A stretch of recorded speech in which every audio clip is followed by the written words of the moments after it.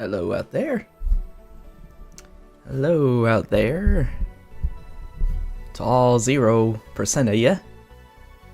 But don't worry, this is for the VOD. Give me just a second here.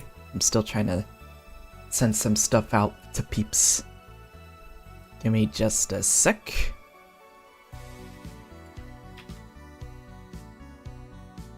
And how about that whole Discord thing, huh? It's insane. Let's see, where can I send it to? No, not there.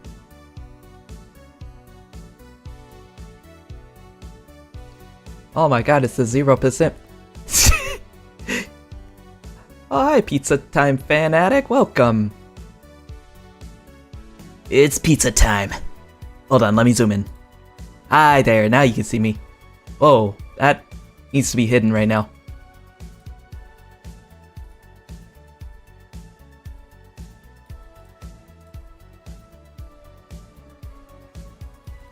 There you go. Hey, Crack, how's it? Welcome, welcome, guys. Welcome. We're here vibing to the Saturday tunes. Tonight, we're gonna be playing some more Danganronpa. I am actually really determined to getting through this game, actually. It's, so far I've been having a blast with it. It's a huge roller coaster, and I'm all for it.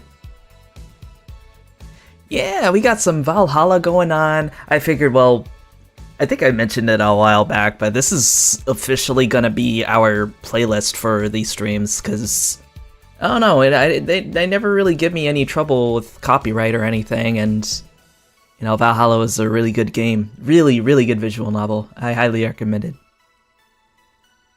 When is the next game coming out? I don't know. But did you guys actually hear about the, that one game that's actually a VR demo where you actually get to be a cyberpunk bartender? It's not the same game as Valhalla, but there's a huge inspiration. I forgot the name of it though.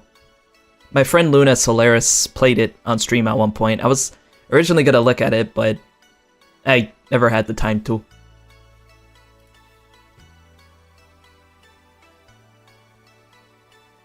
Yeah, Sukeban games, I know that they're doing other games right now, but I'm still waiting and hoping against all hope.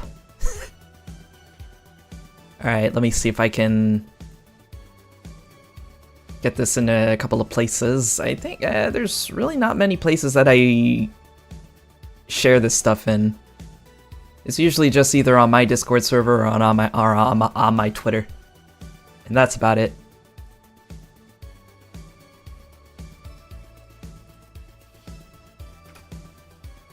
Here we go. And I don't think the other channels are going to care about it, so I'll just leave it there. Alright, so, honestly, we're just going to get right into the thick of it, really. So let me go ahead and switch everything right now. Yeah, let's get into it right now. Oh, Project Mix, that's the name of the game. Yeah, that's it. It's the one where, for some reason, you can give your cigarette to a cat and just have a cig with it. It's so weird. And as a cat myself, I don't mind that. Also, let me switch this over here. Now, the audio is going to sound a little weird, because for some reason this game does not save your settings, like, in the options. I don't know why. But yeah, let's get into it.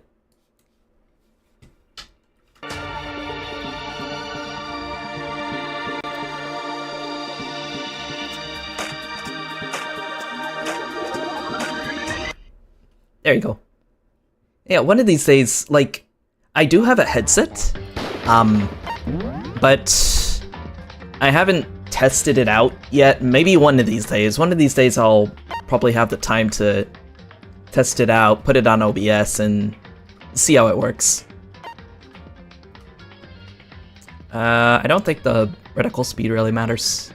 We'll leave it there. There you go. Whoops, head back. Okay, so, where the hell did we last left off? I barely remember. Let's just go.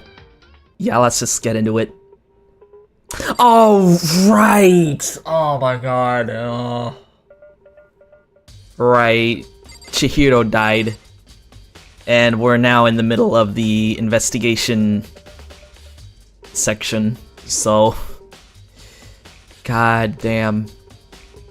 Man, I haven't cried in a long time, and that moment, that made me really that made me really depressed. And I remember ending it off on a cliffhanger too, so that's kind of where we're at right now. So, but yeah, what the hell happened? So, let's look at the Monokuma files first and see what we're dealing with here. Alright, so the victim was Chihiro Fujisaki. The time of death is estimated to be around 2 AM. The body was discovered in the girls' locker room on the second floor of the school. The cause of death was a blow to the head with a blunt object. She was killed instantly. Man. And just when we really got to know her too, I think we filled out her report card too and everything. But I can clearly tell this might be the weapon, but we'll see. There's a dumbbell on the floor and this is a bloodstain. There's a bloodstain on the dumbbell. The Monokuma file said a blow to the head with a blunt object is what killed her. Does that mean this dumbbell was actually the murder weapon? That's right. I don't imagine it could have been anything else. Alright, that's gonna be on our truth billets. How could the mosquito do that? Yeah, it was the mosquito's fault. That's what it was. Remember when Monokuma keeps saying don't let the bedbugs bite? Well, Chihiro is too kind to kill the mosquito, so I guess the mosquito got its revenge somehow. Well, let's look at the letters here. The word bloodlust, bloodlust is written in the wall in blood. What's the meaning behind it? Bloodlust. I could feel the life draining out of my body. It's a dead body. Chihiro's dead body. Very strange. But the more I look, the more strange it all seems. This must be Genocide Jack's handiwork. Well, but we're still not sure he did it. Is that what you want to say? I wonder about that. Jesus. I don't know, man. Bunking in with a serial killer, that's no bueno. Also, can I talk to Kyoko? I've decided that, I'm gonna try my best to talk to Kyoko as much as possible during free time. Because I really, really want to get to know her now. She's took her time examining Chihiro's corpse. She poked and prodded, going over every inch of the lifeless body. You're a very strange woman, you know, being able to touch a dead body with absolutely no trouble. She seems to be concentrating pretty hard. It's like she can't even hear us. She's doing what we're doing. We're investigating now. I have a hunch that she is an ultimate detective.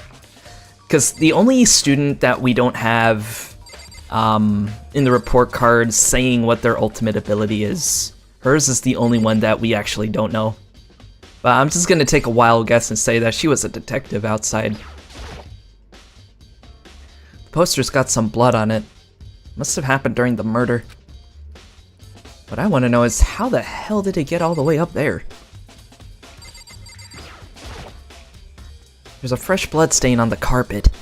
It must have been splattered with blood during the murder. Can we look at the bars though? I don't think we can. Well, let's talk to the other students. Mondo?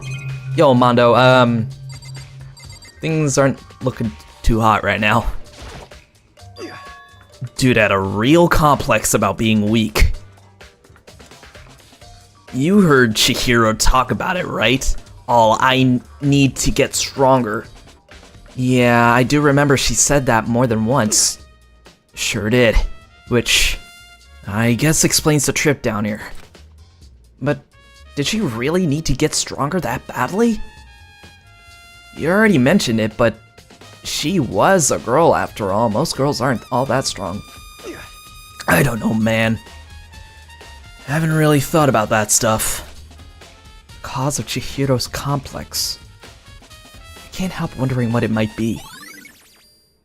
Mondo's account has been added to the Truth Bullets section of your handbook. That would explain why she's in the locker room in the first place. Sakura, how about you? I use this locker room all the time. Now, it's become the site of Chihiro's death.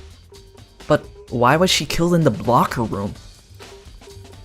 Actually, if you think about it, she could have been killed somewhere else, then carried here. She was very light, that is true.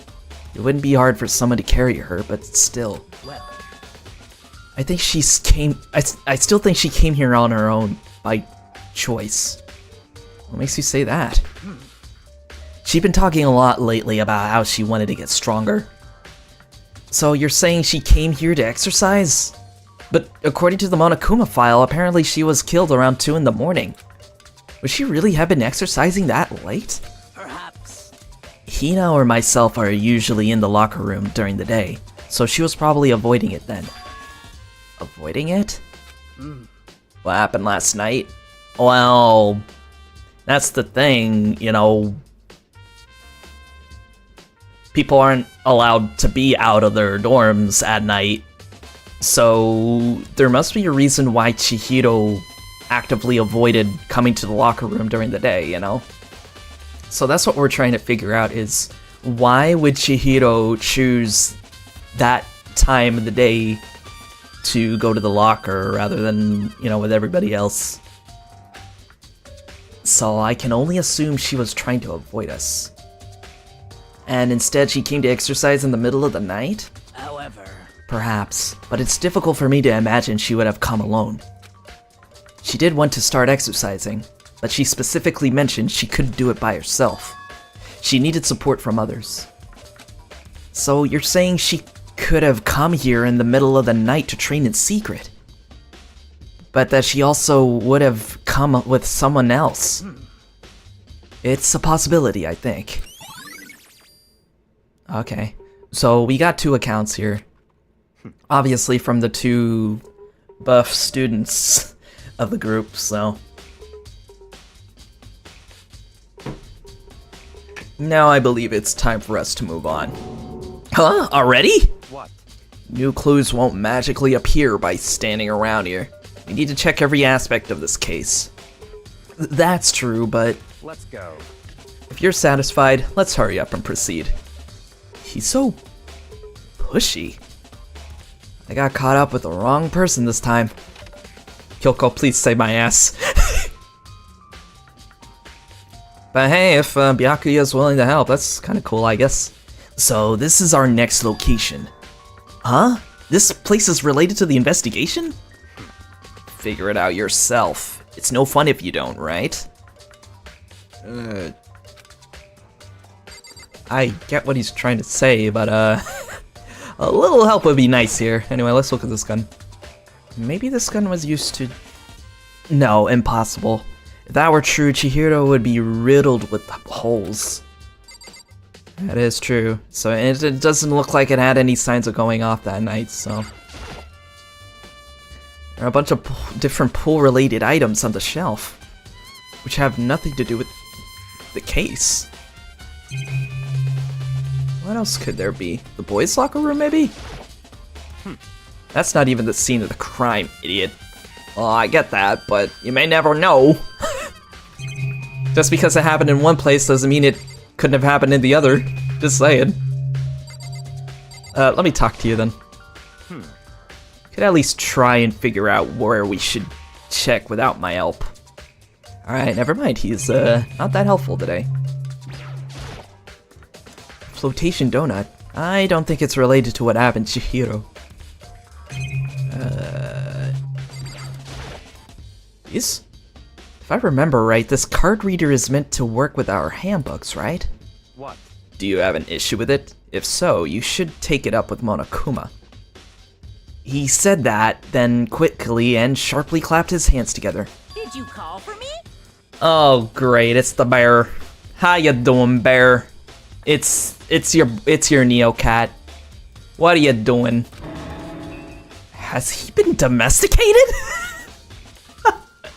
That's right. It seems that Makoto has a question for you. You need something? Sure, what's up? Well, it's just about this card reader. Yes, the card readers have all been designed to interface with each of your e-handbooks. You can only enter the locker room corresponding to the gender listed in your individual handbook. And it's impossible for two people in a row to go through while the door is unlocked, correct? Unbelievable. If there were some sort of erotic terrorist on the prowl... Oh god, here we go again. The ceiling-mounted Gatling gun would initiate a Swiss cheese slaughter. And the school regulations prohibit anyone from lending someone else their handbook, correct? Of course. Correctly correct. So then, that means only girls can go into the girls' locker room, and only boys can go in the boys' locker room. In other words, Chihiro's body being found in the girls' locker room means... Hey Makoto, I can see right through you. See right through me? Allow me to tell you what you're thinking. Since Chihiro was found in the girls' locker room, the killer must have been able to get in there. So in other words, As such, the killer must be one of the girls. Did I get it right? such ignorance. Good lord, you're simple. But am I wrong? You should pay a closer attention to the regulations. The answer has been in front of you the entire time. Loaning your handbook to another student is strictly prohibited. Only the act of loaning a handbook is prohibited. Borrowing someone else's is perfectly fine. Oh. So it doesn't have to be your own e-handbook. Interesting. So, did Chihiro use somebody else's e-handbook to get in there? I would expect nothing less from the prodigal son of the noble Togami family. So you managed to sniff out the loophole in the regulations. Knowing you, I would bet you created it on purpose, didn't you? To add a little more excitement to things. You're treating me like a puny little appetizer instead of the main course that I am. Now then, since the dead can't actually talk, they're not people anymore. They're things. Chihiro is not a fucking thing, you little yin-yang bear teddy thing. Get it? Got it? Good. Wait, hold on. You're saying that's a loophole, but in order to borrow something from someone, then... And that means someone would have to loan it to... So, Why you? So sleepy.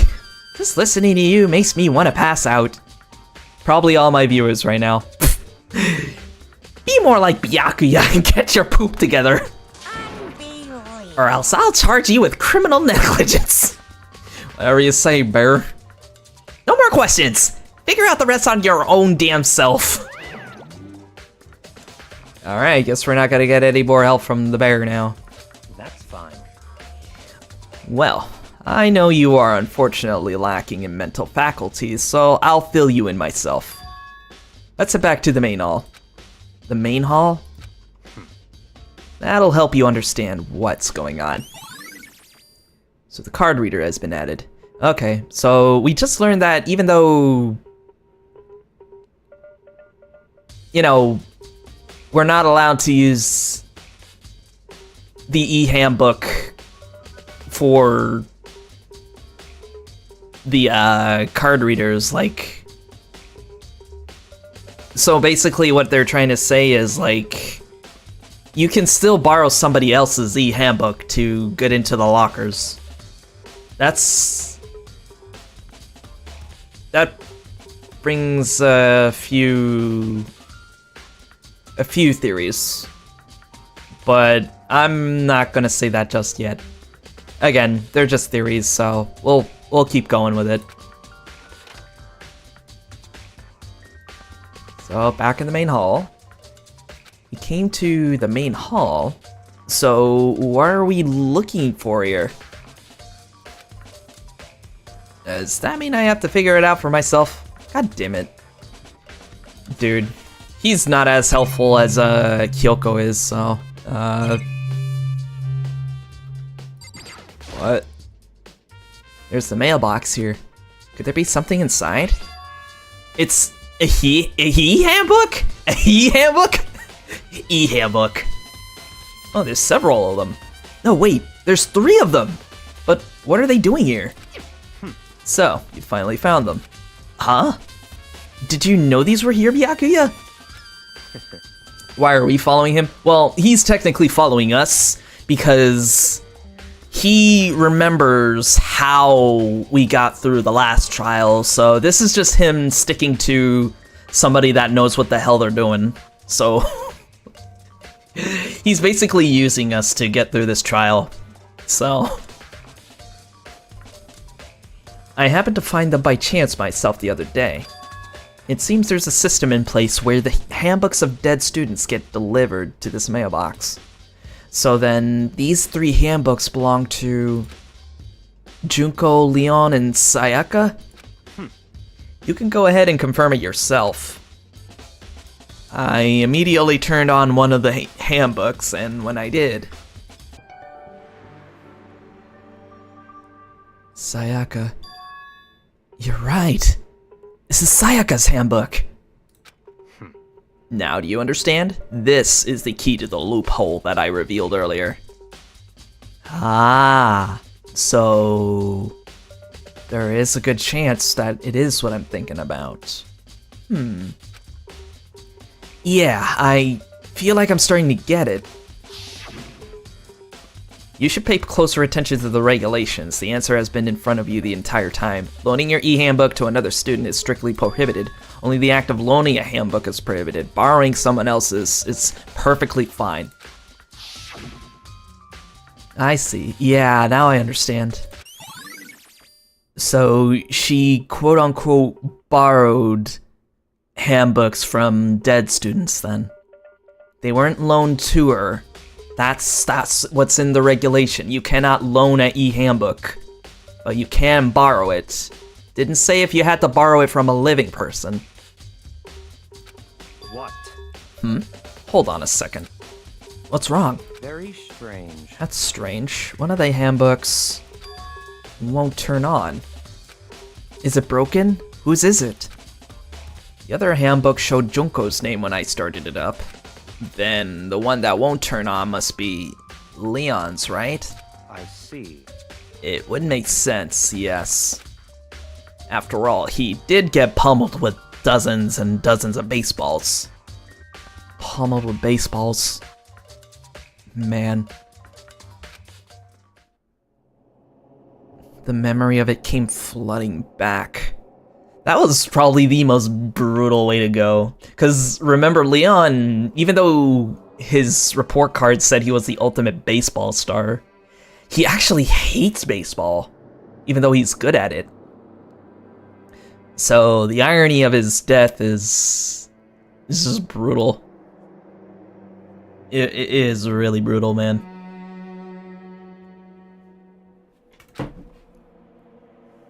That cruel punishment which led to Leon's death.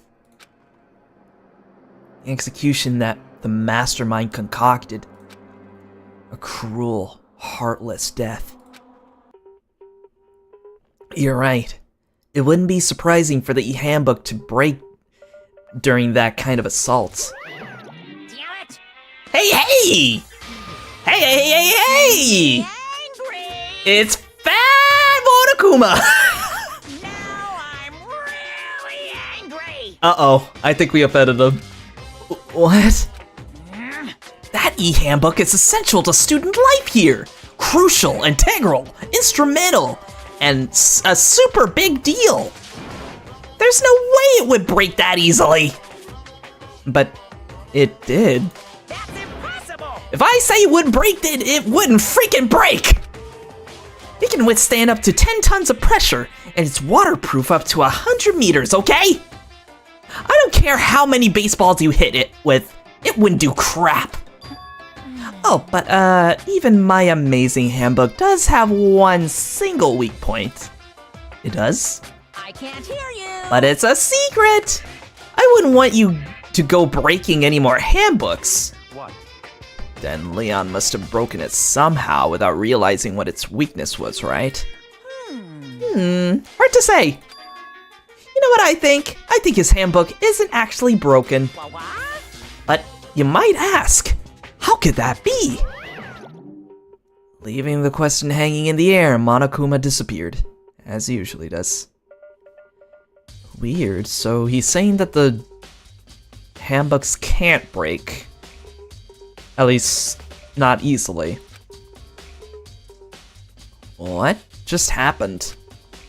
Monokuma said it's not broken, but it's an undeniable fact that it's not turning on. That's fine. Well, I don't see any connection to the case, so it doesn't matter for now. You think so? Either way, something about it still bothers me. Weird. A broken handbook. Okay then, this should be enough to get things rolling. Let's begin our investigation in earnest and track down the true culprit. Yeah, we need to find out who killed Chihiro. To be exact, not quite. Huh? Not quite? Is there anything else? I guess I can talk to him now. What do you mean by that, Byakuya? To be exact, not quite. Certainly, I went to reveal Chihiro's killer, but more precisely, I went to discover the true identity of Genocide Jack. Oh yeah, that's the other thing. Because the way that Chihiro was killed and with the word bloodlust, they said that Genocide Jack, the serial killer, would leave his mark by writing that. So that means we need to figure out who the hell is Genocide Jack in this group. Then, you really think... You truly believe Genocide Jack is the one that killed Chihiro? Don't make me repeat myself. Absolutely. I have no doubt that Genocide Jack is the culprit in this case. The murderous fiend is... Genocide Jack, right? What? There's nobody else it could be. A murderous fiend who kills again and again uses a bizarre and brutal method. They're like a ghost, attacking suddenly, then slipping away before the police can catch up to them. And what nickname did the internet give to this mysterious serial killer? Genocide Jack. They say he's killed thousands of people, but that's gotta be an urban legend. Still, could one of us really be a demented psychotic killer like that? You're not wrong to wonder. But words mean little right now. I have something that will prove it, and I can show you. What's that? Guess I gotta talk to him again.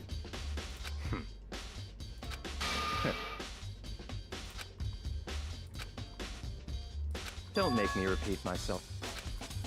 And I have a basis to believe that. I assure you, Genocide Jack is one of us. Okay, is there really proof?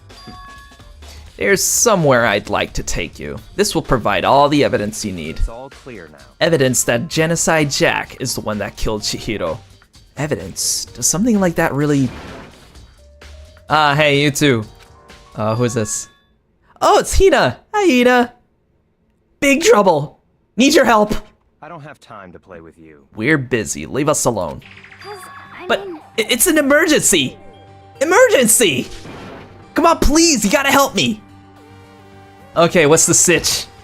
please. This is a serious emergency, please, you gotta help me! Just calm down, okay, Hina? I mean, But it's an emergency! Okay, what's your emergency? What happened? no. Something's wrong with Taco number 2. She's acting super strange. Well, I mean, she was acting pretty strange earlier, right? What should we do, Byakuya? Very strange. Since it's Taco number 2, I must admit, I'm intrigued. I suppose we can take a second to see what's going on with her. Are you sure? Don't make me repeat myself. I didn't expect that. I thought for sure he'd just say no and that'd be the end of it. Yeah. Okay, come on, hurry. Wait for us, Hina! Go. It looks like she headed to the dorms. To Taco number 2's room, most likely. You're right. Alright, let's go see Taco number 2. I think what happened... Last time, I think she ended up coming into the crime scene and then saw Chihiro and then she fainted from the sight of her blood. And she ended up going loopy. So they had to take her back to her room, so I wonder what's going on now. Such ignorance. You're talking to the wrong person, you waste of space. Okay, I guess we're going in there. Is Taco number 2 inside? Some kind of emergency. Well, let's go in. Can we ring the doorbell? Brother. Brother, why aren't we going in? Brother! What? Oh my god. Oh, hi. You guys are too slow. Oh, I'm sorry. I'm trying to figure out the game here. I think you're just too fast. So, what's this emergency? So, Well, after what happened in the girls' locker room, we left Taco number 2 in her room so she could lay down. After a while, we came back to check on her. You know, see how she was doing? But when we did, it was weird. She refused to come out and kept saying all this weird stuff. Weird stuff? That's fine. We should try talking to her ourselves. Yeah, good idea. Oh god, I'm not gonna like this. I mean, see, the thing is, I think, it went without saying that, Taco number 2 is, a bit of a weird one. She's a bit of a weird one. I'm not ready for this. I may as well give it a shot. Ring-a-ding. Door swung open, slowly and silently. Hi. You okay? Holy crap! An aura of negativity flowed out from behind the door, forcing a gasp out of me. What? Oh, nothing. It's just that Hina was really worried about you, holding yourself up in your room. leave me alone. Yeah, sure thing. But could you open up just for a second? Won't allow it. What? Huh? Won't let Genocide Jack have control. What? And just like that, she slammed the door in my face. Control? What was that? She's been acting like that the whole time. When I rang a little while ago.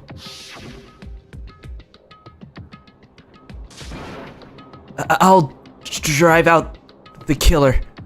Drive out the murderous fiend. It doesn't make any sense, right? I was afraid to leave her in there alone, so I tried to bust down her door. But it felt like something was holding it shut on the other side. I couldn't even budge it. Taco number 2 was scared enough to even bar her door? What? I can only tolerate her if she's important for getting clues. Well, now she's acting a little suspicious right now. A little sus, as the kids say it. I don't like where this is going, and I don't like what it's implying. Does she think the same thing as Byakuya? Does she think the serial killer Genocide Jack really murdered Chihiro?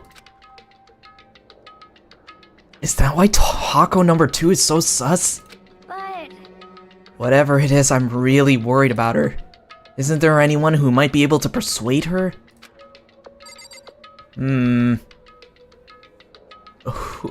Well, she did have a thing for Bad Boy over here, so maybe we could ask him for help. Hey, Byakuya, you think you could ask her? To come out of her room, I mean. That's fine. Sure, whatever. Huh? You're gonna talk to her, Byakuya? Oh, I guess you can be nice when you want to be. Byakuya stood in front of her door, not making a sound, and pressed the doorbell. So basically, what happened was, we ended up...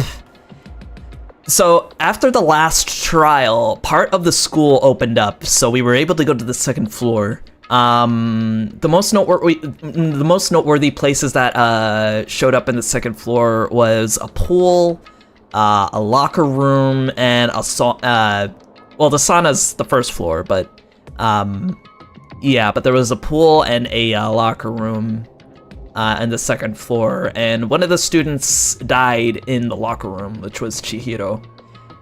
She started feeling a little depressed because of the whole class trial thing, and Byakuya kind of bullied her in a way, saying how weak she is, and you know, she wanted to get stronger. Like she wanted to try to get stronger, so I guess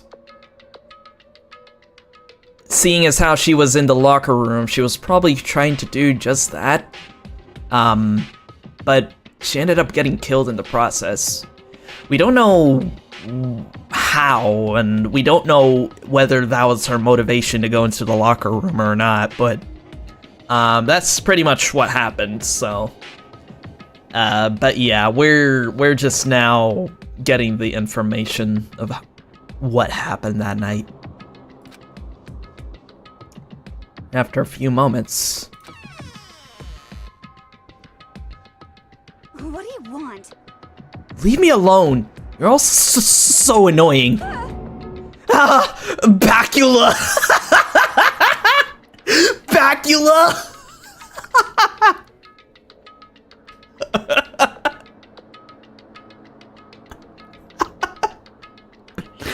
Alright, now I got a new nickname for Byakuya now.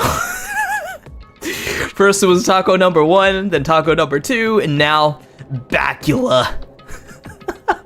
It's Byakuya. I'm sorry, I couldn't keep our promise. But don't worry, never again. I won't let Genocide Jack have control ever again. Control? And with that, the door slammed shut. Huh? Even Bacula couldn't go. No, I can't say it with a straight face. Even Bacula couldn't pull it off. No, it hurts.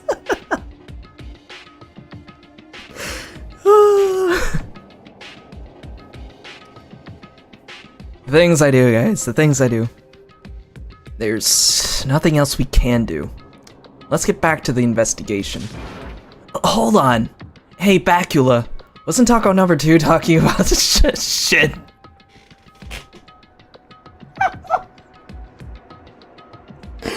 I'm sorry, I can't do it. I want to, but I can't.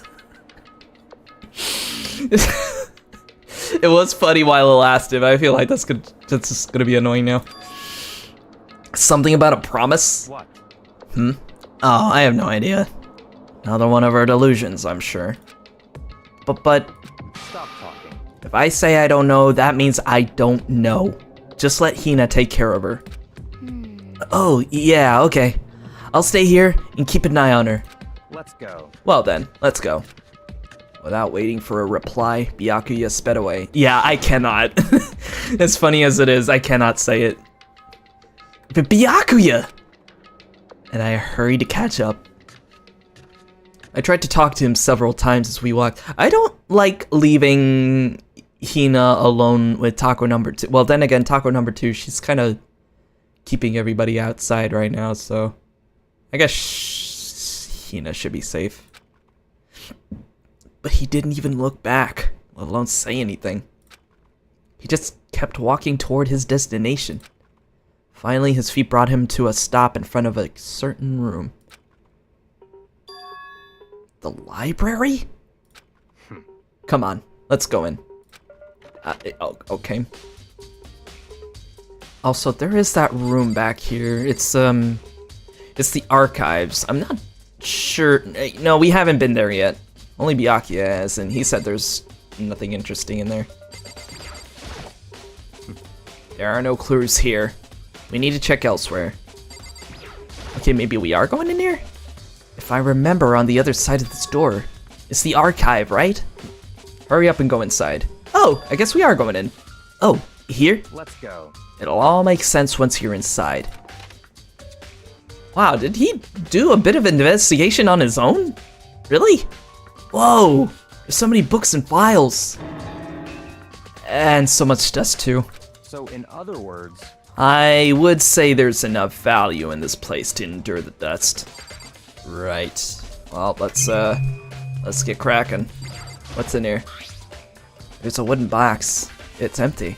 Although, judging by the smudges in the dust, it looks like there was something inside. I wonder what it was. There was an extension cord plugged in there. It proved very useful while I was in the library. An extension cord, huh?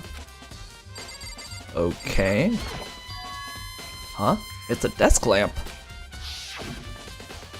Oh yeah, it's the same one Byakuya used. I saw Byakuya using in the library before. what? Do you have a problem with that lamp? It was here before, then I moved it over there. It's too dark over there, so I thought I'd put it to good use. Oh, and I got a coin from that. Awesome. Oh no, that's just a camera. Let's start here. Shelf is stuffed tight with files. Without really thinking about it, I picked one at random. Ah, you have a sharp eye indeed to select that file. Huh? That's right. That's the report on the presidential assassination. The original is kept at the National Library. It won't be declassified for another 30 years. Are you sure you want to look at it now? There's no telling whose crosshairs you might wind up in for peeking at it. Without making a sound, I return the file to the shelf. Good idea, Makoto. Good idea. Good thinking. There's so many files stuffed onto this shelf. What's in all these things? That's enough. Those documents are dangerous. Dangerous? They detail all the people who control the world from behind the scenes. Dangerous truth for a commoner. You mean like members of the Diet or something? No, I mean the ones with real power. The secret council controlling everything from the shadows. R.I.P. Abe. Well, I mean, I'm pretty sure that was declassified like years ago. So...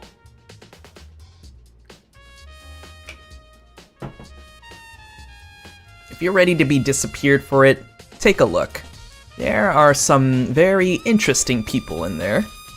You're just kidding, right? Am I? I'll just let it go for now. God damn, this room is dangerous. We don't want to look anymore than we need to. Okay, what about here? There's a ton of thick files stuffed onto the bookshelf. If you're thinking of looking through any of them, let me give you a little warning. Those things are filled with graphic, disturbing photos from all kinds of crime scenes. It's the kind of thing any normal person wouldn't ever want to look at. Be careful.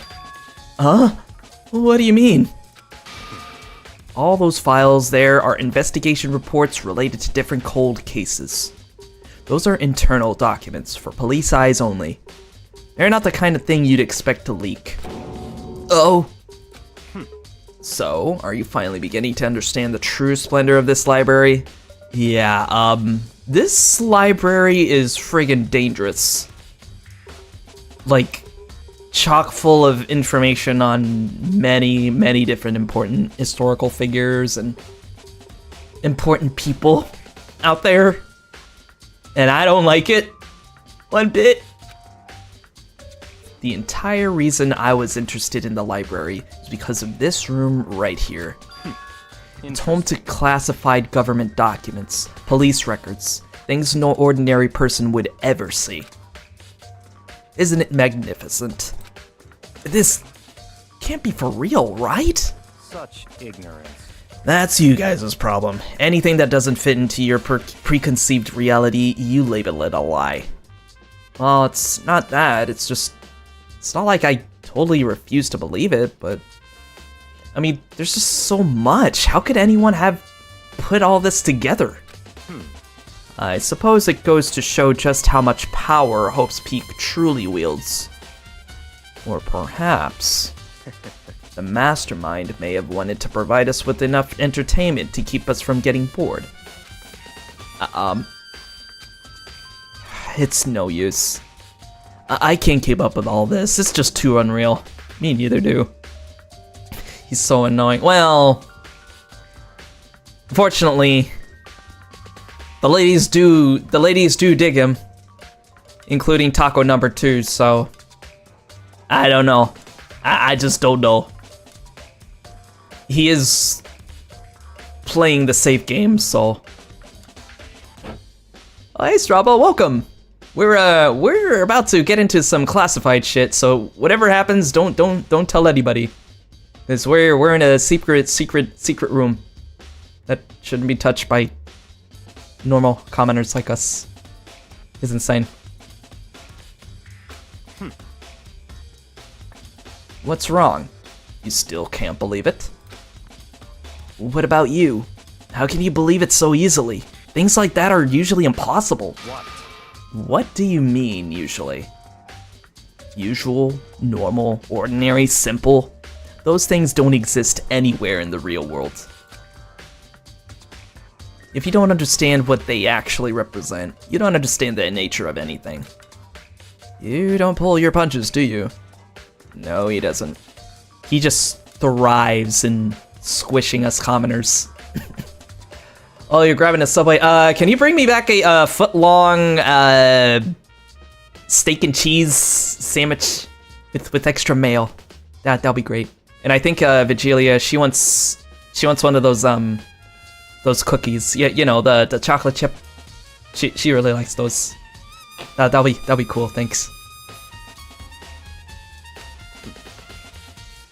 Besides, what you consider usual is based on your common sense, right? But what makes you think your own common sense applies to me at all? Documents gathered here are genuine. I have reviewed them multiple times, so there is no problem. Oh, hold on a second. You're saying you've read all these documents? And more than once? But all this has to be like top secret confidential stuff, right? So why? My family has a reading room just like this at our home. Ours is bigger, of course, and not as dusty. Huh? Members of the Togami family have access to any variety of government-related documents. That includes foreign powers as well as domestic. How is that possible? Dude, they're loaded. How do you think? So in other words, I already told you. There's a secret council that controls the world from the shadows. My family is a member of that council. Oh, this is actually kind of interesting. And I have within me the bloodline that will allow me to one day bend the world to my will. But to become such a ruler, I must know all levels of this world backwards and forwards. So whenever I have time, I like to review whatever documents and materials that interest me. Which is why I can proclaim, without a doubt, that the materials gathered here are the real thing. This is beyond believing or not believing. Oh, you better believe it. So in other words, Byakuya's family is basically the Illuminati. Oh my god. That is true, he's still not the main character, so I think we got plot armor. Byakuya is actually starting to scare me more than the actual mastermind. And what always interested me the most were the cold case police investigation reports. Reading through those reports has always been a hobby of mine ever since I was a little. It's excellent mental exercise. I've solved more than a few of those cases just by reviewing the reports. And among all those reports, one of my recent favorites is the Genocide Jack case. Ah, so that's what he was getting into. I was wondering if Genocide Jack was gonna be one of those. As he talked, Byakuya grabbed a specific file from the shelf. That's right. This is the complete case file. Every single report surrounding the Genocide Jack cases has been compiled in here. Because there are so many, allow me to quickly summarize the main points. To begin, there are two notable characteristics in every Genocide Jack murder. The first characteristic is that every crime scene, the word bloodlust is written in the victim's own blood, just like what happened with Chihiro's blood. Because that word is literally in full English or Japanese if you want to be local. And the second is that when the victims are murdered, their bodies are suspended in a certain way. Bloodlust is written in blood, and the victim's body is suspended. It's exactly the same as what happened to Chihiro. Save your surprise. The best part is yet to come. For the second characteristic, where the victims are suspended, the only ones who knew about that particular fact were members of the police and other higher-ups. By all accounts, nobody in the media ever found out. Huh? In other words, no one on the news, no one online, nobody knew about that aspect of the crime, of each crime. Only key officials and the killer himself knew about this act of mounting the victim. Now, if you can recall Chihiro's corpse, her body was most certainly mounted in this fashion. Crazy. So, how could the killer have known about suspending the victim? That's right. That's the key question. But in fact, the answer is quite simple.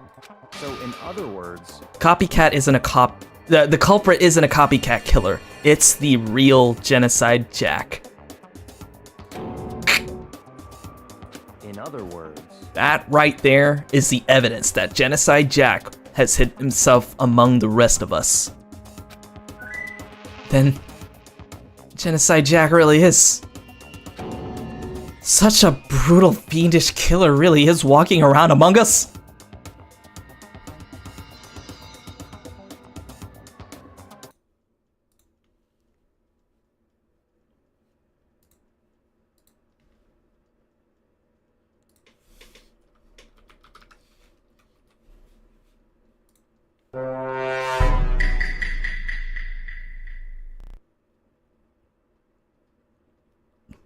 Looks like we got a serial killer on the loose. Damn.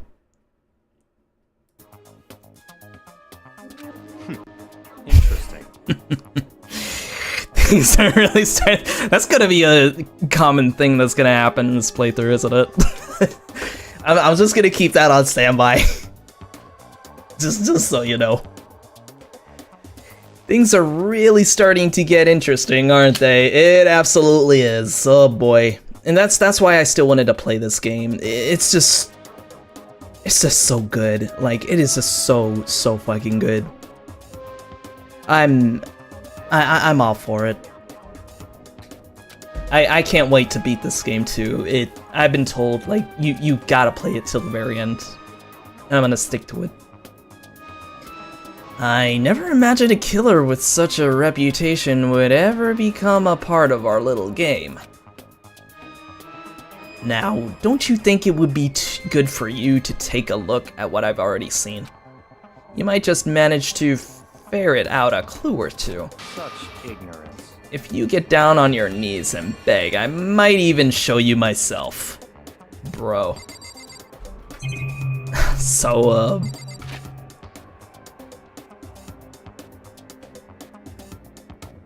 okay,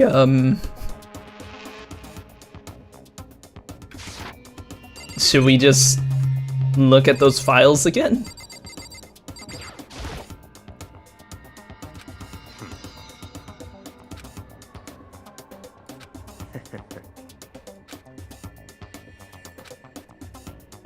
Or do I just talk to you?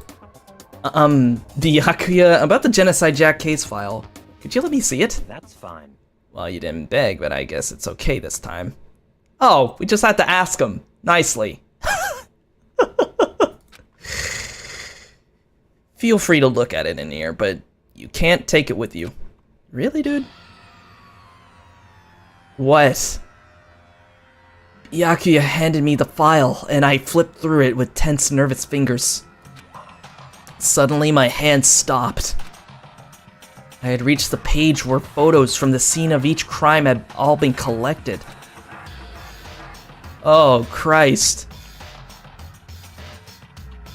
The names of Genocide Jack's victims ran on for several pages. Ken Harada, 32. Tetsuhiro Honda, 17. Shojigaku, 23. Kano Issei, 14. Takeshi Yoshida, 30. Komatsuna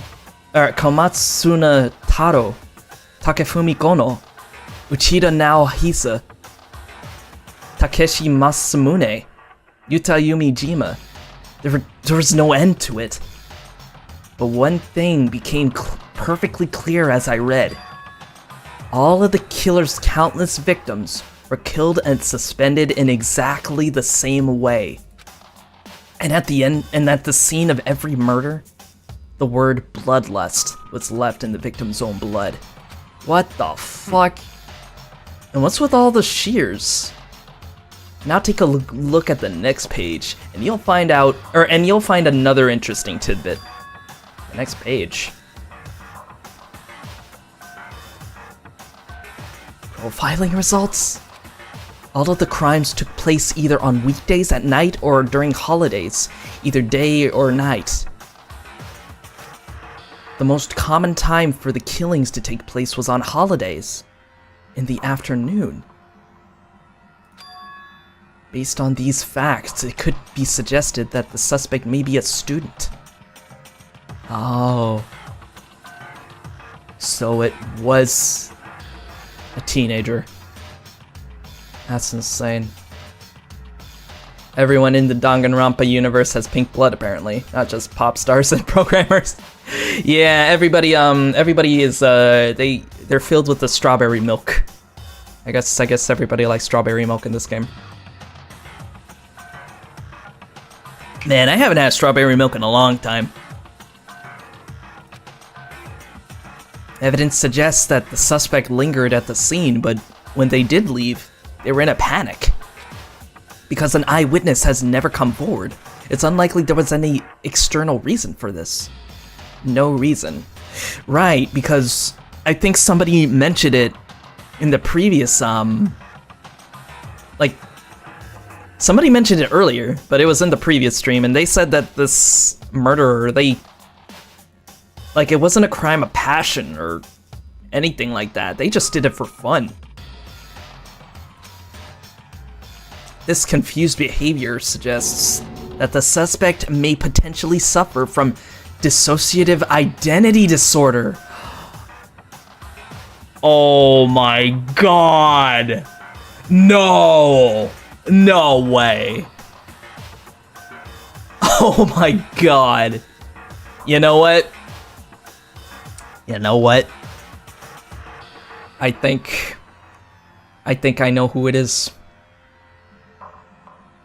Unfortunately, I think I know who it is. And, yeah. Gonna, I think going from context clues, yeah. But again, this is just a theory.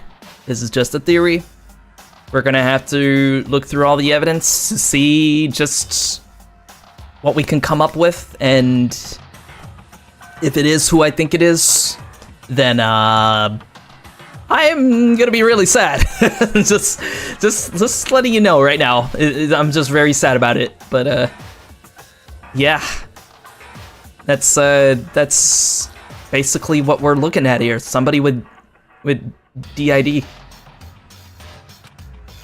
So, in other words, The key point here is that the culprit may well have a split personality. Split personality? Like the kind of thing you see on TV? So I'm part of another totally unbelievable story. But this one is way more unbelievable than anything else up until now. Or maybe it really isn't. I don't know. I feel like my mind has gone numb. Genocide Jack case file has been added to the truth bullets section of your handbook. let's go. Alright, we should get going soon. Huh? Where are we going? Anywhere but here. We finished our business here, haven't we? Ah, wait! Byakuya! Dude, swear to God. As usual, Byakuya turned and left without another word. I hurried out of the library to catch up. Well, this is where we part ways. I have some things I need to take care of before the class trial. Huh? Just like that, all of a sudden? I don't have time to play with you. Come on, enough of your annoying misapprehensions. Did you really think we'd be together the whole time? Take responsibility for yourself and do something useful. Move the investigation forward on your own. Goodbye. And just like that, he was gone. Back to our lonesome again. But that did open up a lot of possibilities. Just as quickly as he'd asked me to join him, he'd cut me off. In the end, I felt like I was just some plaything getting tossed around. Oh. At the same time, I uncovered some really important clues thanks to him. Genocide Jack. He's the one that killed Chihiro. And that murderous fiend is one of us. But who is it? I have to find out, no matter what it takes. And to do that, there's somewhere I have to go investigate one more time. I have to go back to the crime scene, the girls' locker room. I should check the boys' locker room too. The others might have come up with some info I might find useful while I'm at it. I need to find out everything I can. Alright, so quite a bit there to do. Whoops, I'm always hitting that. Let me save. And, here, since we're already here, why don't we go to the crime scene? This way. Also, I don't think we've actually been to the actual pool proper yet. We've only ever been into the locker rooms, so... So, I don't know, maybe we should... Oh, hey! Hifumi! How's it going, dude? Hifumi has discovered evidence revealing the identity of the culprit! I feel as if... Another stat increase for me! Evidence? What did you find? I cannot reveal that just yet. But I guarantee that what I found will steal the killer's breath from his lungs. Are you sure about that? Oh yeah! Miss Ludenberg said she'd witnessed something worthwhile too. Really? What did she see? She refused to tell me. It's like when a girl bullies the boy she likes, right? Right? Okay, so where is Celeste now? The warehouse by the dorms? She was there, but at the same time, not there. What's it gonna be? Okay, so apparently Hifumi found something that Celeste knows, but only Celeste can tell us, I guess. Can we go to the boys' room? Oh. What? Huh, this poster. It's a popular boy band called Tornado. I almost read that as Toronto. Somehow it doesn't quite seem to fit in the boys' locker room. Huh. You know, I did find it weird that there was a girls' poster in the girls' locker room.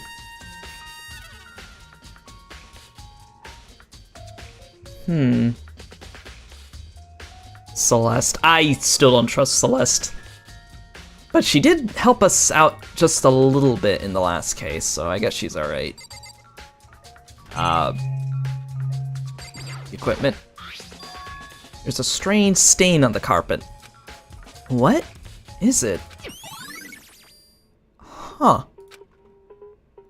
Well, that's interesting. Now, can we actually go in the pool? Ah, there it is. See, we didn't see that last stream. Wow. Also, since we're here, we might as well check everything and get some coins. Oh! Oh, it's a different vantage point. Okay. Cool.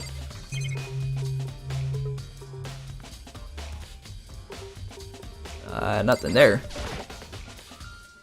Is there something in here? Maybe there's some kind of clue in the lockers. Guess not. At least we got a coin, though. That's what I was looking for, anyway. Coins make the world go round. You know, our societies today wouldn't be the way it is without coins and gold and stuff like that, you know? It's kind of important. Alright, where else? We can go to this side.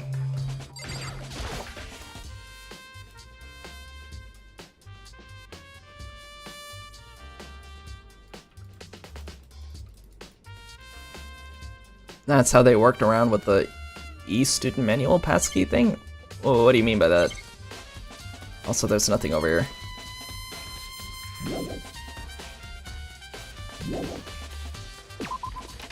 Okay, we'll leave the pool.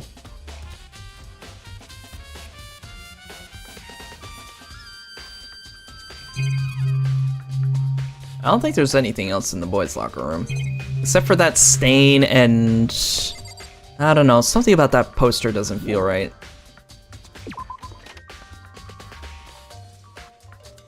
Same as the other one, too. Alright, let's go back in here. Oh, man. God, just when we got to know her, too. Also, Kyoko, you got anything new? Hey, Kyoko. Have you made any progress on your investigation? Indeed. Generally speaking. However, But I have to get going. I have something unrelated to take care of. Something besides the investigation? What is it? well, Nothing you need to worry about, just concentrate on the murder. But so then, before I go, let me give you one piece of advice. You should examine Chihiro's body one more time. Thoroughly. Also, her handbook is missing. You might want to determine its whereabouts. goodbye. That's it. I'll be praying for your success. With that, Kyoko turned and left the girls' locker room. Man, she really is looking out for us. Guess I'll take another look at the body then. And Chihiro's handbook is missing? That's definitely worth worrying about. Huh. So, her handbook is missing. But before I do... I think this is the same thing he said before, I don't know.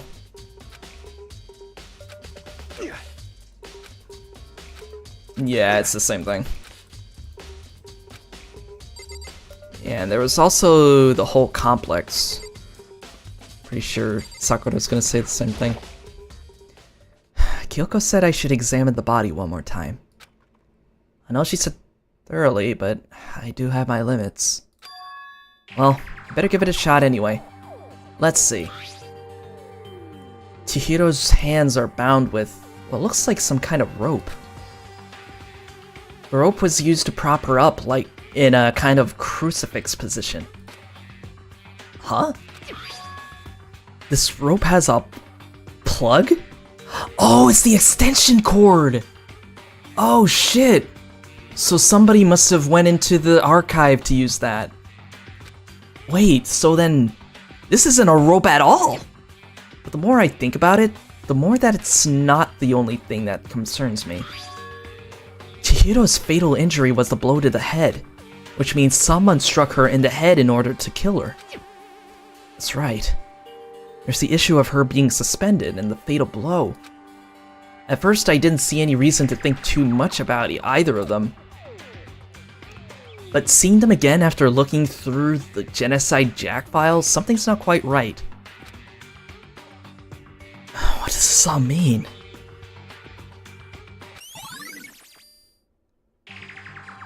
somehow there seems to be a contradiction between the way the murder is laid out versus how the murder is seen in the outside world. Interesting. Well, the one thing most likely to tie all these mysteries together is the true nature of the rope that was used to suspend Chihiro. And to figure that out, there's a certain place I need to revisit and look over again. Plus, it might help to look at the Genocide Jack case file one more time. Alright, then that means we don't need to wait here any longer. We can just go straight. Wait, there's still more? What? Do you want more? The poster again? It's the bloodstained poster. The blood is the most noteworthy part, but the big-breasted swimsuit model is pretty noticeable too. A girl's locker room doesn't seem like the kind of place you'd find something like this. Oh, but wait, that reminds me. The poster in the other locker room is... That's right! There's definitely something strange about this.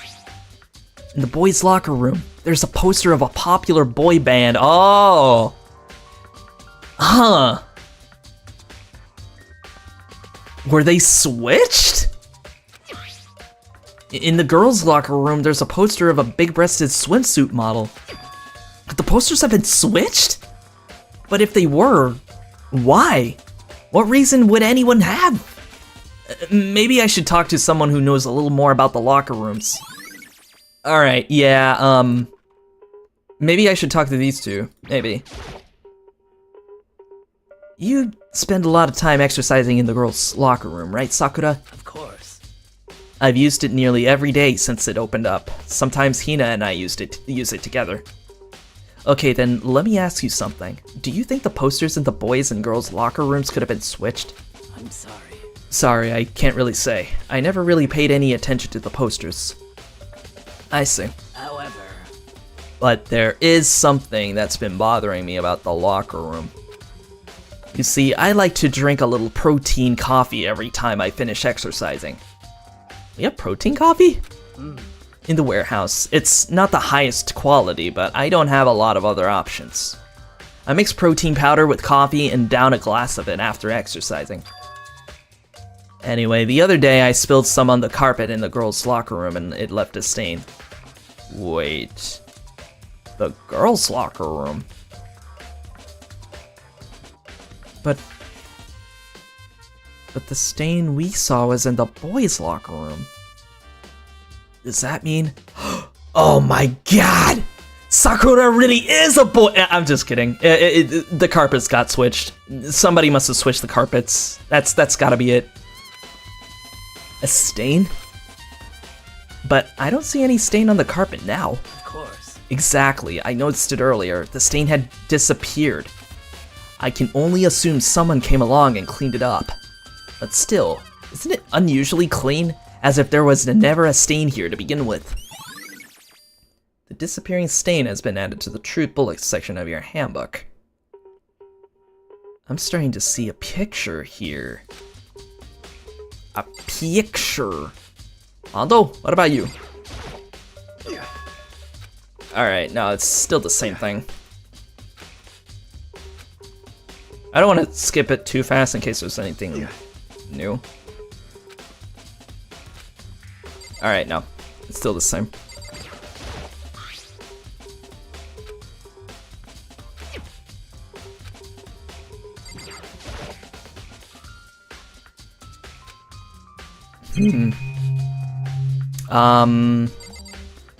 Let me look at the word one more time. Just like all those other Genocide Jack cases, in every crime scene the word bloodlust is written in the victim's own blood.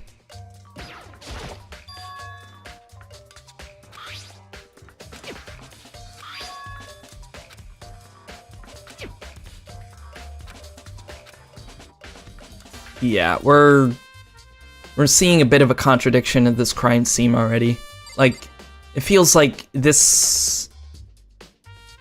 Something is way off about the crime scene. Like, it looks a little too calculated. But let's leave for now.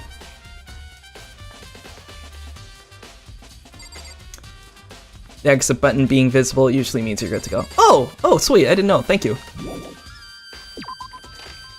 Now, several things we can do.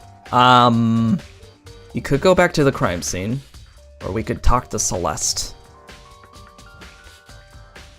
I don't know, what do you guys think? Because I guess it really doesn't matter which one we go to first. But I do have my suspicions on how the crime scene looked, and I don't know. It just doesn't seem right. Celeste. Of course you'd want me to talk to Celeste, because that's your favorite character, I noticed. Don't hide it from us, Crack. We know your deal. You like those German girls. Also, hi. How unfortunate. It's taco number 1.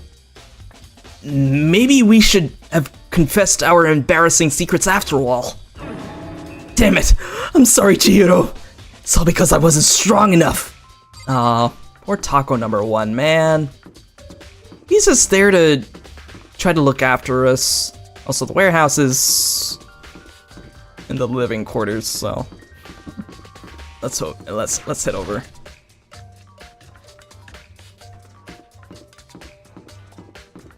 I think it's over here. Yeah, that's it.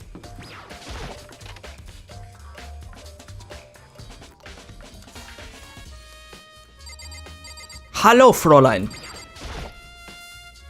Celeste, what are you doing here? This warehouse is amazing. It has absolutely everything one might need to live a full life. From food, to clothes, to towels, there's an endless supply to choose from.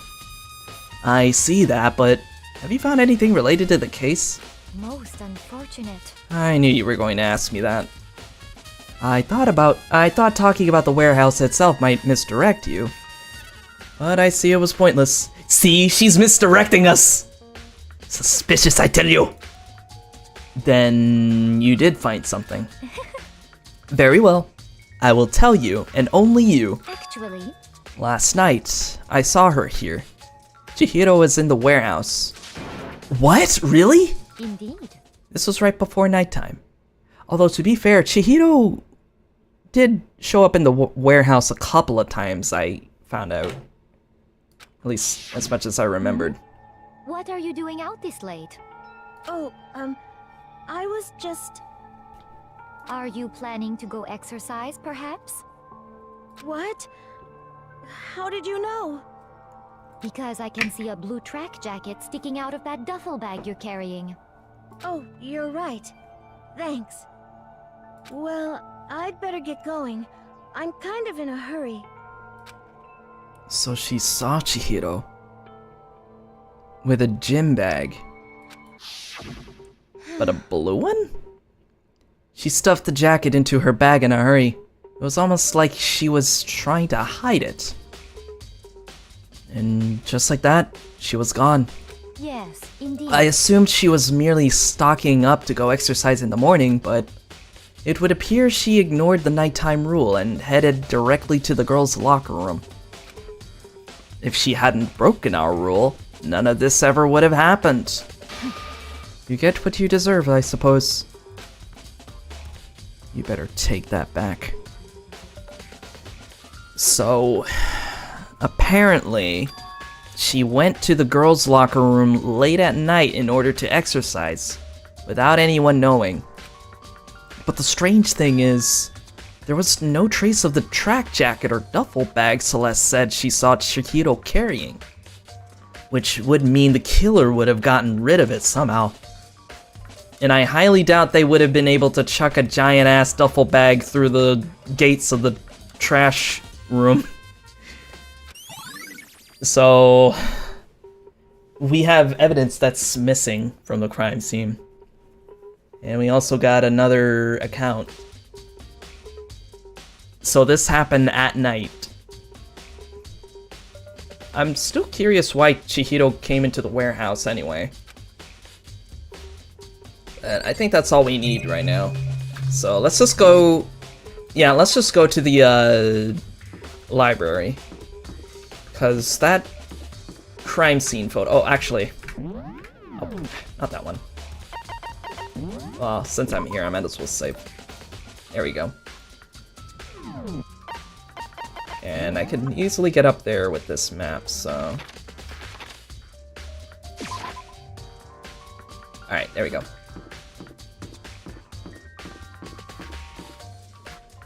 Oh, whoops. God damn it, Steam overlay! Alright, there we go. God, I hate when that happens. Alright. Let's go take a look at the Genocide Jack files one more time, shall we, fellas?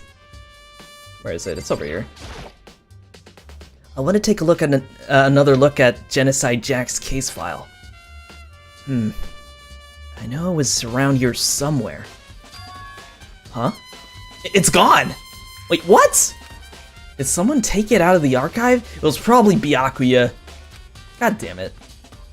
But the only one who would do something like that... I can't think of anyone but Byakuya!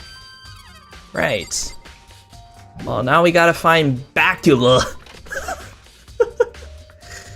God, I could not keep a straight face with that name.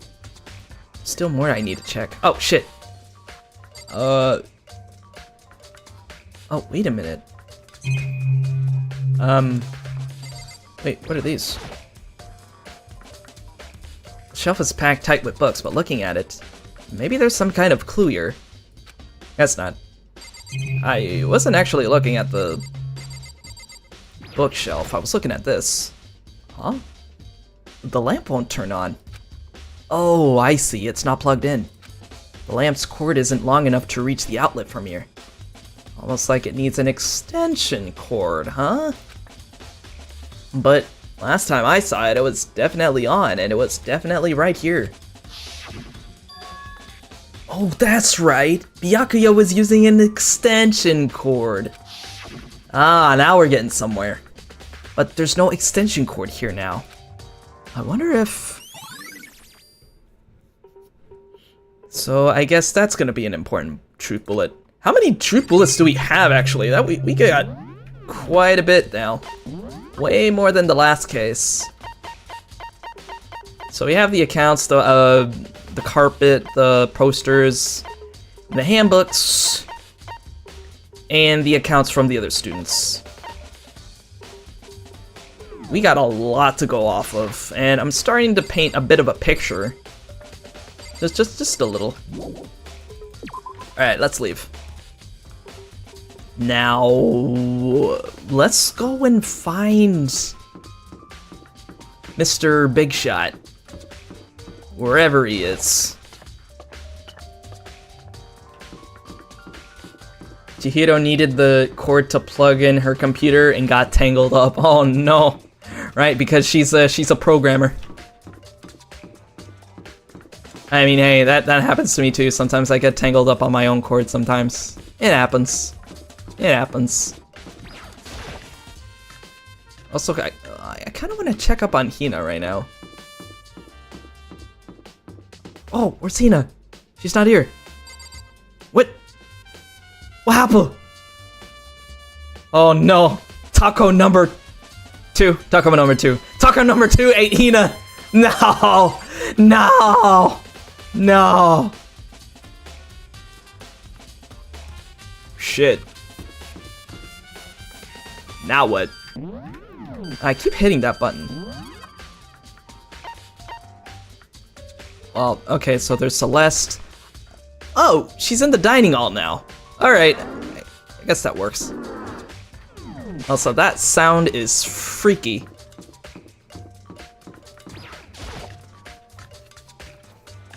Let's go get the muns. Yo, Hina, what happened to taco number 2? Oh, Hina, how's taco number 2 doing? Same as before, she won't come out. And she just keeps on mumbling something about Genocide Jack. So I just left her there. You left her? My head was all swimmy and I was getting pretty hungry. Yeah. Oh, but don't worry. I'm gonna head back as soon as I'm done eating. Taco number 2's not exactly pleasant, but I'm still worried about her. Speaking of which, what are you eating? Huh? A donut, of course! Of course? There's two things I'm sure God created. Outer space and donuts. Oh my god, she's so cute! Shit! Maybe I should talk to her next, huh? Really? I bet Chihiro would have liked to eat more donuts. Maybe that was one of her big regrets.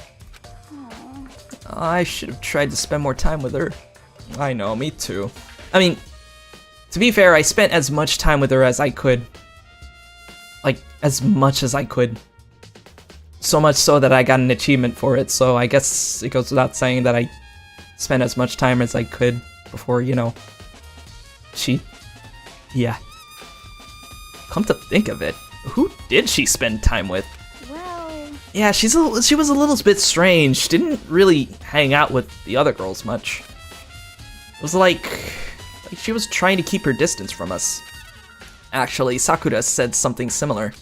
She said that even though you and her invited Chihiro to exercise with you, she always refused. Yeah, totally. Yeah, it's true. And it wasn't just us either. It was like she stayed away from all the girls. I'm telling you, man. I'm telling you. All these theories.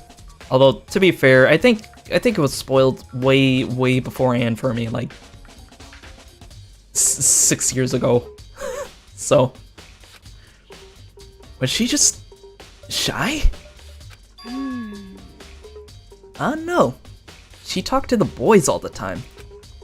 Isn't it kind of weird to be shy around your own sex, but totally fine with the opposite sex? Oh, wait. Maybe she was used to guys spoiling her. The law says you can't judge a book by its cover, right? It's a chocolate ice cream. Oh, God. I mean, oh, okay, sure, the hair. We're talking about the hair here, okay. She's like a Wendy's chocolate frosty. Oh no, now you're making me hungry. You think so? I never really saw her as that kind of girl. Oh, we're taking that into account, really. She didn't hang around with her own gender a lot. Uh-oh, it's the bear. I'm getting tired of waiting. Shall we just plunge right in? It's the moment you've all been waiting for! The class trial! Oh God, pray for me, guys. You remember where to meet, right? Please go Fortunately. through the red door on the first floor of the school. See you soon! Begin the class trial, or... It's about to begin. The red door. It's right through here.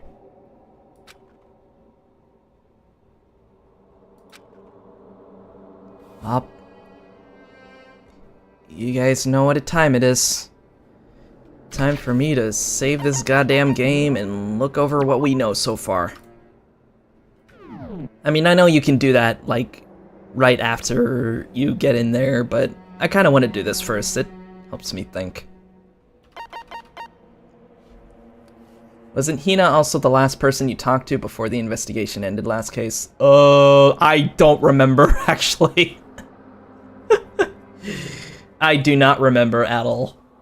But I don't think she played a huge part in that case anyway, so... Well, no, technically she did. She did. She was a witness, but that was about it, really. All right, let's go. So what do we know so far? So far, we know that Chihiro died at around 2 a.m. Body was discovered in the girls' locker room on the second floor of the school. Cause of death was a blow to the head with a blunt object. She was killed instantly, which really bothers me because it does not match the description of the murders in the Genocide Jack file, but unfortunately we don't have that as a truth bullet because a certain someone took it. Not naming names, but I kinda know who.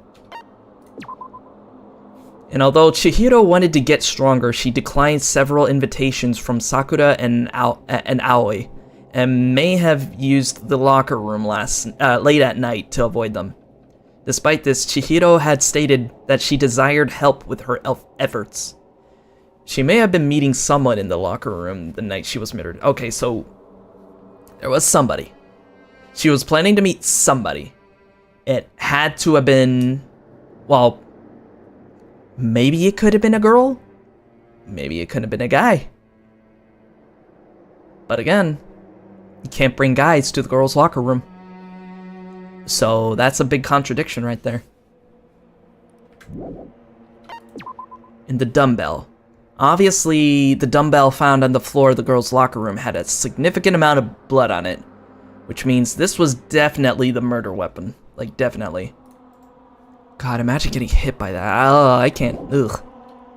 I used to have that fear when I used to be in a weightlifting class back in high school. Like, with one of those things hitting us. Then there's Mondo's account.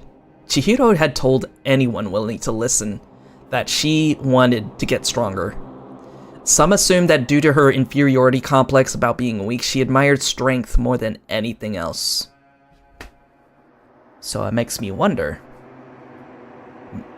couldn't it have been Sakura? Well, the thing is, Sakura wasn't able to be with Chihiro at the time, so she wouldn't have known that. But it does make me think about other things too, because we have several witnesses, several witness accounts, and that means we have several suspects. Who it is? Well, we'll see. Makes sense. Oh, makes sense why that gun didn't do anything. Well, yeah, I mean, first of all, the Monokuma even, because right now Monokuma is like the final say in any of this stuff. If he says that the gun wasn't used, then we can rule out the gun. Like, it was never used, like, at all. Which, then again, you do have a point there that the gun was never used at all. That's another, that's another thing to think about.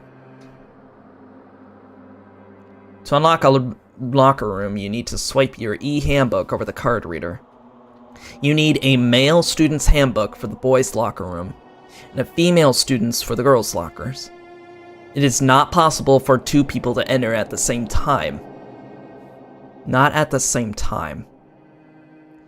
So each person had to use their own e-handbook to get in there. And the thing is,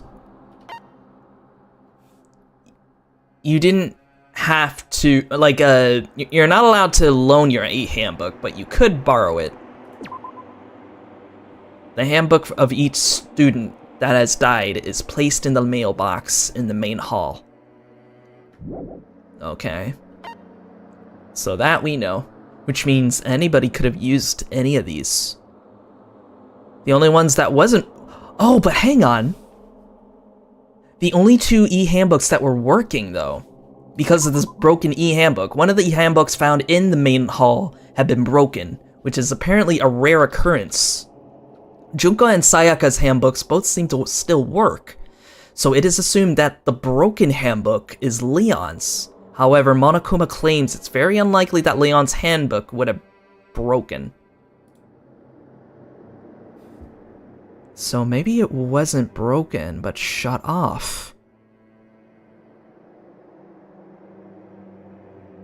Now there's something to think about. I just now realized. And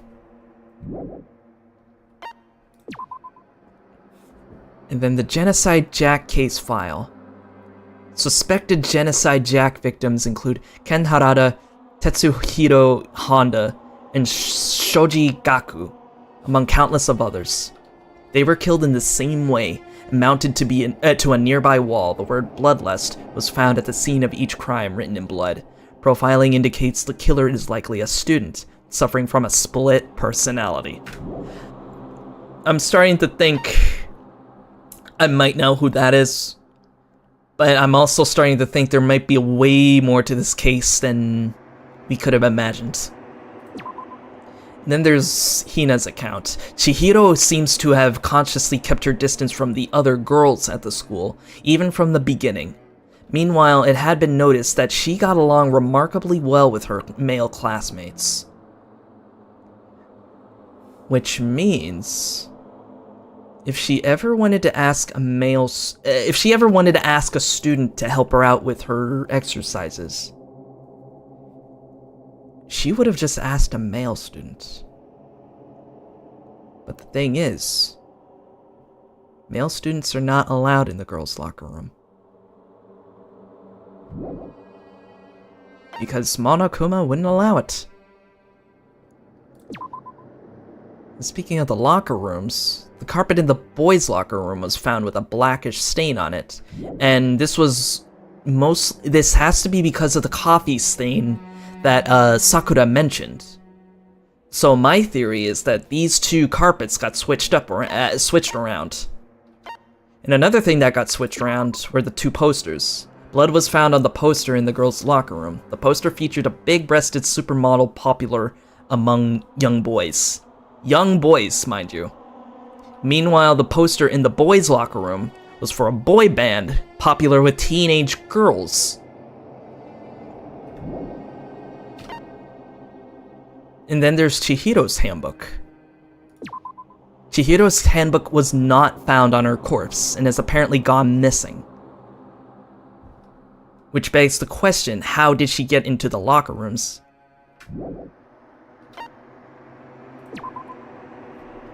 And then the status of the dead body.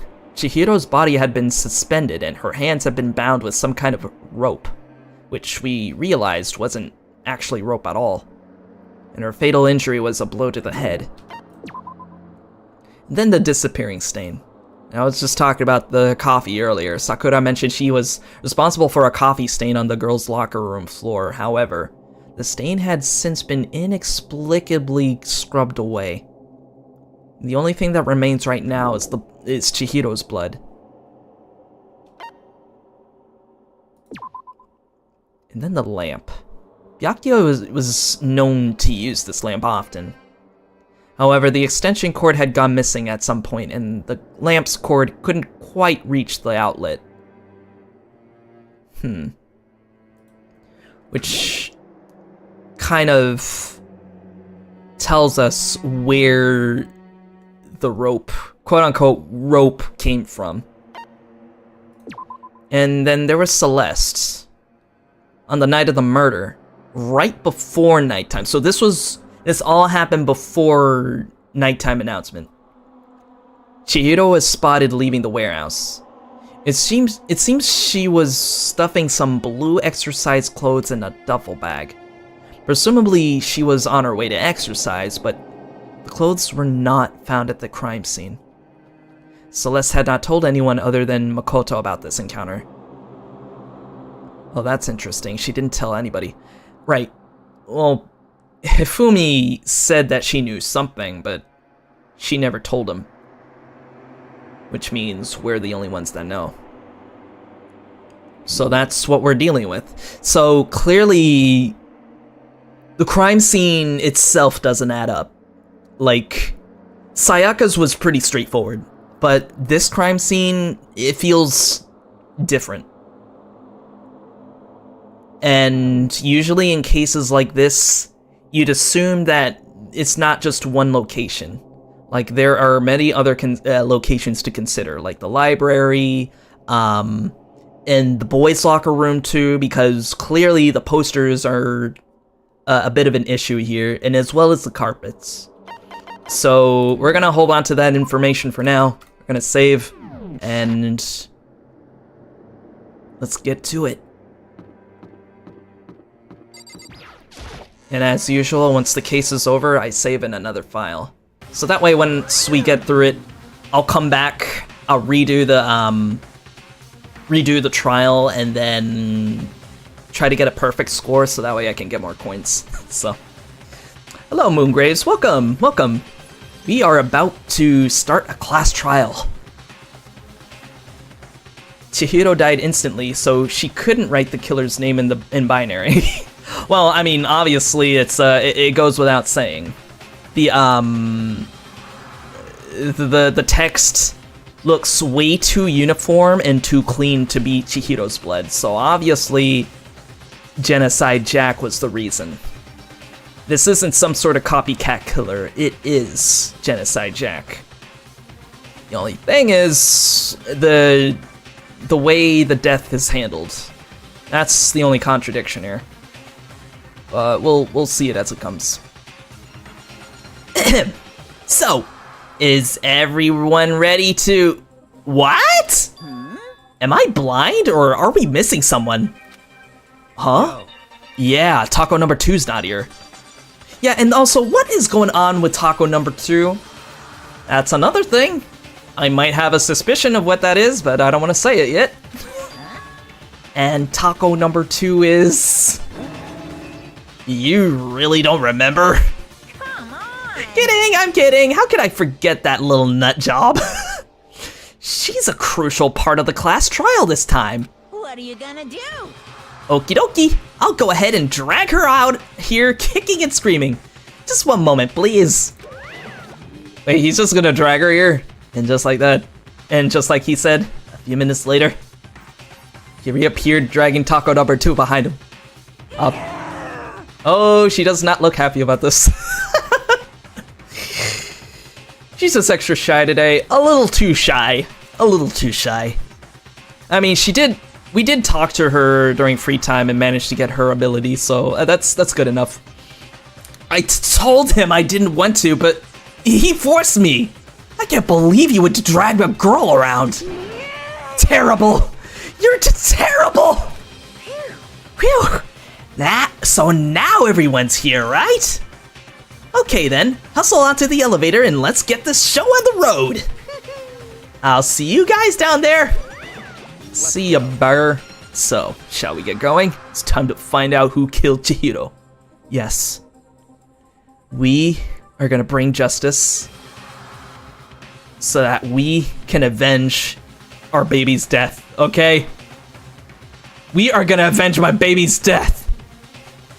Can we leave her behind? She's annoying. As annoying as she is, I still like her. So. Hey, Sai, welcome. We are about to start a trial. I hope you brought some popcorns with you. Chihiro Fujisaki. She was so gentle, so calm and meek. Nobody had any problems with her. Someone made the choice to kill a girl like that. And that murderer is one of us. Someone standing right here, just like last time. And just like last time, we'll go from left to right. You ready? We're doing this? We doing this, man. We're making this happen. No popcorn, but a big bottle of water. Yes, that's right. That's just a reminder. Be sure to hydrate, guys. Be sure to hydrate. Sakura, I will uncover the villain who performed such heinous acts on a weaker individual. You go, girl. That's what I'm talking about. Kyoko, Shall we go? my future wife, shall we begin? In a bit, let me talk to taco number 1. I don't know why the killer did what they did, but I'm sure it'll work itself out. Justice always prevails, right, bro? Hell yeah, that's what I'm talking about, bro. How about you, Hifumi? Also, thank you for the tip about Celeste. That actually really helped. You're good. You're good, Hifumi. You're good. Fujisaki. I must admit, for being 3D, she was quite remarkable. Of course, just the idea of 3D makes me cringe. Right, because he's a 2D only kind of guy. He likes 2D girls. Hey, come on. Fucking taco number 1, man. Was it 2? No, 2. Taco number 2 is Toko, and taco number 1 is Taka. Right, I gotta remember that. Fucking taco number 2, man. What's got her so worked up? Well, that is a good question. Speaking of... Yeah, no, she won't talk to us. How about you, Gothic Lolita? There is something odd about Taco number 2's behavior. I do not think mere shock is enough to explain it. Yeah, I got a few theories. I guess I wasn't much help at all on this one. Aw, don't worry. You did great. You did great. Hina, I like Hina too. Alright, Byakuya. Where the hell is my evidence, dude? He's just straight up stole it. Unless, maybe it wasn't him. Who knows? I gave you plenty to work with. Show us how far your logic can take you. Kinda crazy how he's actually helping us for once. Sort of. We have no choice, right? We have to do this. It's true. Yes. I gave a small nod in reply. With one last deep breath, I walked toward the elevator on shaky legs. With each step forward, I could feel my heart starting to race faster and faster. As soon as everyone was on, the elevator began to descend. I couldn't get a handle on my emotions, couldn't stop speculating. Don't lose your copy of Fate Stay Night. Oh god. That was an interesting story. I never actually got into the visual novel. I just straight up watched the anime. The steel box sank with heavy clunking sounds deeper and deeper into the ground. And as we went deeper, the uneasiness in my heart grew bigger and bigger. The elevator was unaffected, however, and continued to descend without hesitation. Until finally, it came to a sudden stop.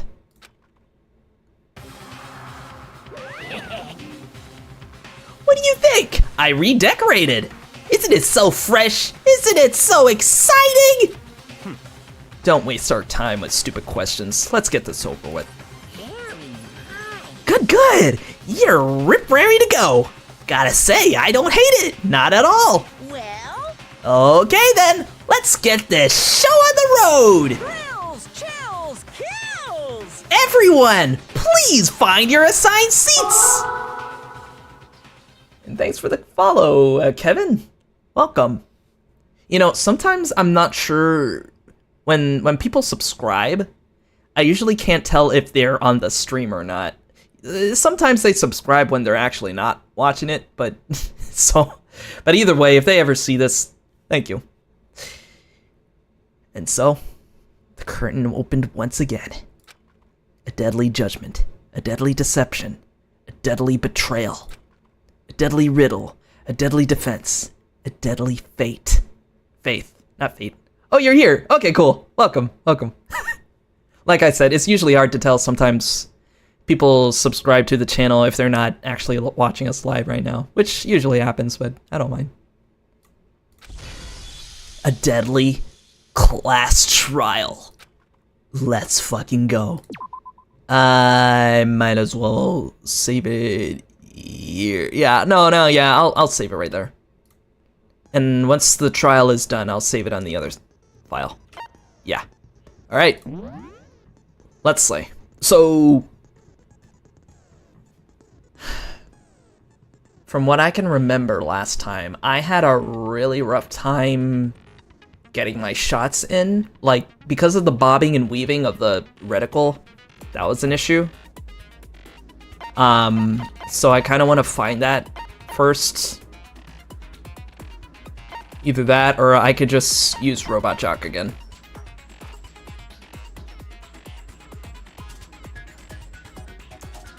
Oh, and cheat code. This was Chihiro's ability. Ah, good morning, Tama. Welcome. Let's be woke. we got a woke Tama in the chat. Welcome. We're just about to get down to business. Increases the speed of memorizing a statement. Melodious voice. Increases damage to the opponent when a statement is destroyed. Yeah, so Bullet Time Battle. Bullet Time Battle was the one that I had the most difficult time with. Vocabulary. Increases bullet capacity. Effective during the bullet time battle. Do I want that? Because I can take Melodious Voice off and, Rate of Fire, though, I definitely need that. Definitely. During the non-stop debates, I want to try to shoot as quickly as I can. Because if I'm not able to save the bobbing and weaving, I could just increase the rate of fire. And more influence. That's pretty cheap, so I can use it. Now, I believe Taco #1 gave that to me. He's so cool. I love the bullet time battle now that I've gotten used to it. Yeah, Rhythm Games and it's a really rough situation.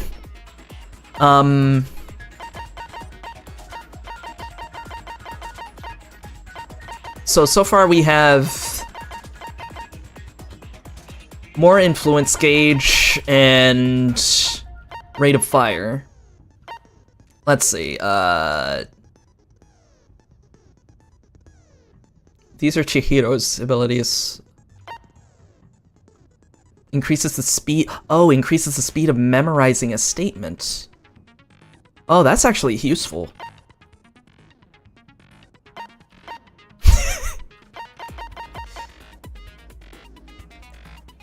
I could tell you had a really good siesta. Bullet capacity, so that would give me up to raise it to 9. Okay, so yeah, I could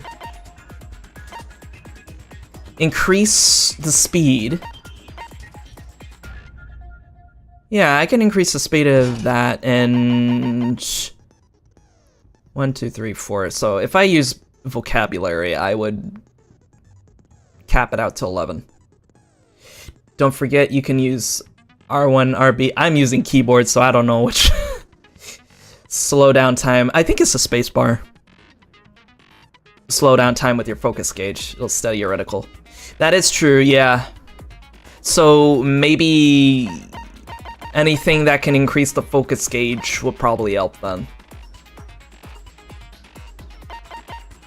Now the question is, what is the silencer? I don't remember that.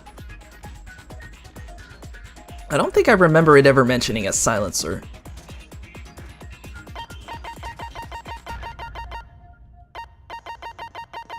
But yeah, if I use the focus, then that should help with the reticle thing.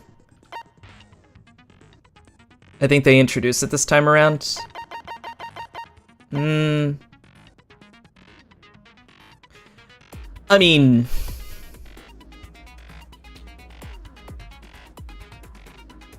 to be fair, this is Chihiro's trial.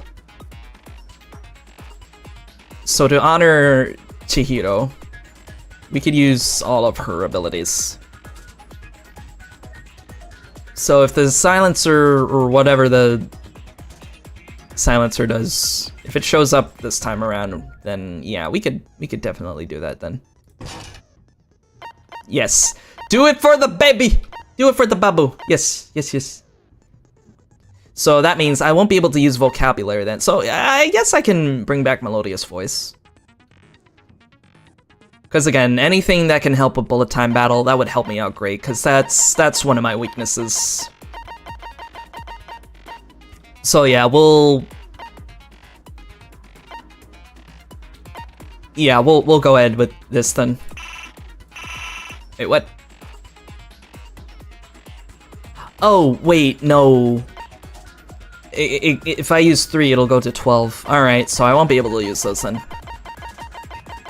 Damn, well, in that case, I can just get rid of the influence. Because I'm usually pretty good at the logic part. It's just, again, the bullet time battles, they're like the bane of my existence right now. So you know what? To cap it out, we'll just increase the bullet capacity. Yeah, we can do that. Because if you increase the bullet capacity, you'll be able to shoot down even more statements that way, right?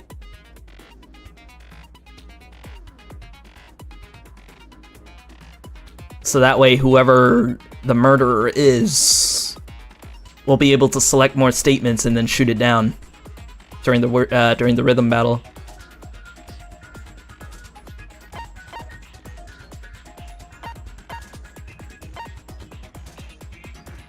It's like, which one do you prefer? More damage or more capacity?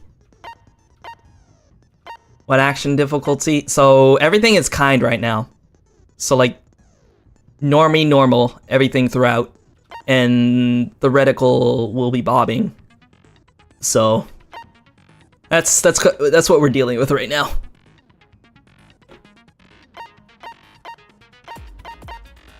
But you know,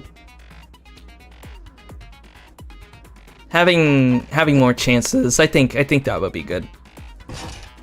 And plus, it caps it out to 11. I mean, come on. Can't say no to that.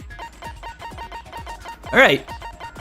So, we got quite a few more abilities here. This time, with Chihiro's help, we'll be able to get some help with the non-stop debates. And time limit, we don't have a decrease in that, so that's good. That's very good. I like that. But I think we should be alright here. Okay. Are you guys ready to Phoenix Wright this shit?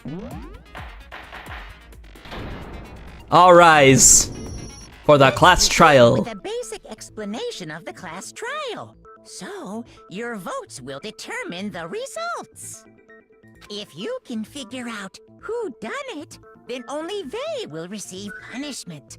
But if you pick the wrong one, then I'll punish everyone besides the blackened, and the one that deceived everyone else will graduate. Right.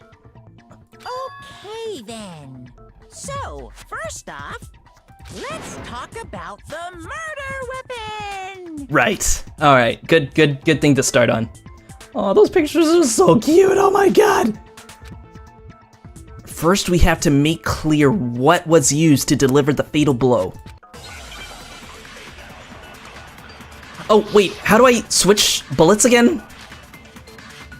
That's fine. We only have the one right now. I think it's like Q and E or something. I don't know. Chihiro's fatal injury. It appears it was a head wound. Yes. According to the Monokuma file, the killer used a blunt instrument. But what kind of blunt instrument could it have been? That wasn't it? You think you have proof that contradicts what I said? I think they do. Oh shit. Well, I already messed up. There must be a contradiction in their statements somewhere. Chihiro's fatal injury. So I guess it is common knowledge that it is the dumbbell. According to the Monokuma file, the killer used a blunt instrument. But what kind of blunt instrument could it have been? I bet it was an iron pipe. Okay, that is not an iron pipe. There we go. That's our contradiction.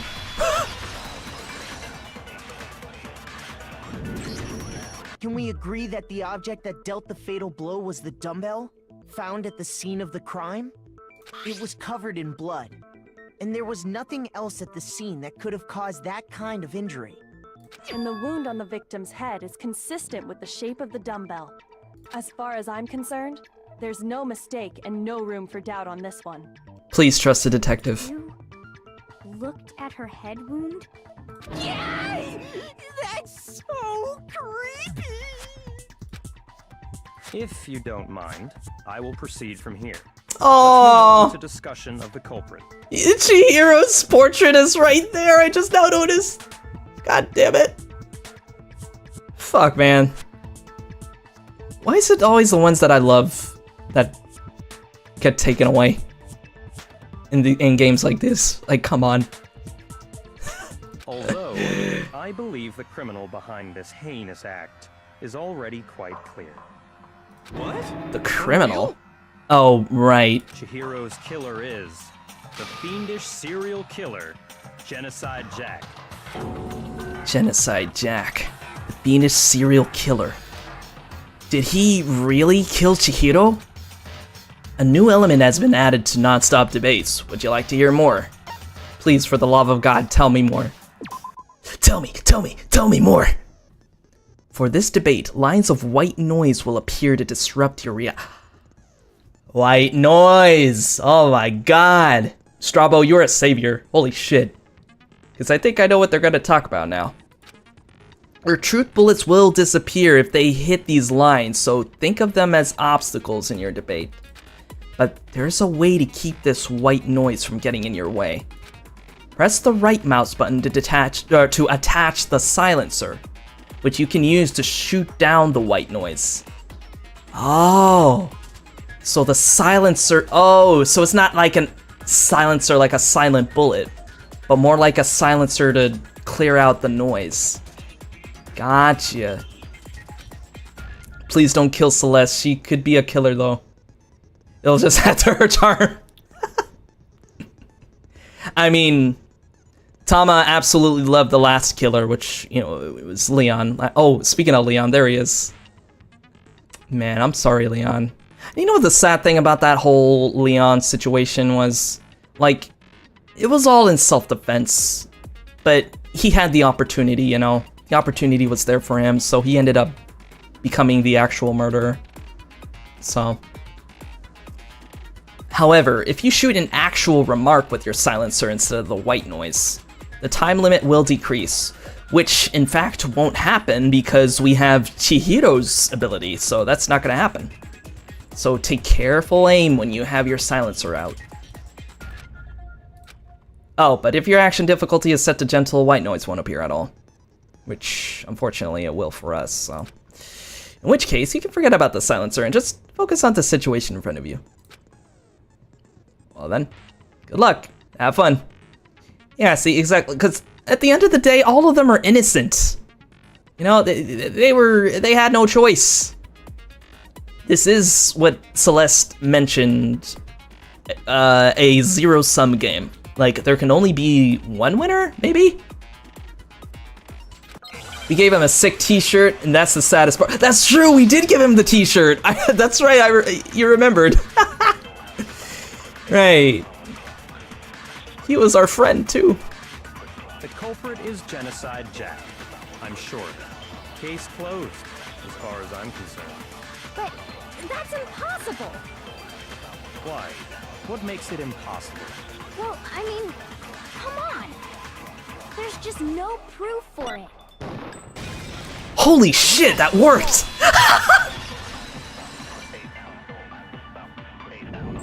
Gotta be quick on the draw there. Might know one reason he could be involved. What? I found this file while I was looking around the archive in the library. I guess it's some kind of confidential file the police put together about the Genocide Jack case. White noise can be funny sometimes, but it is a distraction most of the time. Yeah, and I think that's the point. Because, you know, and if you're in an actual environment like this, like if you're doing debates like this, somebody is gonna start talking. And it is gonna get annoying really fast, and you won't be able to get a word on edgewise. So, I guess I can kind of see what they're getting at here. What? That's kind of weird as shit, isn't it? What was something like that doing in the library? The why of it is probably more trouble than it's worth. So let's forget about that for now. More importantly, it outlines all the specifics of every Genocide Jack case in exceeding detail. According to the file, there appear to be two defining characteristics in every Genocide Jack case. The first is that a bloody message is found written at the scene of every murder. Right. Oh, that's right. Boob lust. Oh my fucking god, Hifumi, you're killing me, man. You're killing me. Do you want me to like you or not? Like, come on. When I heard the Geno Jack, I instantly locked it for misled. Misled? What? No. It's actually bloodlust. But more important is the other characteristic, and it's something that has never been made public. Never made public? What the hell is it? Why don't you tell them, Makoto? Alright. The other characteristic of every Genocide Jack case, which the world at large doesn't know. If I'm not mistaken, it has to do with the positioning of the body. It's the positioning. Apparently, in every Genocide Jack case, the killer suspends the body in a certain way. Other than the killer, the only people who know about this are the higher-ups in the police department. However, Chihiro was most definitely suspended in the same way. Boob lust, yeah. Although, then again, I don't remember any female victims. So it would be pretty weird if they ever did say boob lust, so... So, how did the culprit know about this when only high-level police officials were aware of it? There's only one logical answer I can think of. It's because the culprit in this case is the real Genocide Jack. No fucking way! Oh my god, my mind is blown, man! You're saying Genocide Jack is one of us? Yes, in fact, it's Toko. Brother.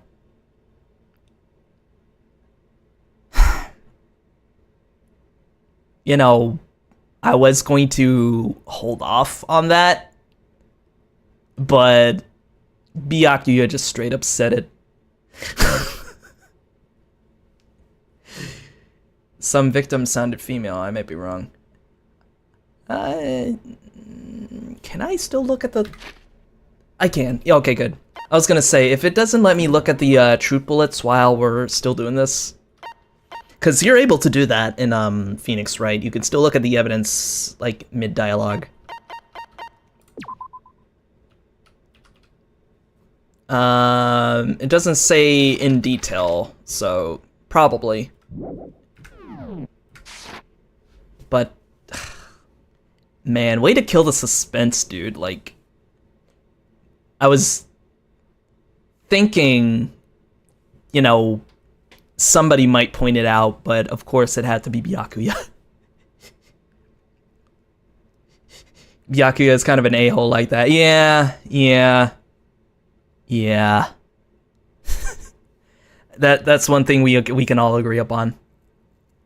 What? Genocide Jack's true identity is Toko Fukawa. What? Hey, okay, wait, hold on a sec. Toko has, like, bloodophobia or whatever. Bloodophobia. What kind of serial killer is afraid of blood? Is Toko Genocide Jack? The answer is yes and no. Another riddle? Man, why has this gotta be so complicated?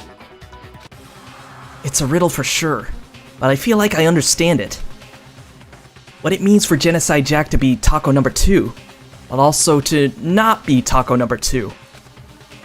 The answer is that she's not just one person, but multiple people, right? And we have evidence about this too. Hangman's Gambit. The word.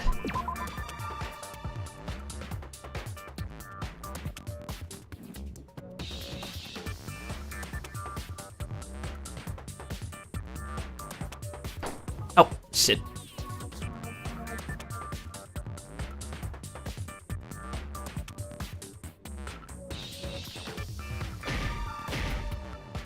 Oh, shit.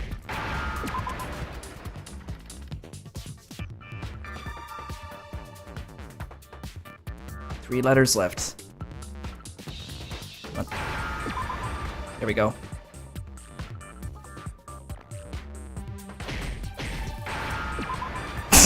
Oh my god.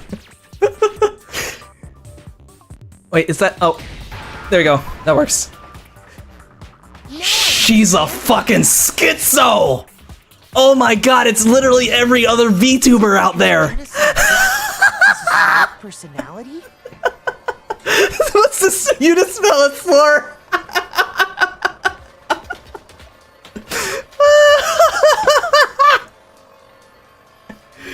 Oh my fucking god!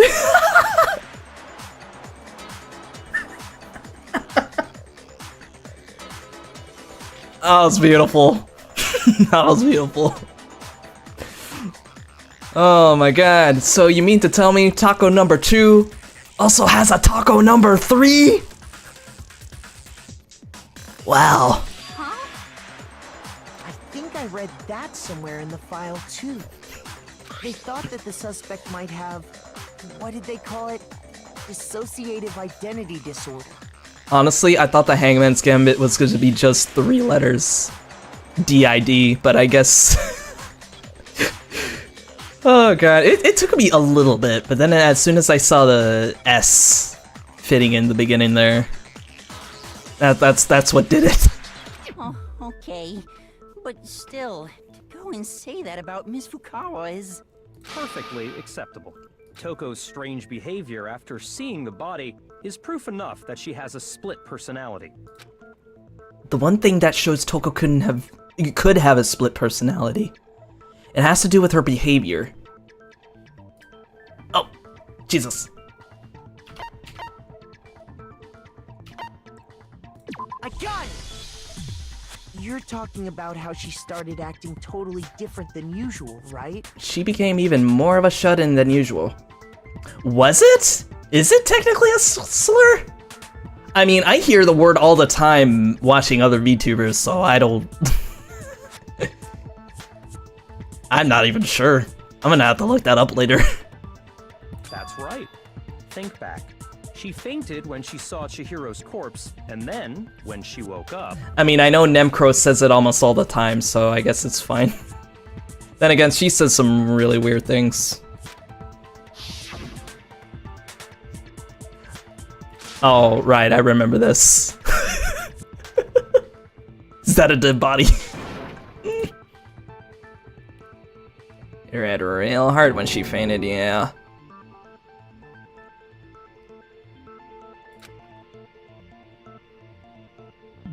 She sounded like a completely different person that time. That's for sure. That melancholy tone of hers completely disappeared.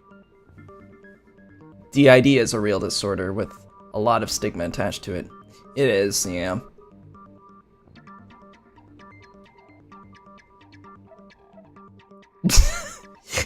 It's mean towards crazy people, but VTubers are already crazy, so yeah, you got a point there.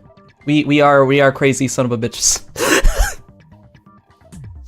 And honestly, when did this game come out? Like 2010 or something?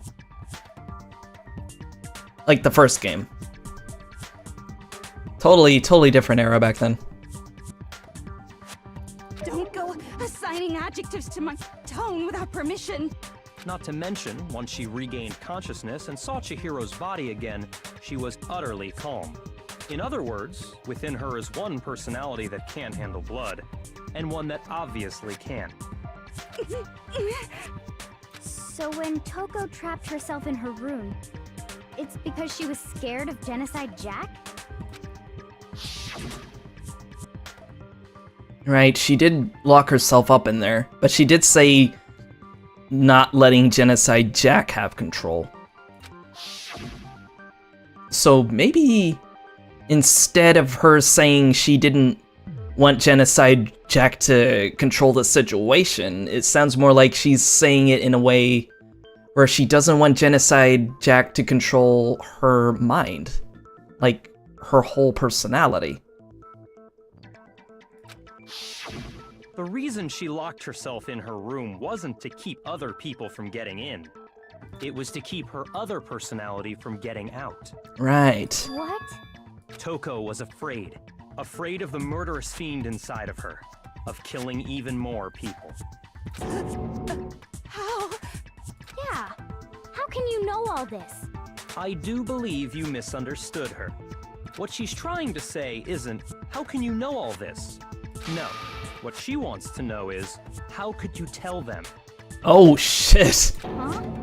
Last night, just before Monokuma gave his motive speech, Toko and I had a strange conversation. She told me a most interesting story. Oh. She said a murderous fiend lived within her, and she was afraid it could appear and attack at any time. You know, to be fair, she was hanging out with Byakuya a couple of times. Oh, yeah. Twitter ruins everything. Like, like I said, different times back then. And keep in mind, I grew up in the late 90s, early 2000s, so the internet humor was way different back then, so it's like, it's kind of crazy how the things we hear now is sort of taboo, like, as of late. It's insane. And that trepidation is what's caused her to have such a bleak attitude. Isn't that right, Toko? Also, I should make some ramen later. I could go for some. This is all a lie. Right, Toko? You said you wouldn't tell anyone. Oh. What? You promised! I can't believe you lied! You have only yourself to blame. You came to me with your tragic little story. I didn't ask you to. This is the real world, not some romantic fantasy fairy tale. You see why you don't trust the bad ones, Taco number 2. Besides, you broke your promise first. Wait, what? You said that as long as you were here, no matter what, you wouldn't let Genocide Jack kill anyone. Oh my god, he is spilling the beans. But in spite of that promise,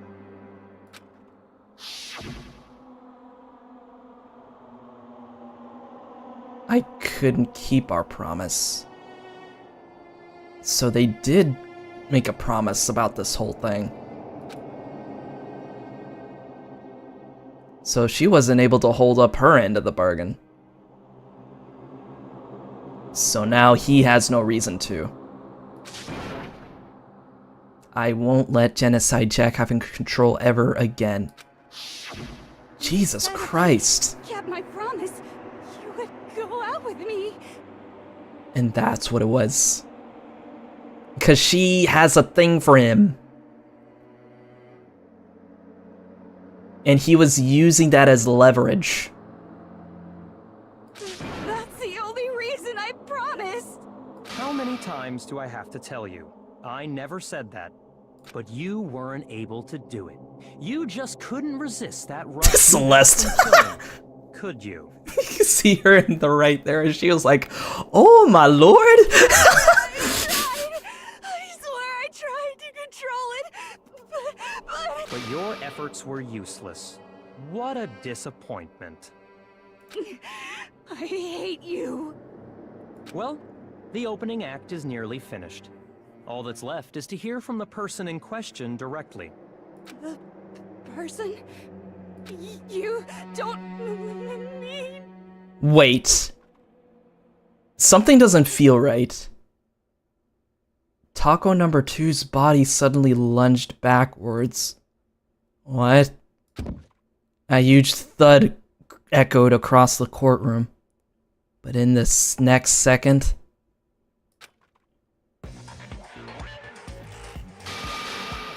Oh my god! Is it me you were hoping to see? What the heck? The fuck? So you figured it out, huh? Well, whatever. What are you gonna do? What are you gonna do with that tongue? I'm the ultimate murderous fiend, Genocide Jack! Or better yet, let's go with Genocide Jill! The what? What the fuck is this? Toko, what happened to you? Not Toko, that's a loser name, and what happened is a textbook split personality.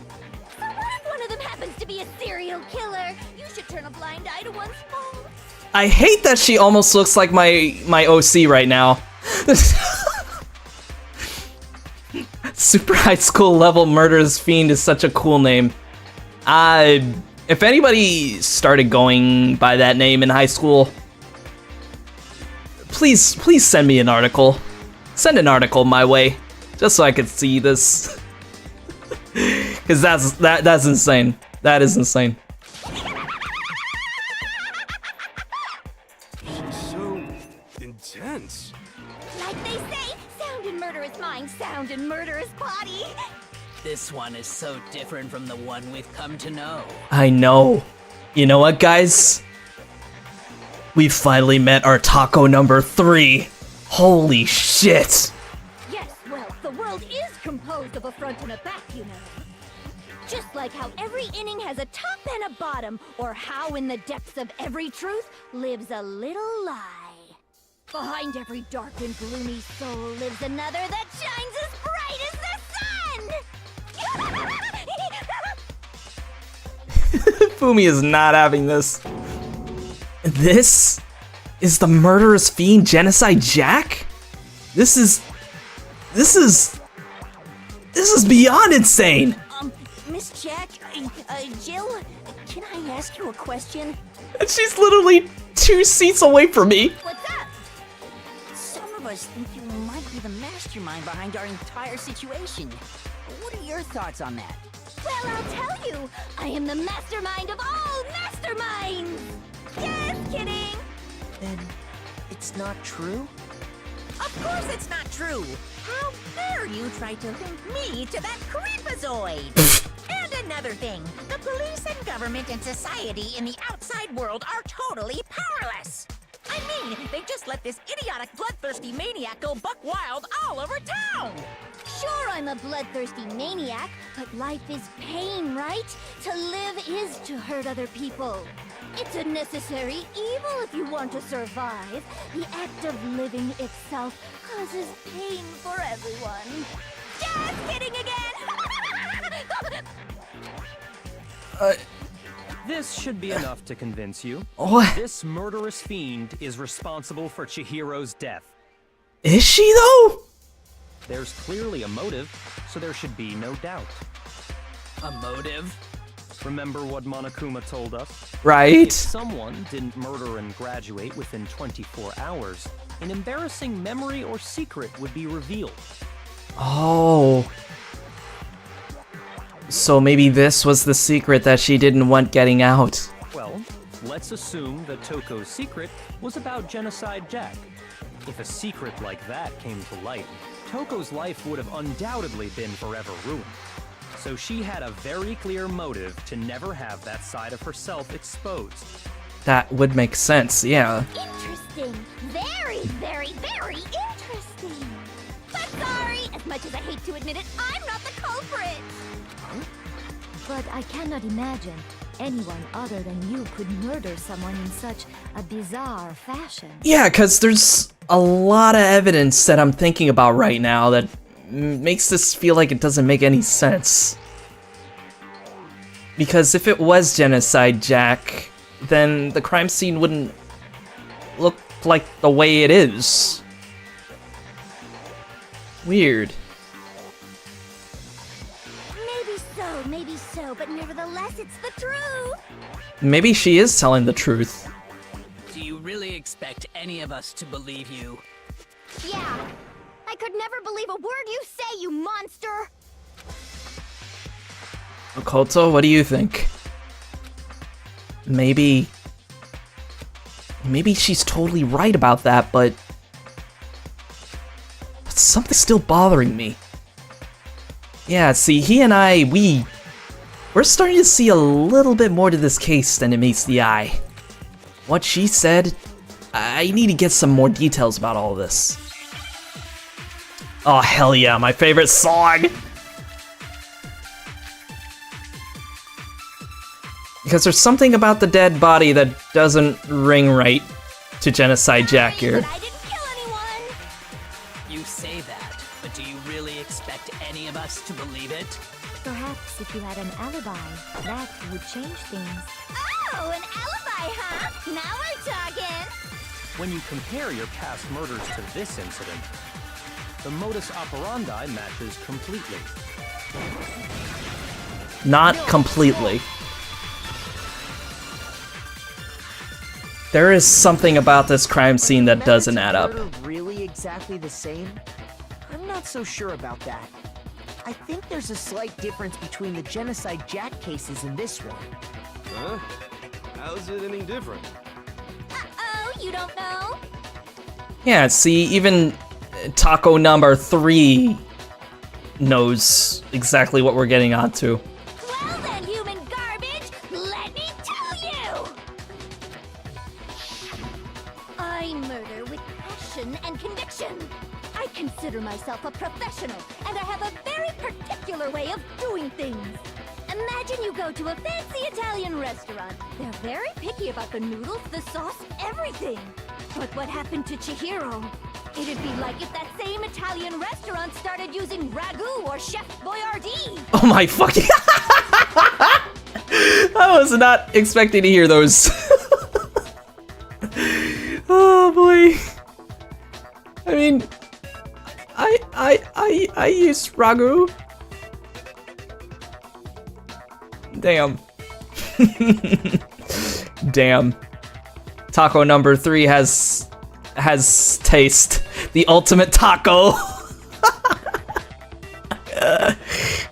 Oh my god. Taco number 3 is an Italian connoisseur. Prego is where it's at. Oh man. She's a Prego connoisseur. Oh my god, spaghetti taco too. Dude, I've always wanted to try spaghetti taco. Oh, wait a minute. Have you guys ever tried ramen taco? Oh my god. I never even thought about that. Now I gotta try that. That just sounds really good. That I don't even know if that actually exists. Or somebody probably might have made spaghetti taco. I don't know. Or ramen taco. Maybe. I'll have to give it a try and let you guys know. Because personally, I'm not too much of a taco fan, but yeah, it does sound kind of interesting. Like, it's just the taco shell and the and the ramen, and that's it.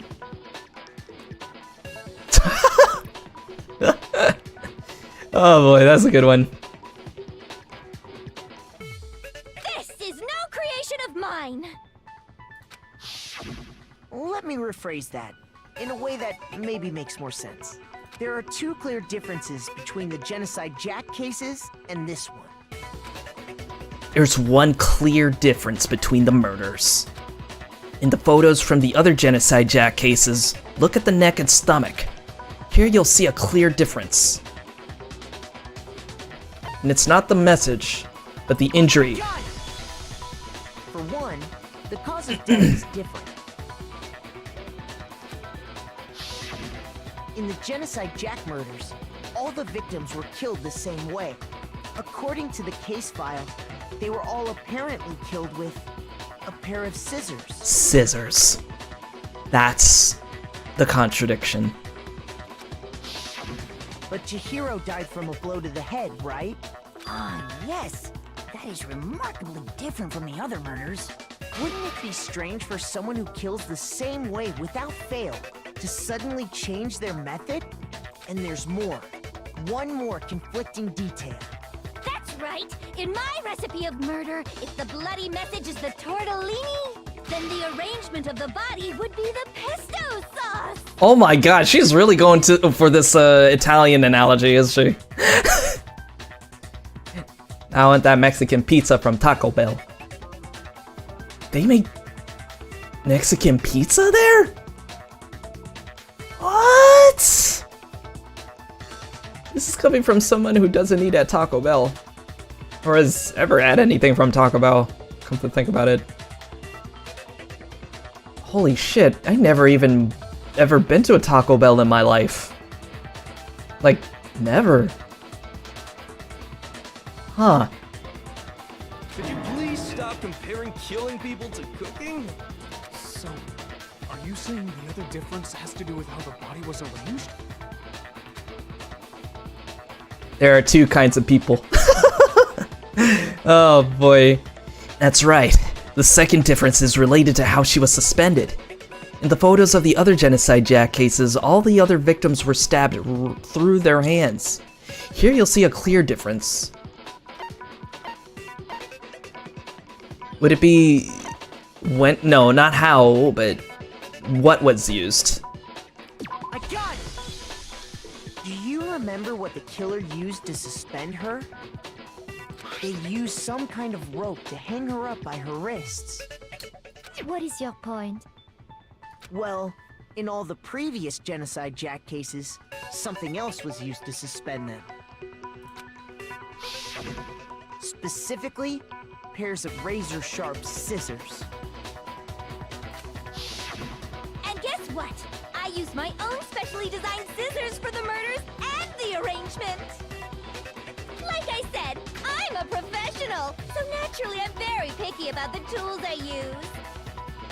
And you know what else? Big Mac said there's 2 differences, but he's wrong. Big Mac? Are you referring to me? Oh my god, I'm a Happy Meal. Listen up, Big Mac. There's actually one more difference. Huh? What else? My word, you really didn't notice? Take a look at who the victims were in each Genocide Jack case. There's a pattern there, just waiting to be discovered. Huh? A pattern? Figure that out, and it'll be plain as death why I couldn't have possibly killed that little lolly girl. I'm screenshotting that for future reference. Thank you very much. Let's see. There was a pattern surrounding the Genocide Jack victims, and Chihiro didn't fit it. If you look at the names of every victim, what you'll notice is... I think I figured it out! I know why she couldn't have killed Chihiro. Oh my god, crack, didn't I just talk about this earlier? All of her victims were guys! Chihiro was a girl! Did we just figure that out on our own? Oh my god, you and I might as well be in a buddy cop film or something.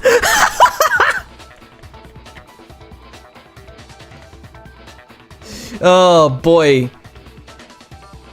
And Tama and Strabo can be our Kyoko. Oh right, we're on a time, I forgot. I got it! Is it because Chihiro was a girl? Bingo! Bullseye! Right on the money! What are you talking about? In all the Genocide Jack cases, all the victims had something in common. Ravioli, don't kill the computer, Lolita! Oh, that was a good one. I will be the bad cop. Okay, well, yeah, I mean... Alright, fine. We'll practice our routine. We'll practice our routine. We'll try to get it down pack. Ken Harada, 32. Tetsuhiro Honda, 17. Shoji Gatoku, 23. Kano Issei, 14. Takeshi Yoshida, 30.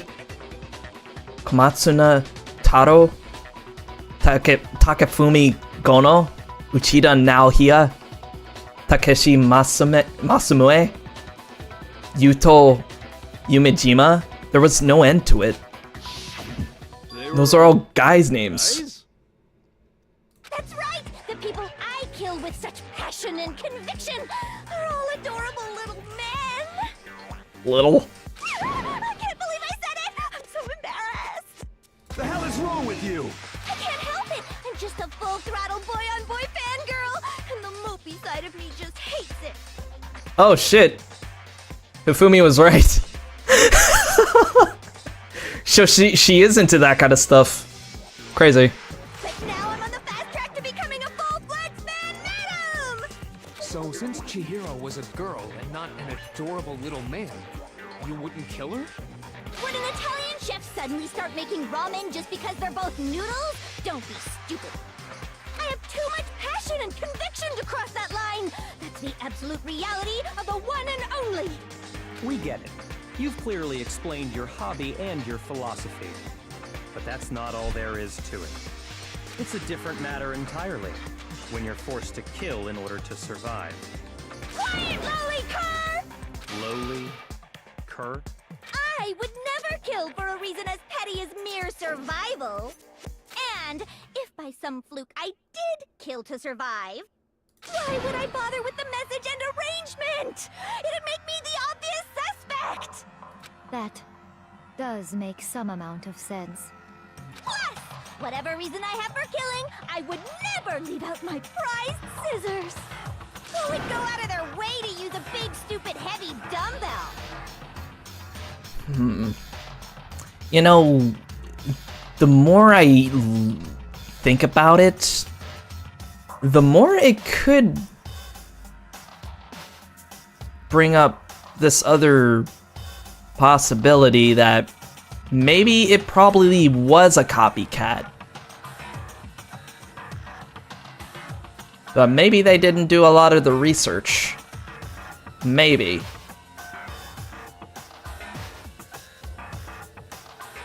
I'm not sure. But I know for a fact that Taco number 3 here was not the killer. Because the crime scene looks way too bizarre to look even remotely like Genocide Jack's killings. Because, again, there were a lot of these contradictions on the crime scene to say otherwise. Maybe you used the dumbbell because you couldn't find any scissors in the school? Any scissors? I don't just use any scissors. I only use my own set of high-class, envy of the entire world scissors! Okay, whatever. There still aren't any in the school. Are you sure about that? Bro, I had an option to give her some scissors before. Now I know why it's a loved item for her. Oh god, she has some! She's fully equipped. That's some nice JoJo pose though. That's right! So I can kill anywhere, anytime! Why would I resort to dumbbells or rope when I have my trusty scissors by my side? Go ahead, tell me I'm wrong! You can't, can you? Gutter dogs, all of you! She's kind of a badass, actually. The rope's totally out of the question anyway! Oh no, poor Taco number 1. I have no idea what's going on anymore. Could such a heinous villain really be innocent? But the body really was suspended, right? And nobody but the police knew about that. See, that's what I'm saying. I feel so sorry if you had to sit right next to that. Yeah. That's why we figured it had to be the real deal and not some copycat killer or whatever. Actually, hold on. There is one person. One person who could have copied the Genocide Jack cases.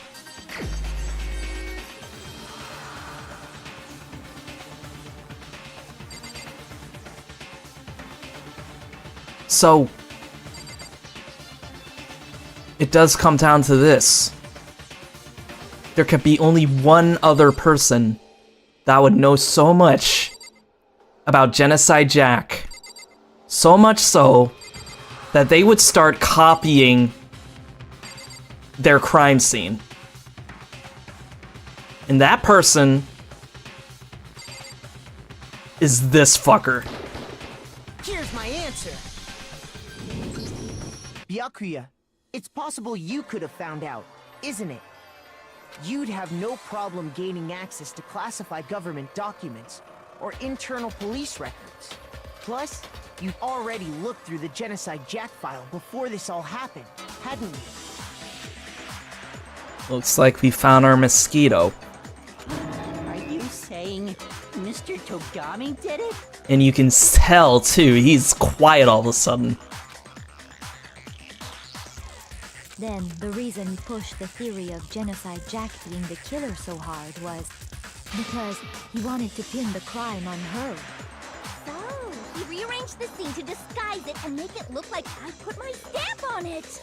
The adorable glasses man was behind it all. Oh, I'm on fire!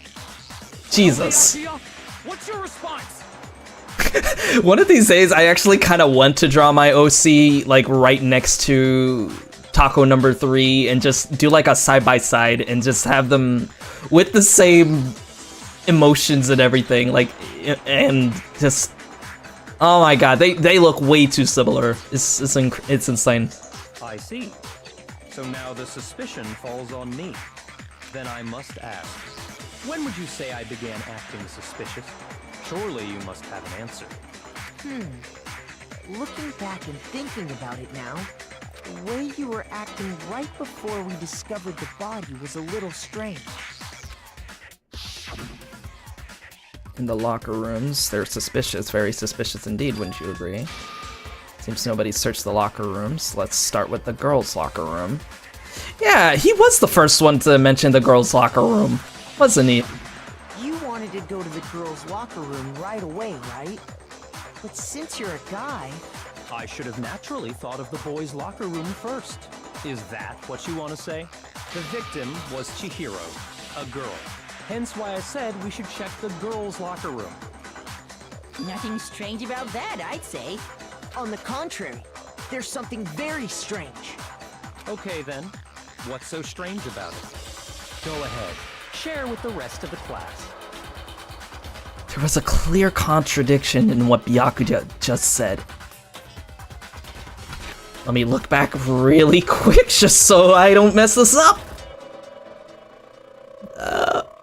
Oh, there we go. That's easier. Suspicion falls upon me.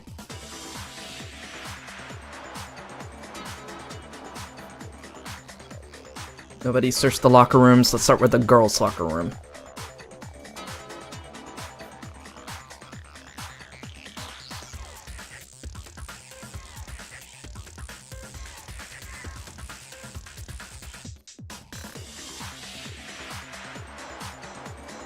The victim was Chihiro, a girl. Hence why I said we should check the girls' locker room.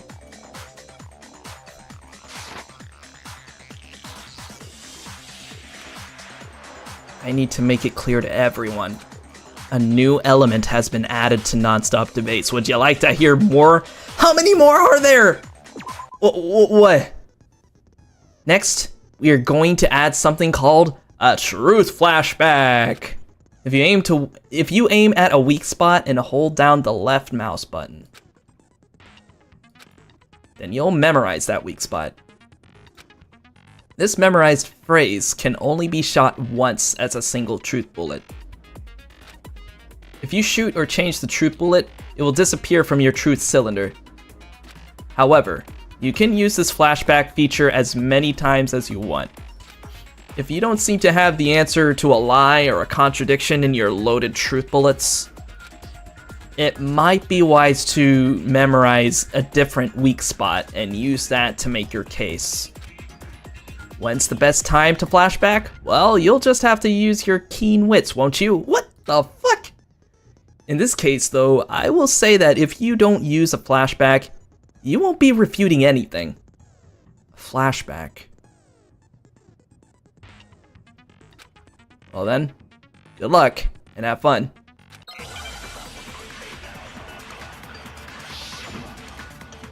The Monokuma file. So, you said Byakuya was acting kind of weird before we found his body. But he was acting weird... how? If you're presented with the opportunity to check out the girls' locker room, You absolutely take it! That's a natural reaction for any guy! The victim was Chihiro, who was a girl. So of course I would suggest we check the girls' locker room first. There was no time for pointless distractions. Oh. What's so strange about that? you wish you'd taken me with you. Huh. Hearing Byakuya's comment about Chihiro being a girl, I realized there was a clear contradiction there. Yeah, you know, I was just looking at that in the flashback.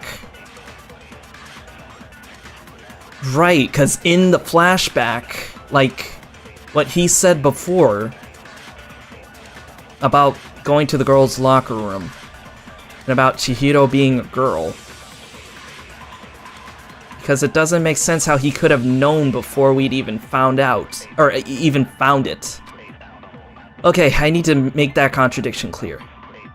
So you said Byakuya was let's wait until we get to Byakuya's statement. But he was acting weird. How? If you're presented with the opportunity to check out the girls' locker room, You absolutely take it! That's a natural reaction for any guy! The victim was Chihiro, who was a girl. So of course I would suggest we check the girls' locker room first. There was no time for pointless distractions. What's so strange about that? I wish you'd taken me with you. So I have the truth bullet there. So, you said Byakuya was acting kind of weird before we found the body. But he was acting weird... how? If you're presented with the opportunity to check out the girls' locker room, You absolutely take it! That's a natural reaction for any guy! The victim was Chihiro, who was a girl. So of course I would suggest we check the girls' locker room first. There was no time for pointless distractions. What's so This is a tough about one. that? I wish you'd taken me with you. The Monokuma file? What? Because, so basically what we're trying to do is use the flashback statement to open up a weak point and then use our truth bullet, right? Is that what we're doing? So, you said Byakuya was acting kind of weird before we found the body. But he Before was we acting found the weird- body. How? If you're presented with the opportunity to check out the girls' locker room, You absolutely take it! That's a natural reaction for any guy! The victim was Chihiro, who was a girl. So of course Oh. I would suggest we check the girls' locker room first. There was no time for pointless distractions. What's so strange about that? I wish you'd taken me with you. It's just giving you the Monokuma file bullet as a placeholder. Oh. So, you said Byakuya was acting kind of weird before we found the body. Let me take that. But he was acting weird... how? If you're presented with the opportunity to check out the girls' locker room... Oh, I can fast forward this? Absolutely! Okay. That's a natural reaction! The victim was Chihiro, who was a... Oh, I see.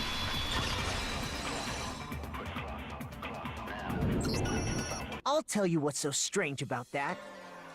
Because up until we actually discovered the body, we couldn't have known who the victim was. Yeah, I mean, it was kind of strange that we decided to go to the girls' locker room first. It's as if he knew.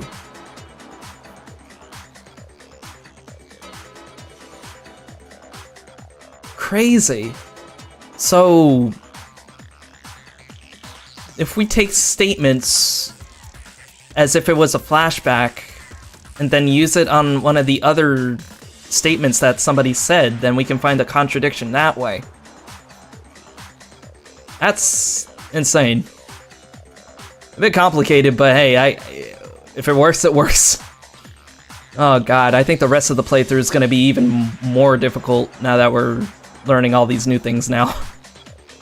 So your claim that you went to the girls' locker room first because Chihiro was the victim doesn't hold up. I see. That's a good answer, I must admit. Interesting. Very interesting indeed. But your reasoning is still too weak. Huh? What's wrong? Is that it? Surely you've got more than that. Go ahead, show us. What's with Byakuya's attitude? It's like he doesn't even care. I've got him cornered, but he's acting like it has nothing to do with him. What's the matter? You're not finished already, are you? There must be more to it. There is. I think. What? There is more to it. Think about it. We just talked about the differences between this case and past Genocide Jack incidents. The proof you're looking for is hidden in there. Oh? Proof that I'm the culprit, you mean? I think I know what she's getting at. The differences between this case and other Genocide Jack's murders. The evidence that proves Byakuya is responsible is hidden in there. What could it be?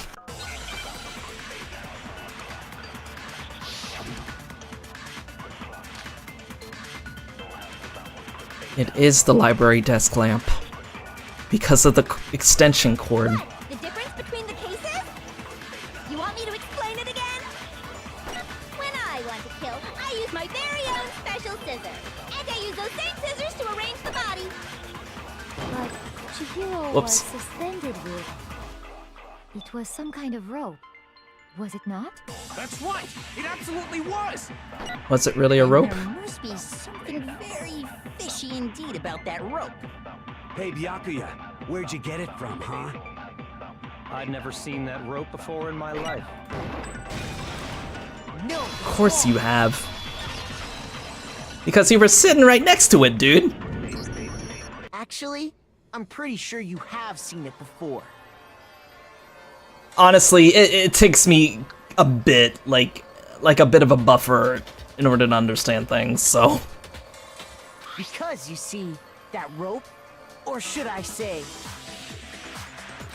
that extension cord? What? An extension cord? Byakuya, you've used the extension cord in the library more than once, haven't you? Yeah, I'm telling you, Kyoko was a detective. She is absolutely a detective. And the same extension cord that was in the library all this time went missing after the murder. And there's no way someone who uses that extension cord as much as you do wouldn't discover that fact. And Byakuya must be the one who took the extension cord. I can't imagine any other possibility. He's quiet again. That's really what you think? Then your conclusion is something like this? I killed Chihiro in the girls' locker room, then hung her up and wrote that bloody message. I intentionally made it look like Genocide Jack was behind it. Is that about right? He's doing it again. He's totally calm, totally unconcerned.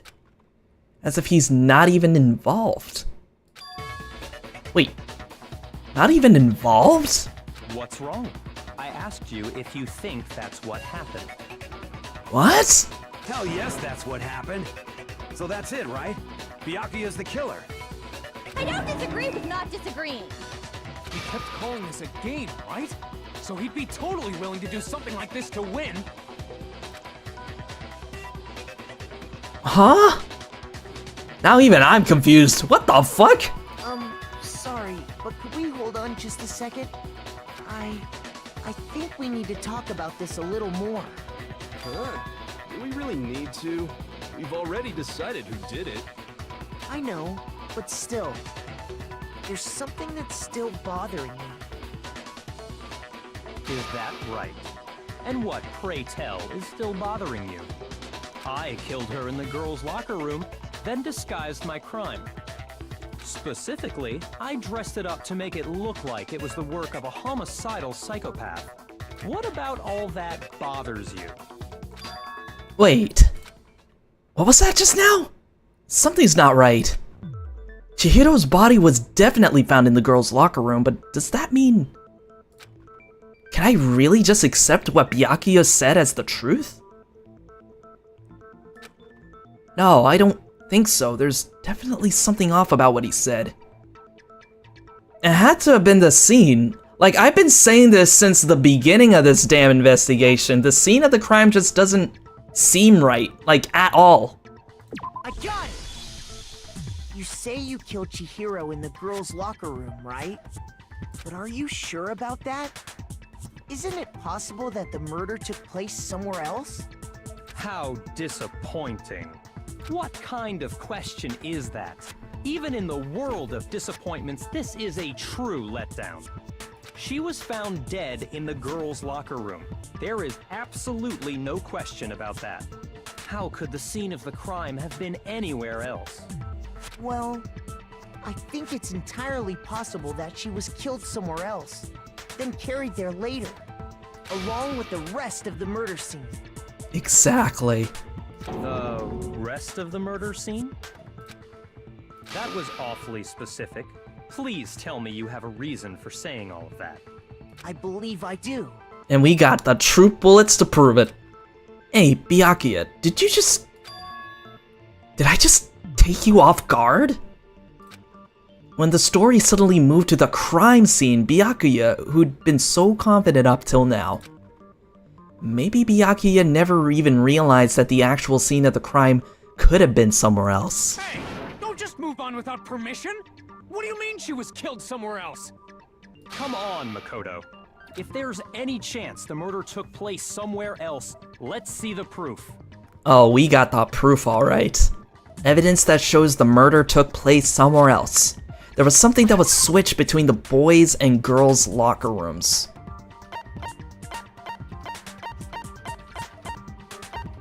Now, I could do any of these, but let me read just in case.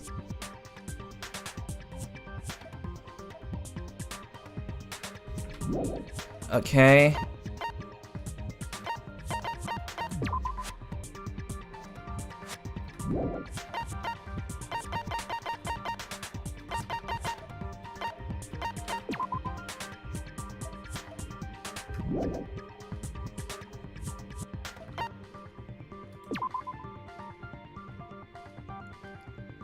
I'm gonna go on a whim here and say it's this one. I got it! The proof that she was killed somewhere else is the poster that's hanging in each locker room. Your proof is some posters? The poster in the girls' locker room was a picture of a big-boobed supermodel. But don't you think that's kind of strange? Why would the girls' locker room have a poster like that? I bet those massive jugs of hers were totally fake! Oh my god. Meanwhile, the boys' locker room had a poster of the super popular boy band Tornado. Again, that doesn't really seem to belong in a boys' locker room. So you're saying that maybe the posters were switched? And there's one other thing I noticed about the locker rooms. You know what I'm talking about, right, Sakura? You're referring to my protein coffee, aren't you? So that's where we're getting to now. Protein coffee? While I was in the girls' locker room earlier, I spilled some protein coffee on the carpet. But I noticed that after the murder, the stain had been totally scrubbed away. No, it's not that the stain was scrubbed away. It was moved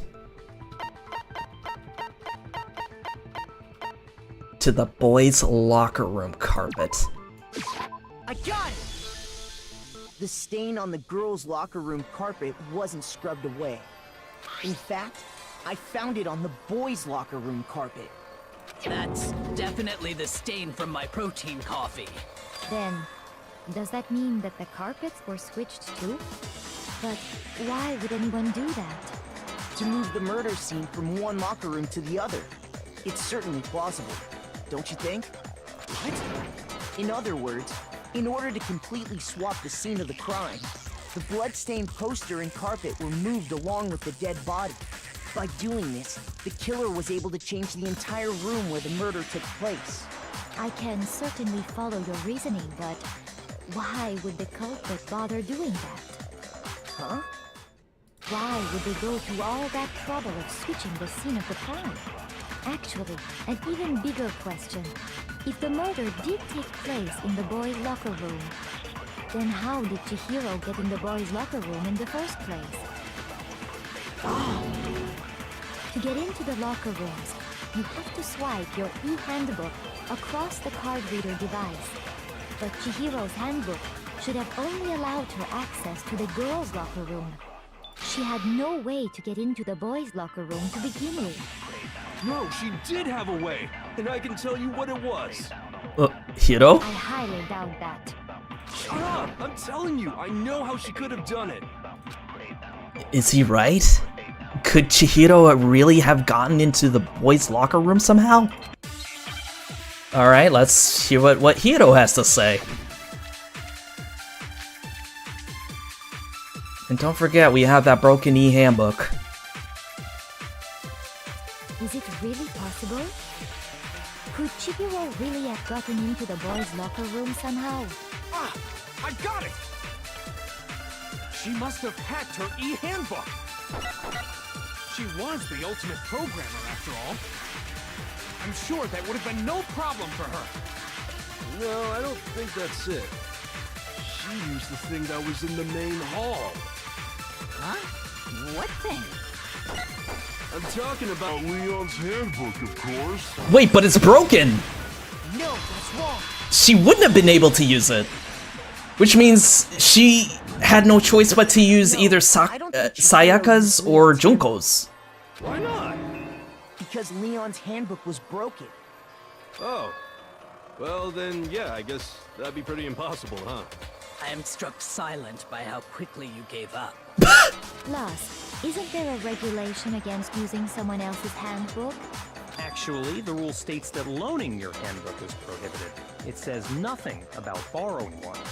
In other words, you could borrow a dead person's handbook all you want, and you'd be safe. Yup, yup, yup! Hit the nail square on the noggin! Of course, if it were broken, that wouldn't make any sense anyway. So then, she must have hacked hers, like I said. She used her ultimate programmer skills and... I think there's a bit more to that. You can't fix an e-handbook. The instant you open one up, a security buzzer starts blaring. So, if she didn't use Leon's handbook, and she didn't modify her own handbook... Okay, so there were no modifications, so that's one of the theories I can throw out then. Because again, she is a programmer. But, again, if the bear says it, then we gotta have to take it by law that there is no way that these things can be hacked. So, there goes that idea.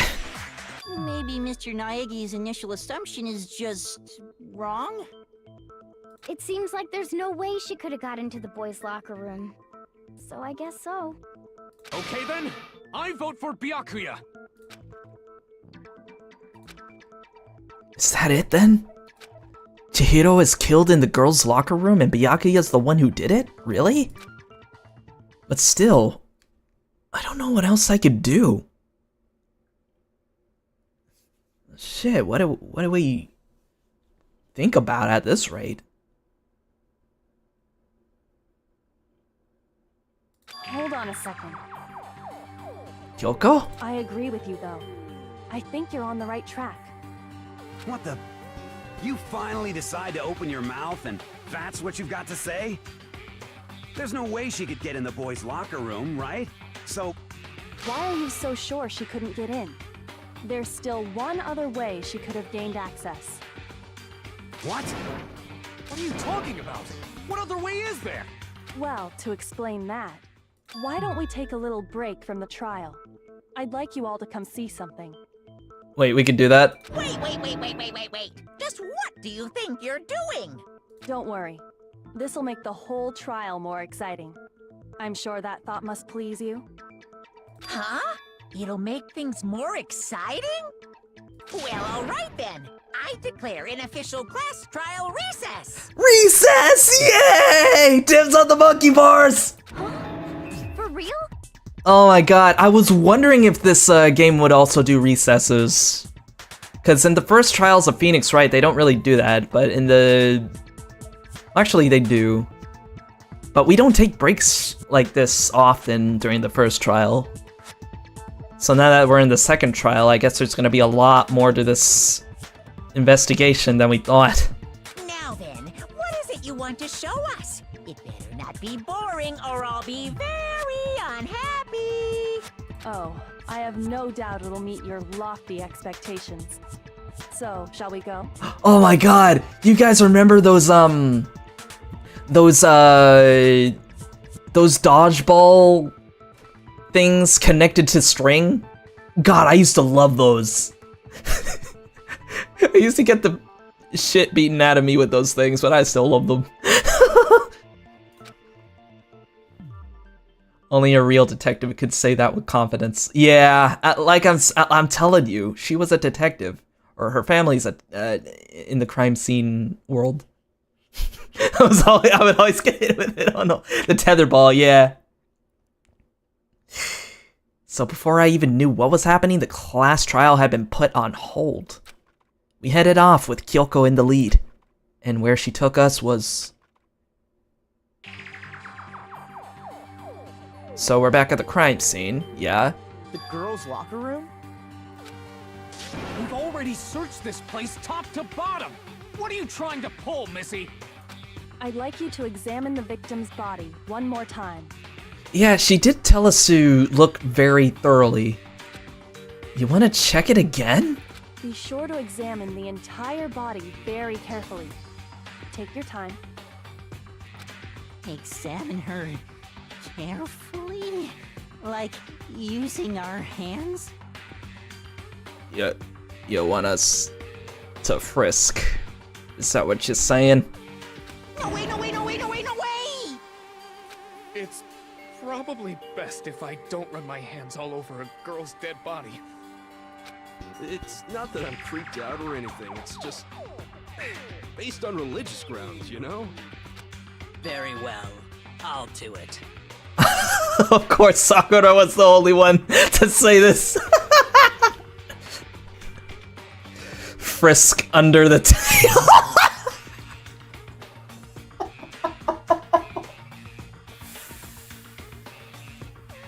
Oh my god. Oh boy. Well, it was bound to happen to this character. Alright, I'll stop. But you're a girl. You shouldn't have to touch a dead body. Just let one of the boys do it. No, it's okay. I think Chihiro would rather have a girl examine her. So just leave this to me. Sakura. What is this? Some kind of secret girl-on-girl action? Is that what you two are about? What the fuck are you on about, Taco number 3? You called. Okay, here I go. Here we go. Sorry, Chihiro. Please excuse the intrusion.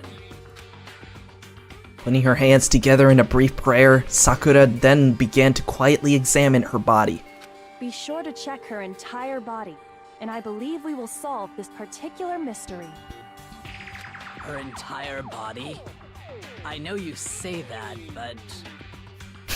This is a serious affair, so come to your senses. Jesus Christ. I'm fucking done with you guys.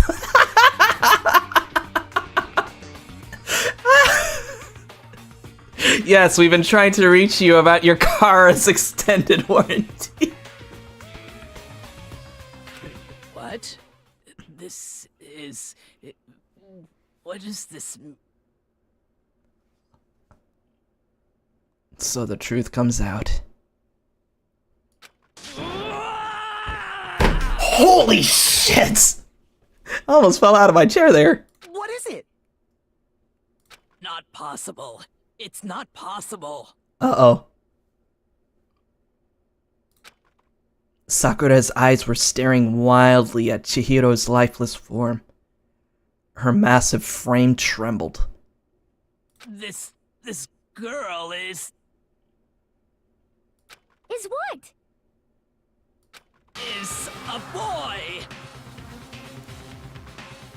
And there it is. This changes everything.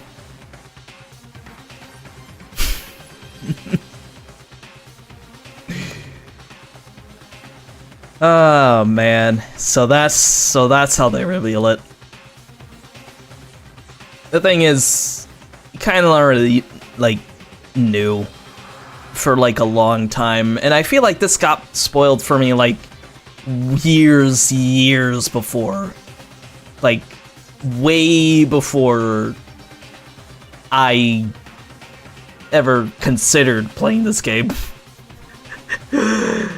And only a detective would ask somebody to look at a body thoroughly.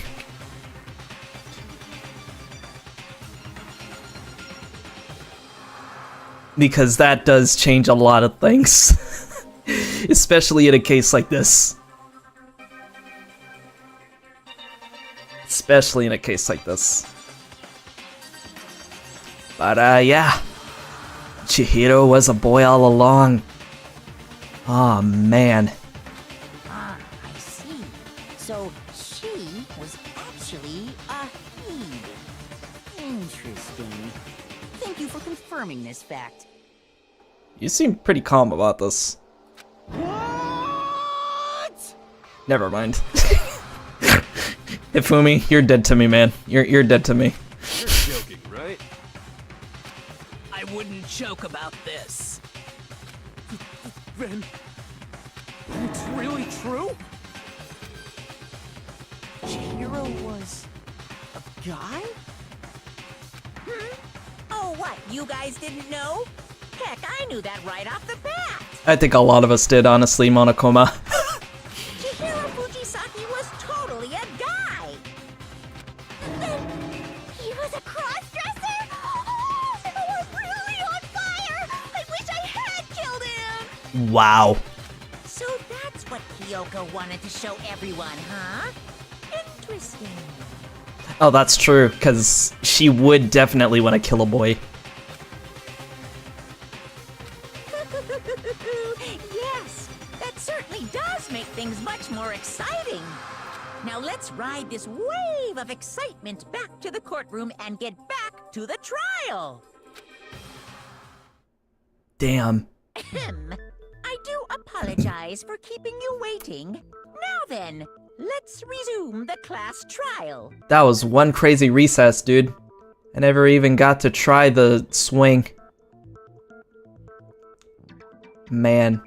I thought about it in the blue tracksuit made it concrete. Yeah, the blue tracksuit and everything. Celeste kind of gave us that hint a while back, which would explain why Chihiro was so secretive about the duffel bag.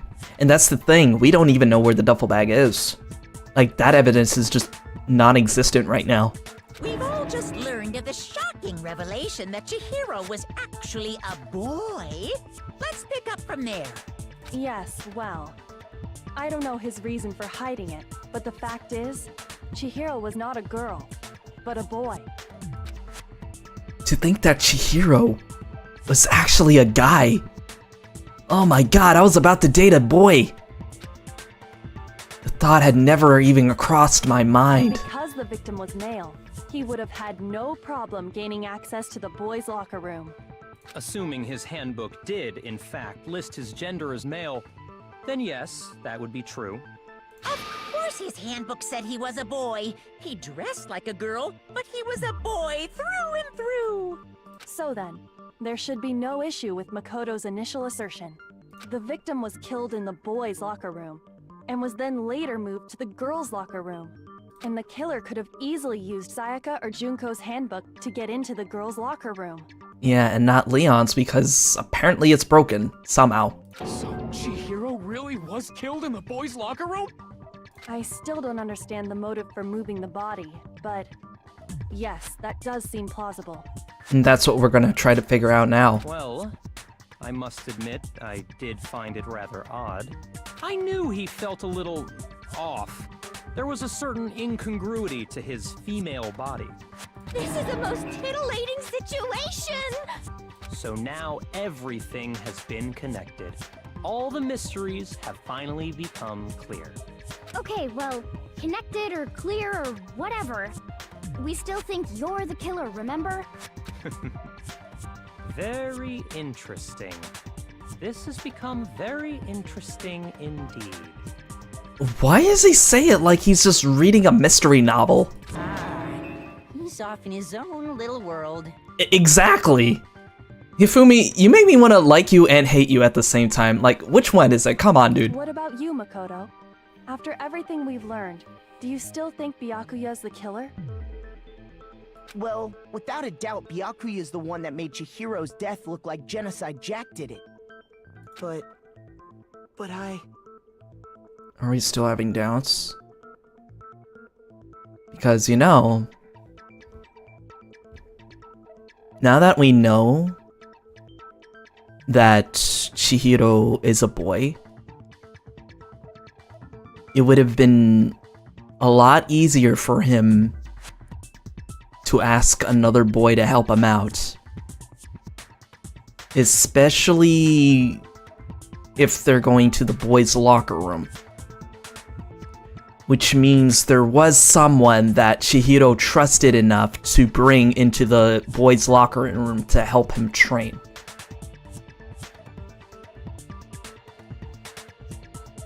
But I seriously doubt that that person that Chihiro would even talk to about this stuff would be Byakuya. Because the last time, the whole reason Chihiro wanted to go to the locker rooms in the first place was that he can get stronger.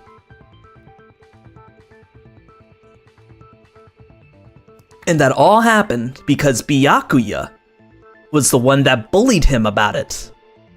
So obviously he wouldn't have asked Byakuya to go into the gym locker room to help him train. So now I'm starting to think maybe Byakuya might not be the only suspect here. Aside from Taco number 3. The gun fires if someone tries to follow someone in the locker room, if I remember correct. Yeah, that is true. Hello, Mushroom Army. Welcome. Welcome. We are playing Danganronpa. We're on the second case, yeah. Hope you enjoy your stay. We apparently have a lot of pasta in here because Taco number 3 keeps talking about that. Also, in case you don't know who Taco number 3 is, that's Genocide Jill. Or Genocide Jack. I guess she prefers to be called Genocide Jill, but I'm still gonna call her Taco number 3. So. I think he might not actually be the killer after all. What? But aren't you the one who accused him in the first place? He just seems to be too easygoing about all this.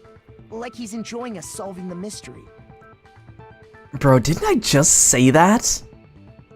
I just said that he sounds like he's reading a mystery novel. Is this game hearing me right now?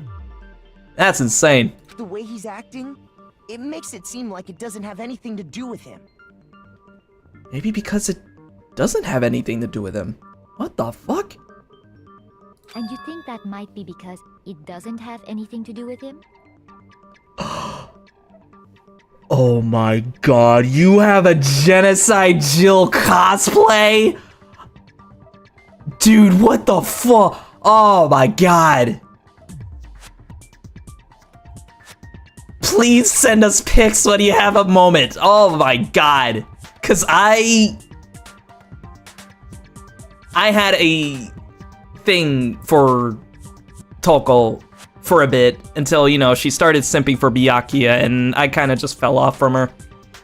But and also I found out that Tama also has a cosplay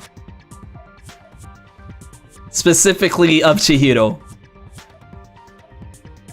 Please, for the love of God, everybody, send me your photos. I'm excited for it too. I'm excited for that. And sure, yeah, but anytime, I would love to see that.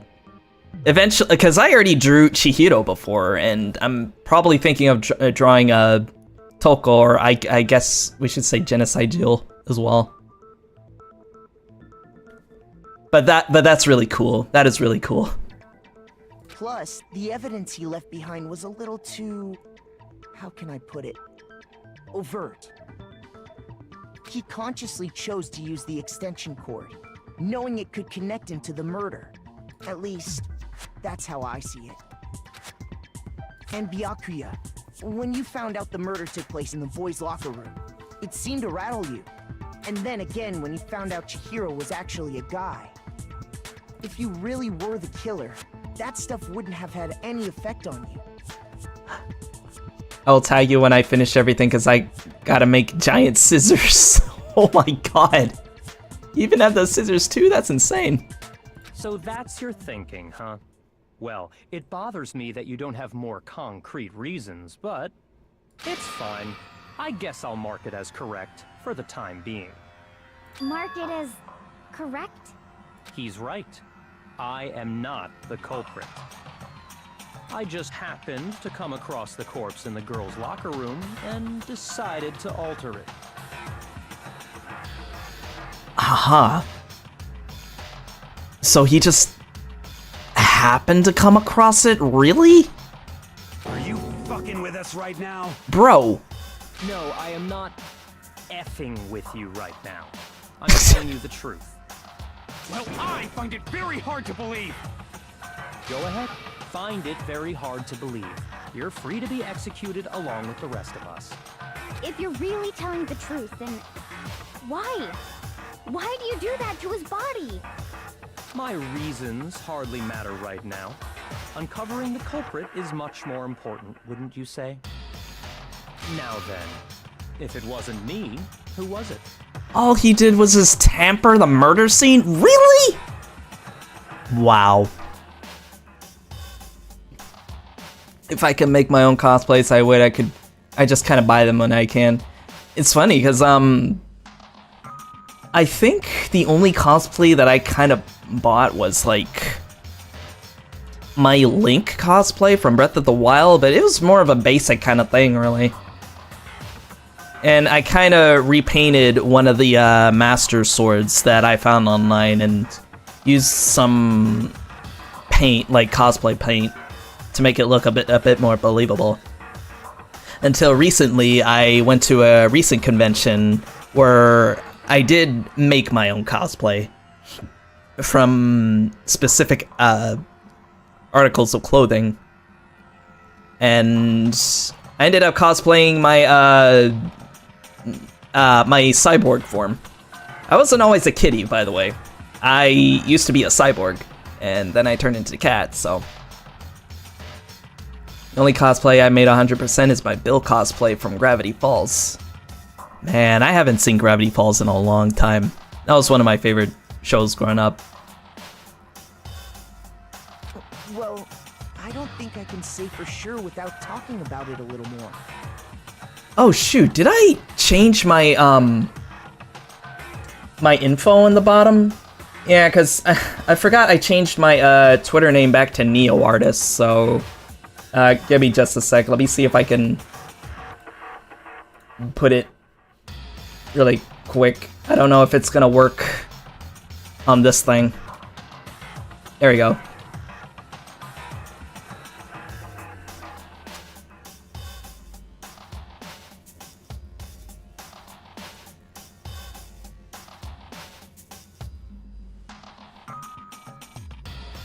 Alright, okay, there we go. It is working. Also, it looks like one of your messages got deleted, Tama. Was that you, or was that automatic? I couldn't tell. Strange.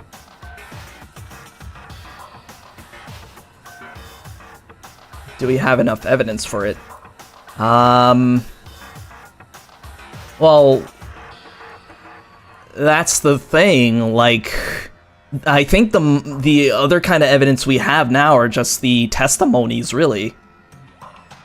Because remember when Celeste was saying that, you know, Chihiro was there in the warehouse before nighttime?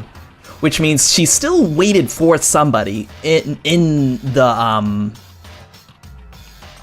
like, in the locker rooms.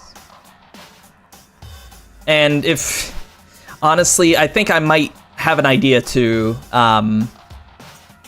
because not only that, we ended up talking to Chihiro as much as we could during free time, and there's one other person that I know that Chihiro might have talked to into getting buff, you know? But we'll get there when we get there. All I can think of is it's more DID. No, I think we've crossed that threshold at that point. We're seriously gonna keep going? We're all good, aren't we? I thought it was clear Byakuya did it. No, I'm with Makoto. If there's any doubt whatsoever, we need to explore every possibility. Oh, it was you. Oh, okay. Because if we're wrong, we all die here. Yeah, because if you were trying to put a link in there, I would have just put it back in, but... That's true. Very well then. I'm with you too. Damn straight. Count me in. Do you not have a mind of your own? Of course I do. What am I, an ant or something? Anyway, let's discuss this all as a group one more time. We still have time to make our decision. That's very true. Our lives are all on the line. Excellent. Then shall we resume our game of hide and seek? But if Byakuya didn't do it, then who's the real killer? Who kills Chihiro? There's one thing we can be sure that we know about the killer. The killer was able to gain access to the real murder scene, which means... it's not a girl. It was a guy. I got it! Since the crime scene was the boys' locker room, you would need a boys' handbook to get in. Since Leon's handbook is apparently broken, the killer would have had to use their own. In other words, it had to have been a guy. But that's still not enough. I need to find some more clues. There's just more to it. Yeah, we were just talking about Celeste's account too. Isn't there a single clue that might lead us to who did it? Well, clues are one thing, but did nobody get a look at the killer? I'm sure if someone saw the killer, they would have said something by now. Perhaps someone saw the victim at some point. Even that might be enough for now. Yeah. All we need right now is any Kind of new info. Well, Shoot! okay, maybe it was a little further in. Isn't there a single clue that might lead us? Well, did nobody get? I'm sure if someone saw the... Perhaps someone saw the victim. Yeah. It's over. It's all over. You want to know who saw the victim? Didn't realize there was more. And only the killer. And it's not like they're just gonna turn themselves in. Game over, man! Game over! Yeah! No! Not game over! No, as a matter of fact, there is an eyewitness account regarding Chihiro. She has more information about that. Isn't there a single clue that might lead us to who did it? Well, Shit! clues are one thing, but did nobody get a look at the killer? I'm sure if someone saw the killer, they would have said something by now. Perhaps someone saw the victim at some point. Even that might be enough for now. Will we have to do a All we flashback? need right now is any kind of new info. It's over. It's all over. You want to know who saw the victim? Unless... The killer. And only the killer.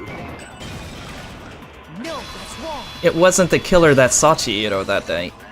Like, before nighttime, it was I believe Celeste. Someone else did see the victim before he was murdered. What do you think, Celeste? Now that you mention it, yes, I did see him. Huh? Really? Oh, but I suppose only Makoto knows about this. The rest of you had no idea, did you?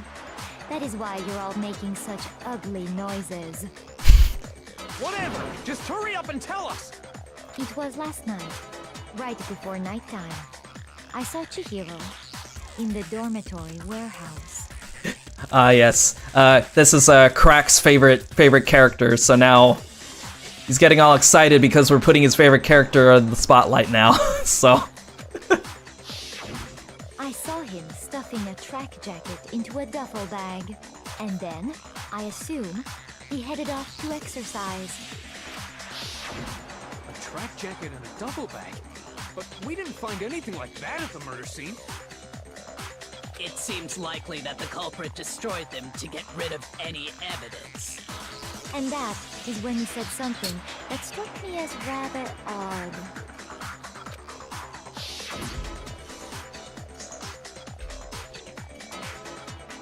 he was in a hurry. Chihiro told me he was in a hurry.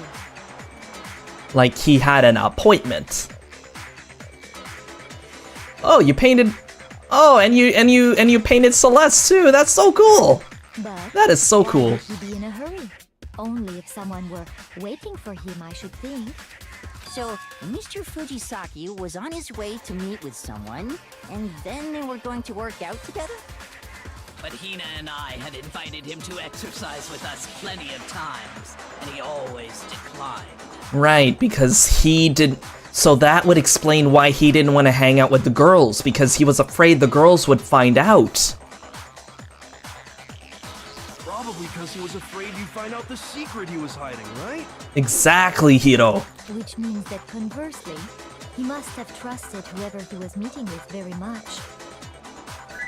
Enough so that he was willing to risk his secret being revealed. What a marvelous friendship! And I only know one person he would.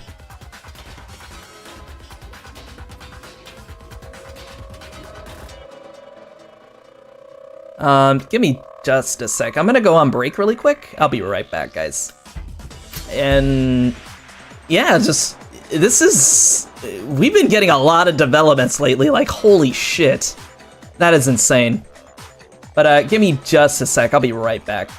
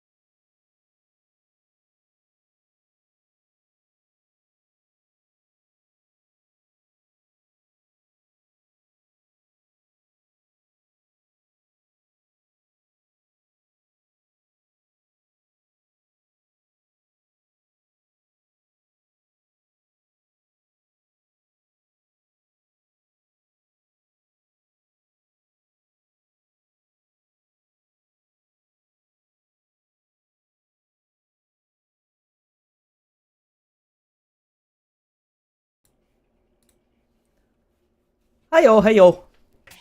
Okie doke. I think we should be all good and ready to go. Hopefully you guys had your hydration check. Yes. And remember, we're all in this together. Anytime somebody comes into the chat, we're all family here, okay? So no need to feel left out or anything. We're just here to have some fun, yeah. And we're all here to make friends. That's like what I like to do about these streams anyway, is to make all these connections with all you guys, and for you to introduce all you guys to different people here too, because we're a very chill community. It's not a lot of us here, but you know, we make a lot of good connections here, so I hope everything is all nice and chill. Because that's what I'm here for, is to just have the good times with you guys. Because you may never know when these times are gone, you know? It's never that easy now, but you know. That's what I'm here for. I'm here to make sure all you guys are all nice and taken care of. And right now, we gotta make sure that we get justice for Chihiro. Doesn't matter what gender Chihiro is Chihiro. And we're gonna avenge him. We're gonna avenge him. We're gonna avenge Leon. We're gonna avenge Sayaka, Junko. And if you ever need to say anything, just say it. Just say it, and I will be able to read it. The point is, whoever he met up with is the culprit, right? So we just gotta figure out who it was. But knowing what we know, I can't even guess. No. You already have what you need to make the connection. Huh? You know who the killer is. Yeah, and sadly, I think I do, and I don't like where this is going. Seriously? Yeah. Who is it? Who's the killer? Think back to the track jacket and duffel bag the killer disposed of. Focus on the details of these items, and it should become obvious who was waiting for him. The track. Are you sure about that? You really think we can figure out who did it based on 2 pieces of evidence that we don't have? Parent figure? You want to check Nah, some fingerprints or something? Listen, I just recently got into this because of Strabo and Tamabel, okay? I trust their opinions. I trust their opinions a lot. They're my best friends, so if they say it's good, then I know for a fact that it's gonna be good. And right now, I can just say it as a longtime Phoenix Wright fan. I can guarantee that this is something else. I fucking love it. Yeah. Even if we had the equipment for that, we wouldn't know how to use it. As was noted, the evidence is already gone. There's nothing to get fingerprints from. Maybe, but we can make certain inferences if we just take the time to talk it out. Easy for you to say, but fine. Celeste, did you notice anything special about the bag or jacket? The bag was just a normal duffel bag from the warehouse. All the bags in there are the same, so I can't imagine what would make that one special. Yeah, we all do. Like, after what we've been through today, Tama, I think we need some more. I think we need some more friends, yeah. And thankfully, we just gained a new one today, so that's awesome. Yeah, you and Tama will get along really well, Mushroom. Like, you guys absolutely enjoy this. Me, I'm just like Makoto. I'm kind of new to all this.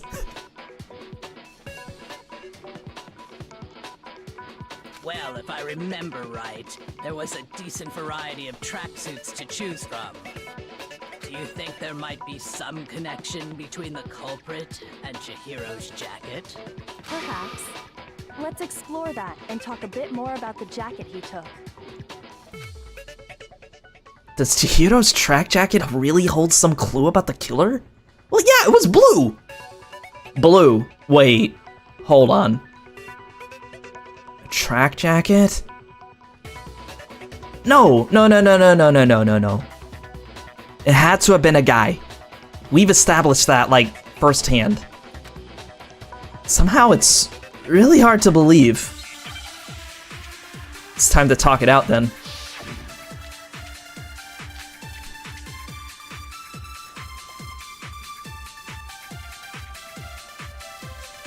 First of all, we know where Chihiro was. Oh, this is a long one. He was on his way to go exercise. So next we have to ask, why did he choose the specific tracksuit that he did? What do you mean, the specific tracksuit? I got it! We picked that tracksuit because it matched the one the culprit was wearing. So, what you're saying is, the killer was wearing the same blue tracksuit as him? What? Hold on! No, that's wrong. Kinda odd that you bring up the color of the tracksuit, my guy. Hold on a second, Mondo. What Holy shit!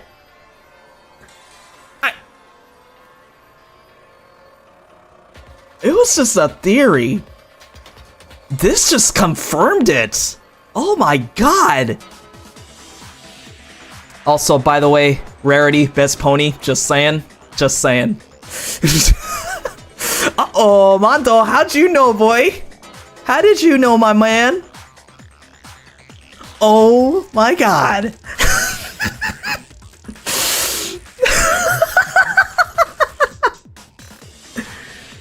Well then, what did you just say? Huh? What'd I say? When Celeste testified a few minutes ago, she said... I saw him stuffing a track jacket in the duffel bag. And then I assume he headed off to exercise. But she never specified the color. She never said anything about the jacket's color. So why did you say Chihiro's blue tracksuit? What are you just... Hey, Celeste, what color was Chihiro's tracksuit? As a matter of fact, It was blue. She remembered the color too, and that's the thing. The only thing is she didn't say it in her testimony. Mondo pointed it out. And before we began the trial, did you tell anyone that? the only one I told about any of this was you. Right, cause in the truth bullets, in her account, it specifically said at the end here, Celeste had not told anyone other than Makoto about this encounter. Holy shit. See, this is why I love games like this, man. Even though sometimes it can be a little obvious at times. But it's kind of hard to, you know, present the evidence at the proper moment, because you gotta do it specifically, you know? Then, Mondo, how did you know what color Chihiro's tracksuit was? Yeah, Mondo, how did you know that? Because I'm sure he saw the clothes at some point in the investigation. No, he didn't. We couldn't find it, that's the thing. No, that can't be it. The bag and clothes were surely disposed of by the time we began our investigation. Also, you are not stupid, Tama, come on. I thought we'd been over this. Then the only reason he could have known what color the tracksuit was is if he saw Cherry with it before he died! That's the only possibility! Did she just call him Cherry? Bro. Cherry? Are you talking about Chihiro? Cherry. So, how about it? Did you see the tracksuit or didn't you? Just by chance. I just happened to see it last night. He walked past me, and he was carrying the tracksuit in his hands. No, that can't be it either. But it was in the duffel bag! Testimony. She stuffed the jacket into her bag in a hurry. It was almost like she was trying to hide it. So yeah, there is no way anybody would have seen the color of the tracksuit. And just like that, she was gone. When Celeste noticed it, Chihiro made a point of making sure the jacket was completely in the bag. If you just ran into him briefly, you couldn't possibly have seen what color the tracksuit was. Yeah. It would appear you've dug your own grave. Perhaps. But you handed him the shovel, didn't you? That's why you said what you did. Focus on the tracksuit and it'll be obvious who he met with? What a bunch of nonsense. Wow, Byakuya really was playing the long game, wasn't he? Because after all this time, we thought he had something to do with the murder. I mean, it was confirmed he did tamper with the crime scene, but yeah. Ah, now I understand. It was all one big bluff, wasn't it? Your true intention was to draw a slip of the tongue from the culprit. That's why you said you knew who did it, to put them on edge. That's right. However, Mondo was my target all along. I had my suspicions about him from the very beginning. But why? What made you so suspicious? That's a good question.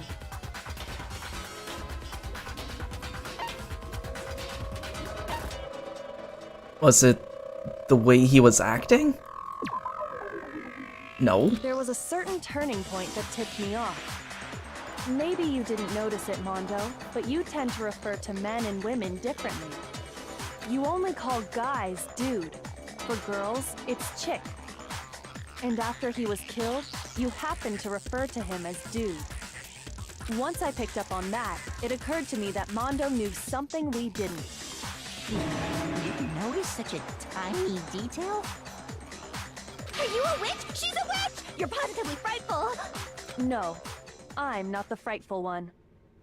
Not nearly as frightful as someone capable of murdering a friend. What? Mondo, was it really you? Did you really kill Chihiro?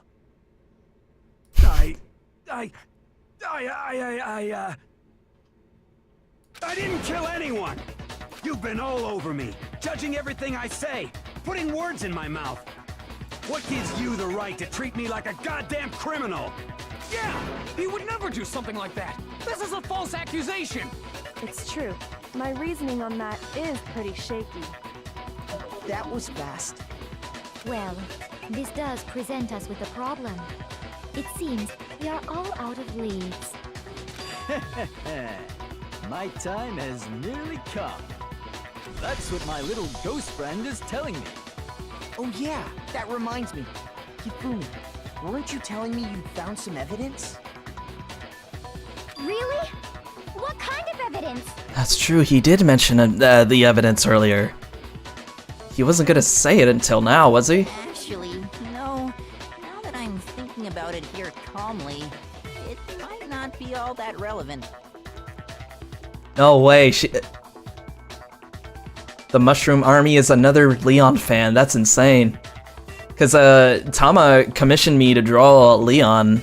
I'm not sure if you'll be able to see it in my channel, but there's a speed paint of Leon if you want to look at it. It's really good. But yeah, she absolutely loves him. So. Jeez, does your confidence just get up and walk away? It's fine, man. Just tell us.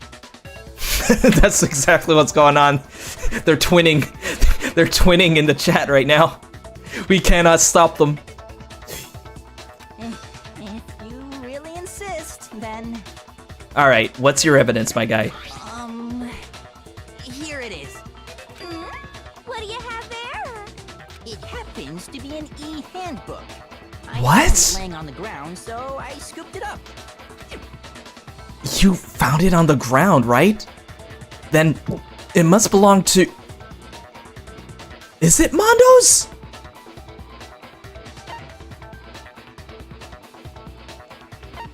It's not mine. Oh my god, no. Unless...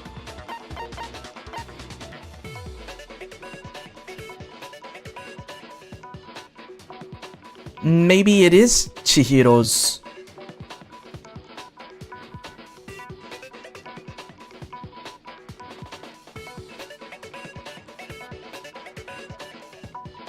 I got it! We know Chihiro's handbook was missing from the scene of the crime, right? That's true, it was missing. That's what we were trying to figure out earlier. Like when we were searching the body, we didn't find the e-handbook anywhere. Okay, so it was Chihiro's handbook then. For a fact. For a I found it. Then it must hold some clue about the culprit, right? Well, that's what I was hoping. But it's busted. It won't even turn on. I imagine the culprit broke it to get rid of any evidence after the murder. And he gets so much hate for nothing. He was doomed from the start. Oh, yeah. Yeah, he was just taken away so quickly, man. I was getting more... Like, I gave him a t-shirt for crying out loud, man. Like, come on. If I remember correctly, the reason Sayaka's and Leon died first was because the writers got bored or something. What? That's insane. I mean... Of all the people they had to choose, though, like the pop star, really? And a cool, chill guy like Leon? Like, come on. And now it looks like Mondo's gonna be the next culprit, too. Damn. That's odd. I didn't think the handbooks were quite so fragile. You're right. They're not. They're totally waterproof and shock resistant. It would take an awful lot to break one. And yet, this one does appear to be broken, as is Leon's, sitting useless in the main hall. For all your confidence, that is a remarkably high failure rate. She just called out Monokuma, oh my god. Do you think there might be some kind of mystery in there somewhere? Wait, is there? How precisely did the handbooks get broken? How did the handbook break? There's only one possible explanation. No, it had to have been a hack. Because didn't we just talk about that before?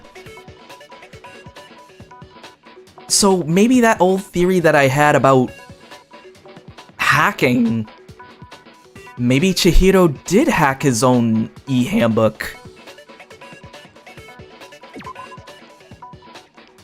Maybe they were able to... No, it's not it. Fuck.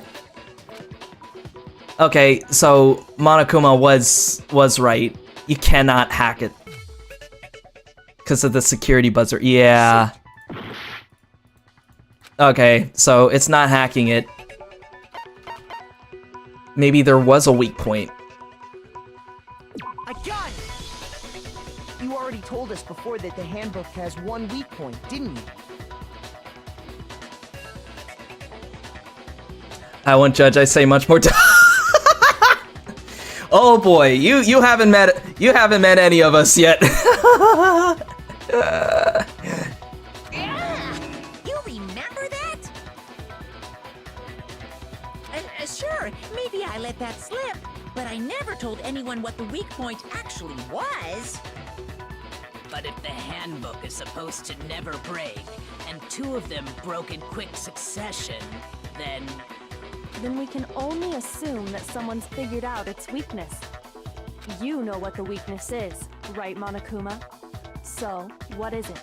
What is that weakness? You're asking me?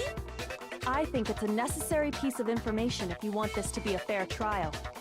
But if I tell you, and someone else decides to copy it, that would be very not good. What does he mean by that? Just tell us already! Why would we want to break our own handbooks? Oh well, I have a weakness for pushy demands. But you're sure you won't follow their example? Then allow me to make a special announcement. The weak point of my cutting-edge e-handbook is... when it's exposed to high temperatures for too long, it will suffer a meltdown and totally break! High temperatures? Oh my god. And I think I know who's exactly would break. I flippin' knew it! Because there's one other place in the school that has high temperature. You knew it? Yeah, because I found the handbook laying on the floor of the sauna. The temperature in the sauna can reach over 200 degrees. Strange how you don't get burnt, huh?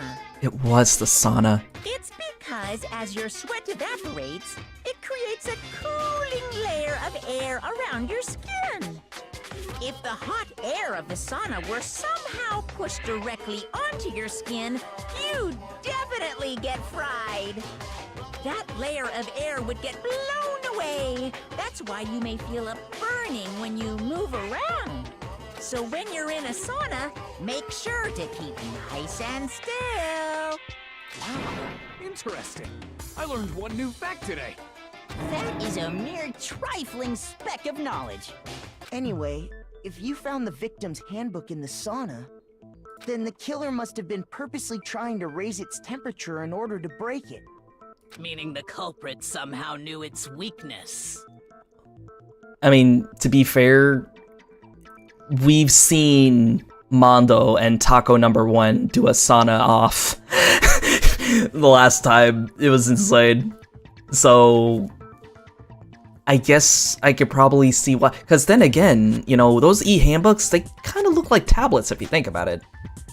And you can't expose your phone or tablet or anything like that into heat for too long. Especially like if you leave it in a car for so long. Like, I used to live in Florida, and, you know, Tama and Strabo can back me up on this. But if you leave your phone in the car, your phone will leave like a notification saying like the temperature is too hot, so there'll be limited functions on it. Because you can't keep that thing in heat for too long, or else it's gonna fry the inside, so... I could get... Oh, oops. How'd they find out? What the hell? Monokuma said he didn't tell anyone, right? I just hit my controller there for a second there, whoops. What if there was a DR game held in Florida, and one of the motives was no AC, or getting the AC shut off? Oh my god. Quick, write that down, write that down! Happens to my phone every time I go to the water park. Ah, yeah. Oh, and especially if you went to like Disney and Universal and places like that. That's happened to me before. Like I said, I used to live in Florida, so... I've never gone to a water park ever. Oh, you should definitely go to one, especially to one of those water parks that have like those wave pools. Those are fun. Like, those are really fun. Indeed, quite the mystery. What if they found out by accident? What do you mean by accident? What if the killer took their own handbook into the sauna, not knowing its weakness, and it broke? They'd realize it was broken, of course, and it wouldn't be hard to figure out why. And once they had Chihiro's handbook, they knew they had an easy way to dispose of it. I won't say it's not possible, but who would have done something like that? I don't know of anyone who took their handbook into the sauna. I might know someone who did. Yeah, there were like 2 people that did. Whoa! Seriously? I think the one who may have taken their handbook into the sauna was...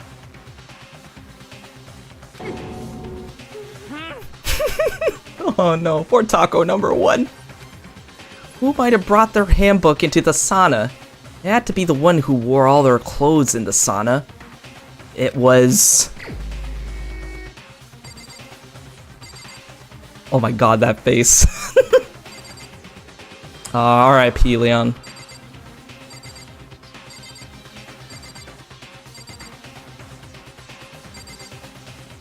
And there we go.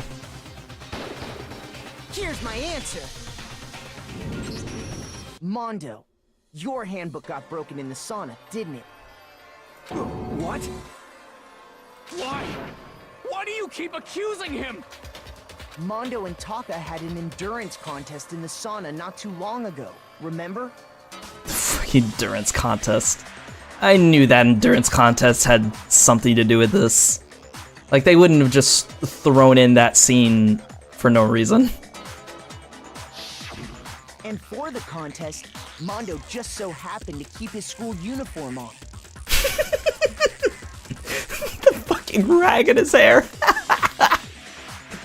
Oh, man. But little did he realize, he'd also left his handbook in one of his uniform pockets. And when it was all over, Mondo discovered that taking your handbook into the sauna could easily destroy it. No, wait, hold on. You've got it all wrong. He would never kill. I don't accept this. Show me the proof. The actual solid proof. And he's sticking up for his bro too. God damn it. I mean, I didn't want to believe it either, but I found something that proves it beyond a shadow of a doubt. Oh god, what happened to the music? Oh no! Let's test Makoto's assertion. If what he says is correct, then Mondo, you broke your own handbook. In other words, if Mondo's handbook is actually broken, then that proves that what Makoto said is right. Well, my goddamn handbook works just fine. See? Look! Makoto was wrong after all! Mondo wouldn't hurt a fly! I'm sure Mondo's handbook broke during their sauna showdown. If I could just prove that, then that will show that the handbook Mondo has must actually be... Let's test Makoto's assertion. If what he says is correct, then Mondo, you broke your own handbook.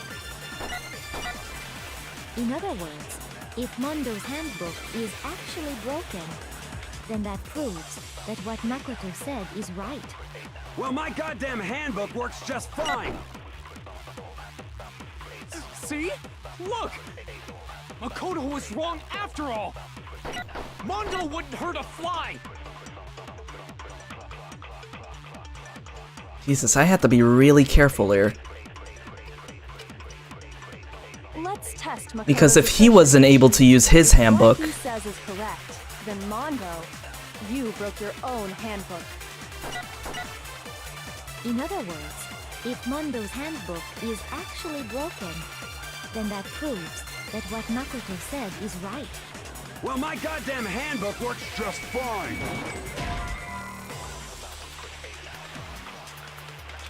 Shoot! Let's test Makoto's assertion. If what he... Okay, thank God I could do this. So, let's just look at these really quick here. To unlock a locker room, you need to swipe your handbook over the card reader. You need a male student's handbook for the boys' locker room and a female student's for the girls. It is not possible for two people to enter at the same time. Additionally, lending someone your handbook is a violation of school regulations. I don't like this. Me neither, man. Of all the people, dude. One of the handbooks found in the main hall had been broken. So it's assumed that the broken handbook is Leon's. Wait!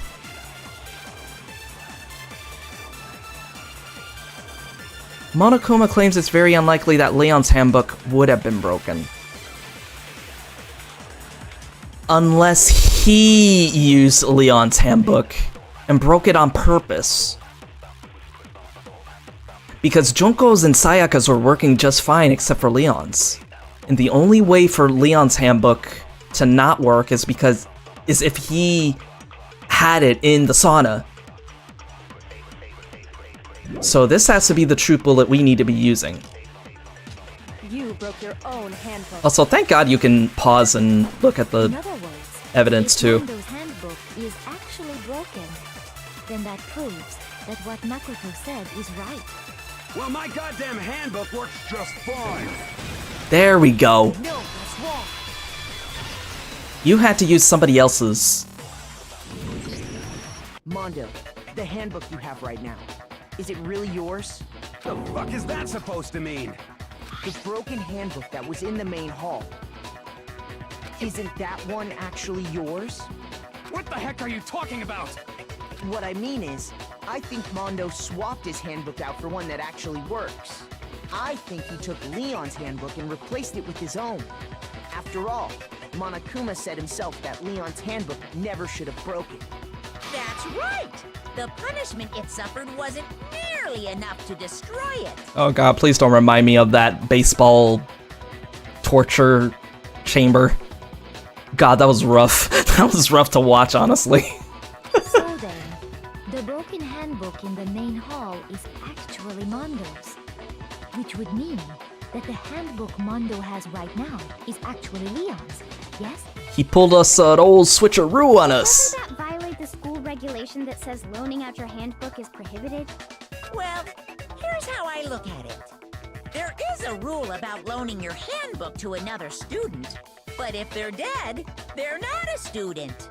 It's kind of a gray area, I admit. But no worries. If anything, it just makes things more interesting. As such, I decree that exchanging handbooks with a corpse is not a violation of the rules. Huh. Well, Mondo, if I'm wrong about this, you're welcome to say so. He's holding Leon's handbook right now, isn't he? I'm happy to admit I made a mistake, but... Son of a bitch. What's wrong, bro? Come on, tell him he's wrong. Jeez, I'm sorry, Taco number one. Man, and they just became good friends too. God, this sucks. You are wrong. You have to be wrong. I wish I was. Everything you just said is wrong. You made it all up. Okay, then why don't we look back on this case one more time, from the beginning? That way, everything will become clear, and we'll all see if I was right or wrong. It's manga time. Let's fucking go. Alright, so let me actually look at the badges first before I start doing all this.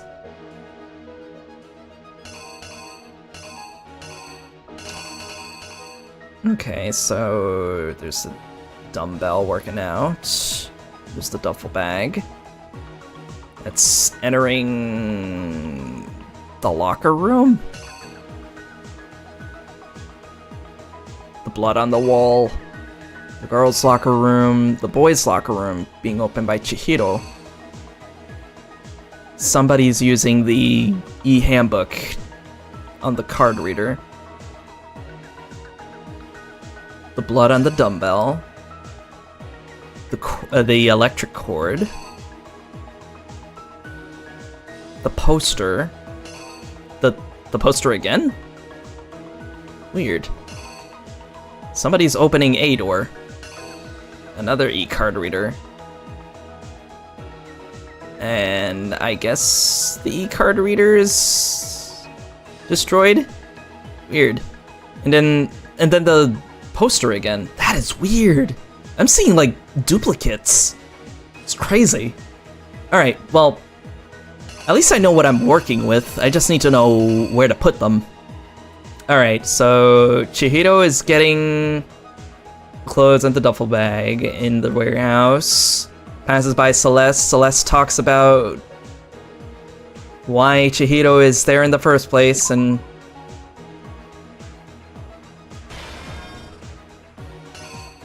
Celeste mentions the duffel bag. Alright, I'm just trying to check just in case. Yeah, because it looks like she's pointing to the duffel bag, and Chihiro, he hides that fact and then just runs off in a hurry. Act 2.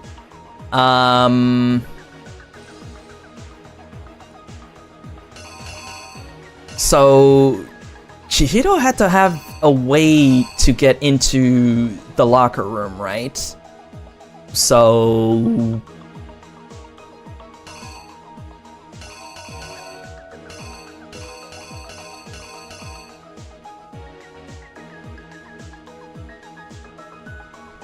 let's see.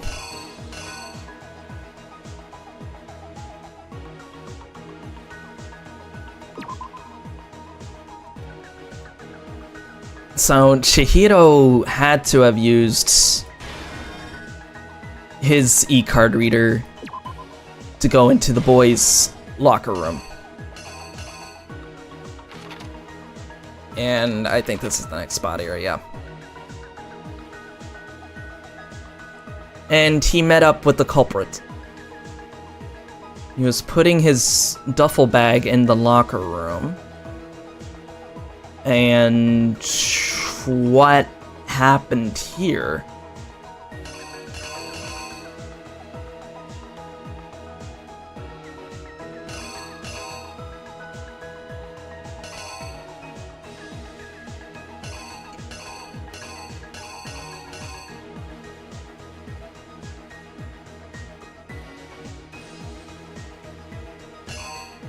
That's what I'm trying to figure out. What happened there? Did the culprit pick up the dumbbell?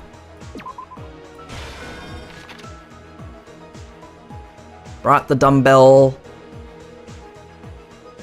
and killed Chihiro with it.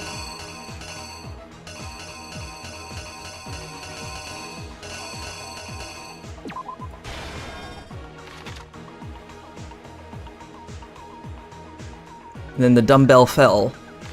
Oh, wait a minute.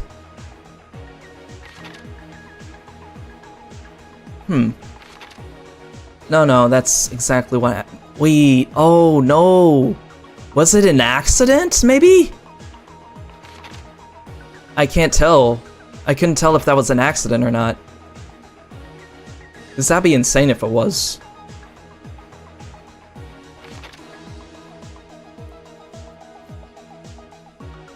So, because of that whole situation,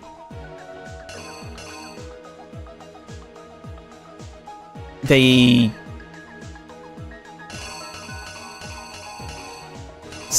were trying to clear the evidence, it looks like.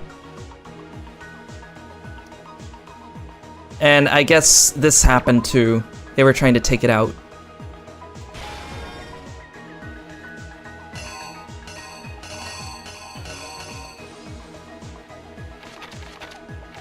Oh god, this is long.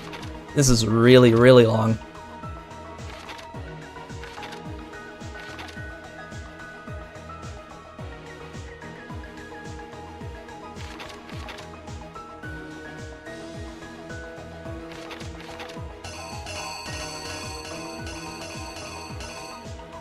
Oh, this is difficult. Oh god, I didn't realize how difficult this was gonna be.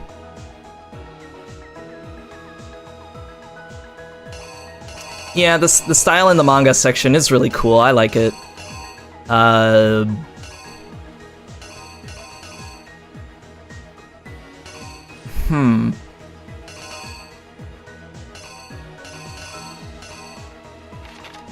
So I have a feeling... Oh, wait a minute. That looks like the same as this badge. So maybe this is wrong. So what was going on here? That's what I'm trying to figure out.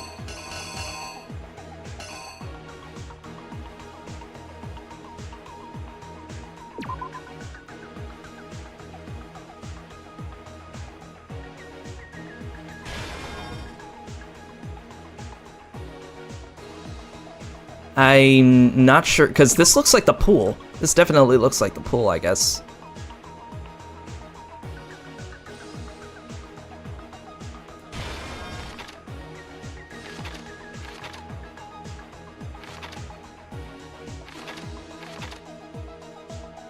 But it's Chihiro's hand using it. Yeah, I wonder...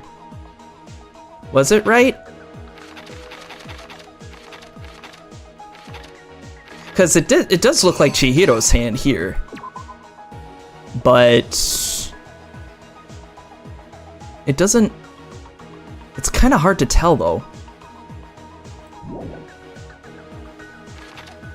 That's not the pool, that's the sauna.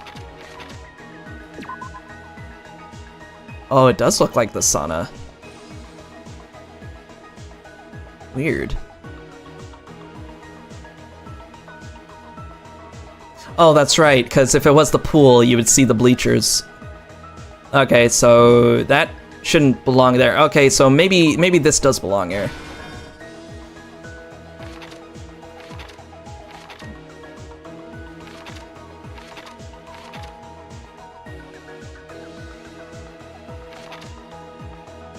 So I guess the only one that doesn't belong then? It's this one. Yeah, because they're the same one, so that means this is the fake medallion, or the fake panel. They look like medallions to me though. Okay,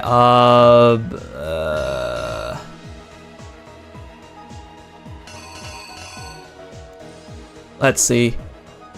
I guess, oh, that's right. They probably realized that their card was broken. Right, so they had to use someone else. No, wait. I think this is them trying to get rid of that evidence. Because we were trying to say earlier that they used Leon's handbook to get into the locker room, right?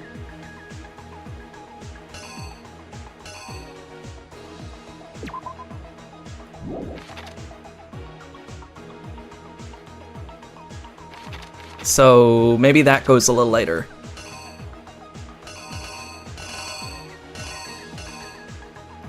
All right, now I think I can put this here. Right.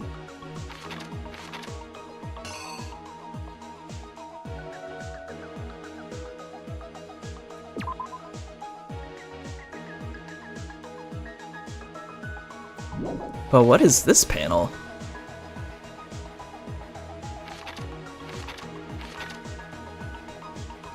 Let me see.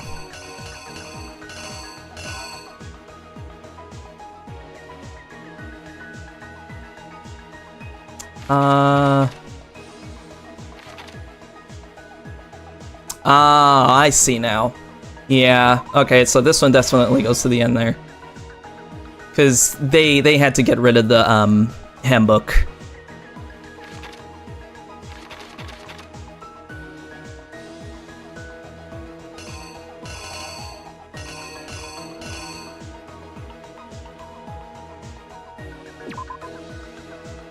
Let me see. Let me try this.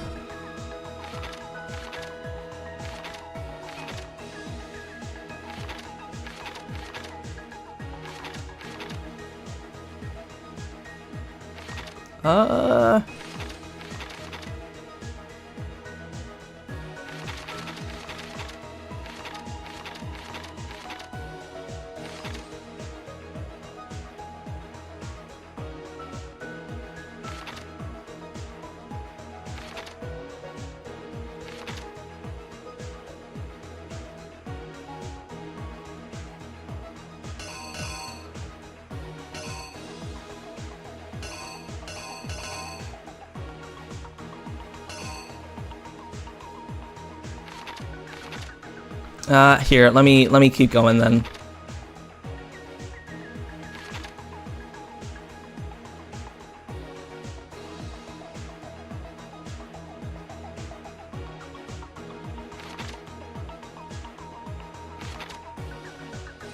Oh, you know what? Because the whole switching the rooms thing, this happened after Byakuya showed up, right? So let me see, what do we have here?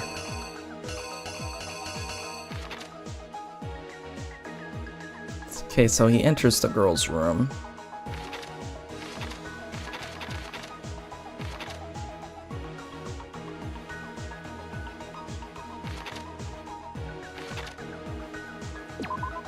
Brings the rope.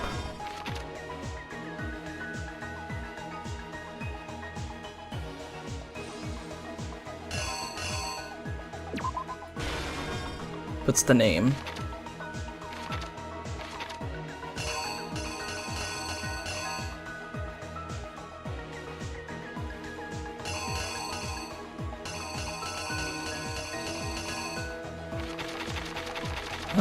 Let me go back really quick.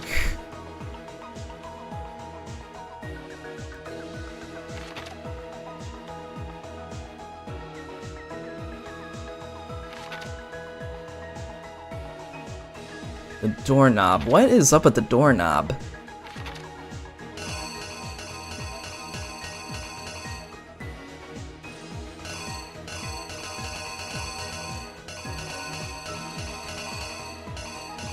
These are the only panels that we don't have up right now.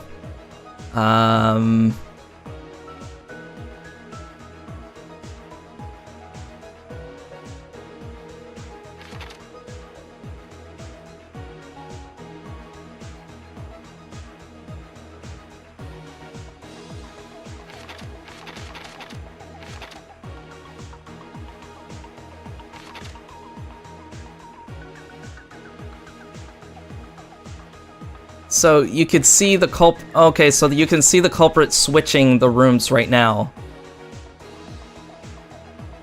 So maybe this one doesn't belong here yet.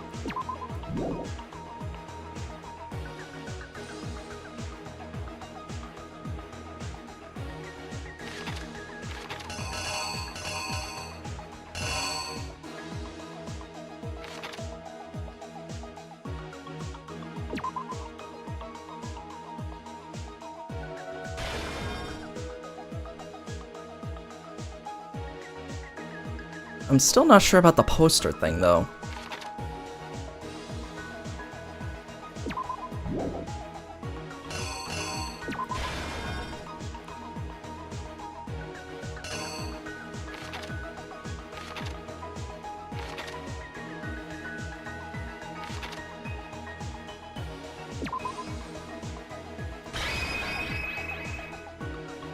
Okay, let's go over this one more time.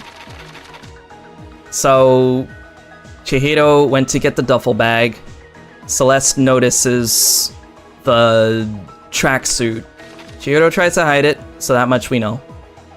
Chihiro used the, Chihiro had to have used his own E-card because, again, Monokuma said that his gender is a boy in the card, so of course he has to go into the boys' locker room. Goes into the boys' locker room, sees the culprit, hides the duffel bag away. They're talking. The culprit gets the weapon, comes over to Chihiro, does the deed.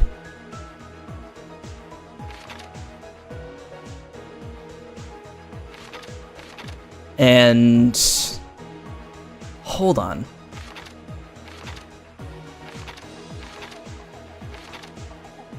Wait a minute.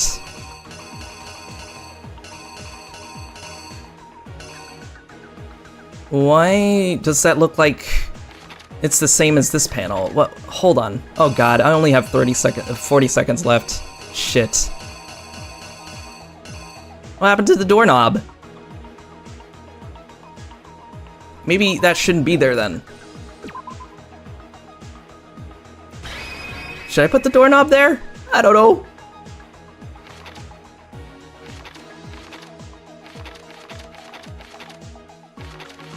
I'm not too confident about this one. You! First, let's take a look back to before the incident. I'm actually not that confident with this one this time. Not like the other one. Celeste saw Chihiro in the warehouse, correct? At the time, she was apparently stuffing something into a duffel bag. That something was a blue tracksuit. You can confirm this, right, Celeste? Was it the blood on the poster? God damn it. Yeah, I think it was the blood on the poster, because I was like, there were like 3 panels of the poster. So yeah, I think we definitely got that wrong. Because as soon as I saw the dumbbell, I'm like, wait a minute, why is the blood in the dumbbell there before... like, before the hit happens? Get a chance to fix it with your remaining time. There was literally no time left, though.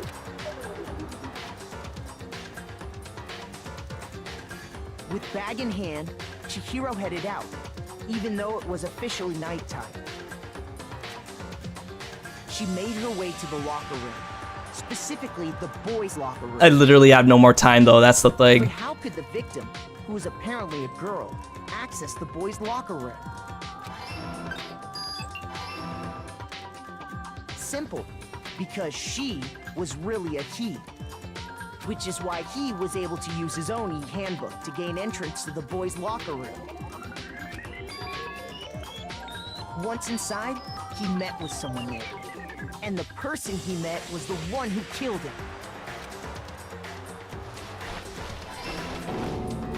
It seems likely that the killer grabbed the nearby dumbbell, approached the unsuspecting Chihiro,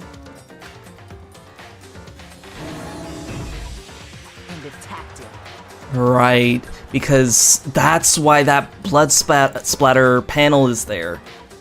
It's to show that there was so much blood that it splattered onto the poster. God damn it. No, I didn't lay out my reasoning right. I need to rearrange the events of the case. And it was time up. Jesus Christ.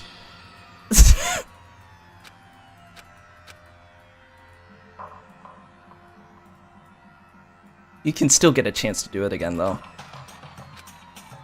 Also, I find it funny how they point Makoto out as the culprit after all of that. I refuse to give up yet. That is so funny. Alright, let's try this again.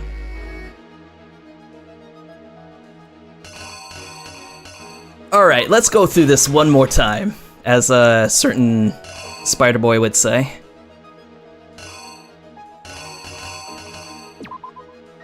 Oh no, not that one. This one.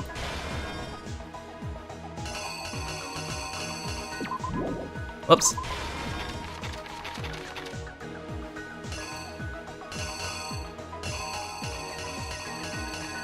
There we go.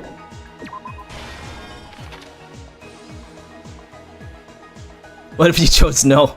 Oh, damn. Then that would have been game overs. But yeah, it was... Where is it? There it is.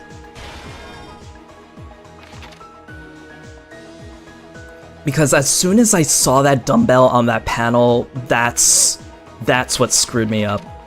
I was like, oh, wait a minute. That doesn't look right.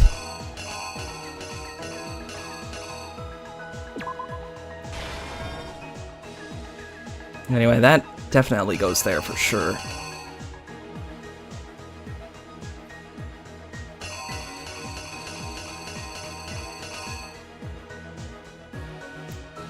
And wait, do the locker rooms have doorknobs? They do, but they don't look like this. Weird. Something's telling me this goes in the later panels.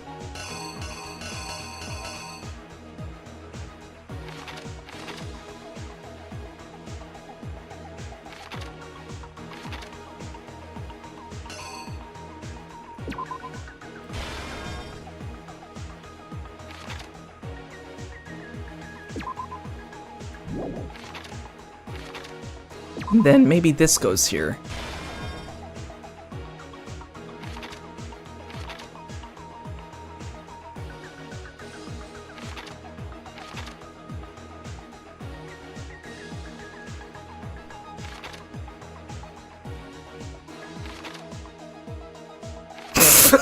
All evidence points to Leon. Stupid. Well, let's vote for Makoto then. The best argument. Alright, there we go, and what's the name? Or the words, not the name.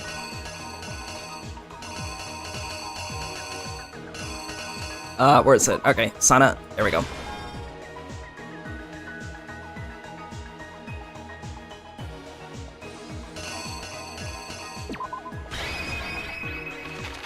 Alright, let's go through this one more time.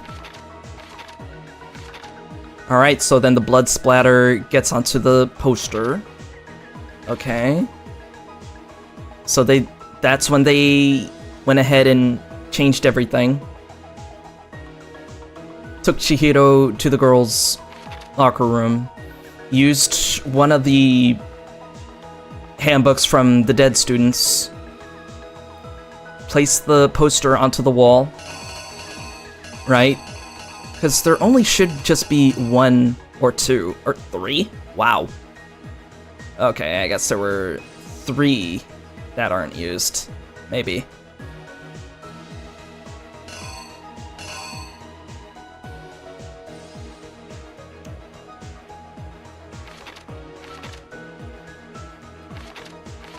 So they put the body in the girls' room.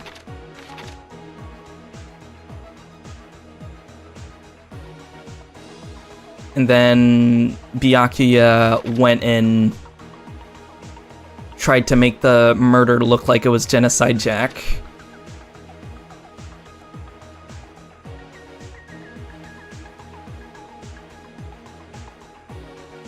And then they went into the...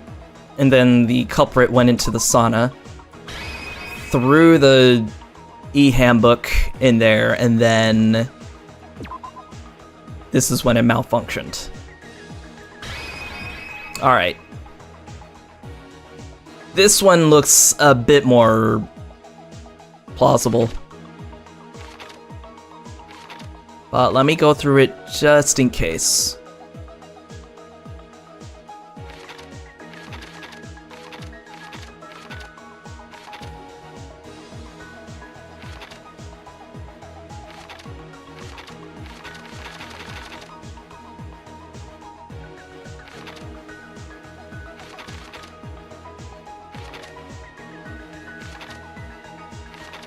I'm just really double checking right now.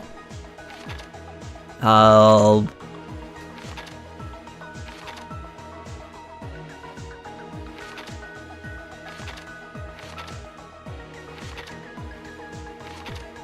sure we got this.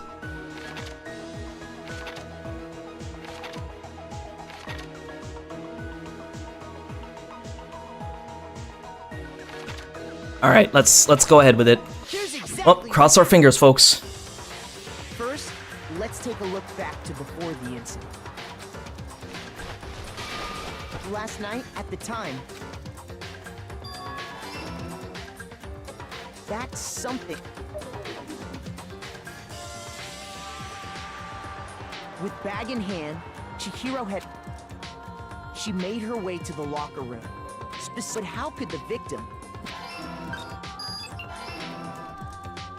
Simple, because she... Oh, thanks for joining us, Mushroom. I almost called you Mushroom Kingdom.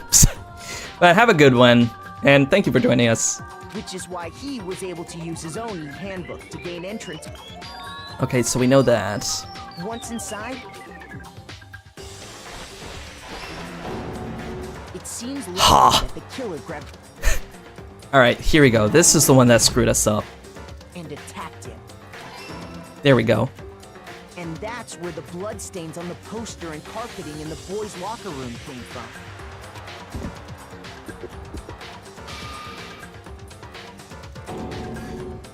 Man. It was likely in the heat of the moment.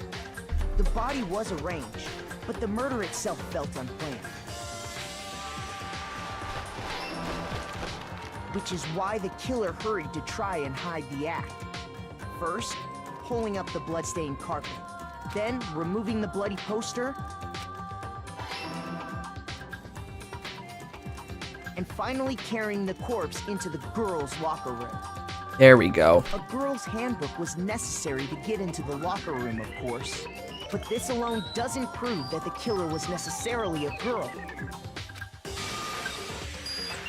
After all, Sayaka and Junko's handbooks had been placed in the main hall. Using one of those, a boy could get into the girls' locker room without much problem. And that's exactly how the killer did it. With the carpet and the poster they brought with them, they got to work. They changed the layout of the boys' and girls' locker room in what you might call a crime scene switch. That could have been the end of things, but no.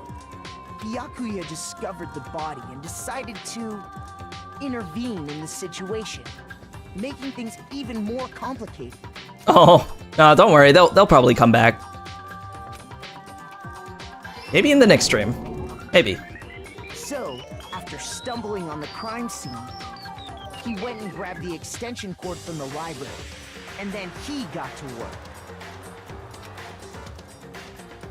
Man, I still can't believe he did this. String up Chihiro's lifeless body. This is just disgusting, dude.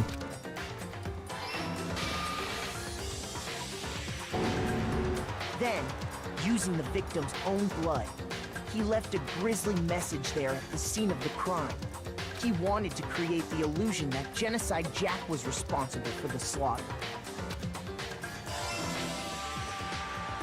And around the same time that Byakuya was putting together this facade, the killer, having already disposed of Chihiro's bag and other belongings, arrived at the sauna. So that was the sauna. There, they planned to destroy the last piece of evidence.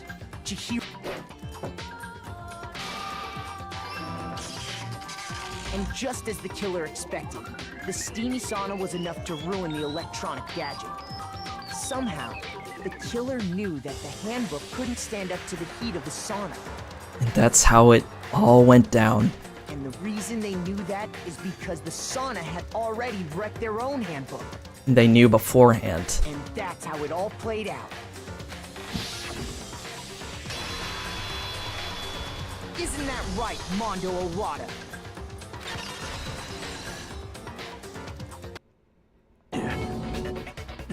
Wait. No. This can't be right. At least Mondo had the decency to not defile his body. I know. If there's one thing that I could get out of all this, is that Mondo, something's telling me I feel like he didn't plan this, like, at all. Where's your evidence? Yeah, where's your evidence? You need evidence. You need proof. Without any proof, you can't pin any of this on him. Evidence that Mondo is the killer. That already revealed itself earlier in the trial. If I can somehow show where Mondo's handbook is right now. Once I do that, everything will become clear. A new element has been added to bullet time battles. Oh, Jesus. Alright, so this is it. This is the one that I had a really, really tough time. More than the climax part. Yeah. Let's talk about a little bit about fever time and nega time. During a bullet time battle, if you press the space key, fever time will activate and the tempo will be forced to its max. What? At this point, even if you push the buttons at random, you won't miss. Oh.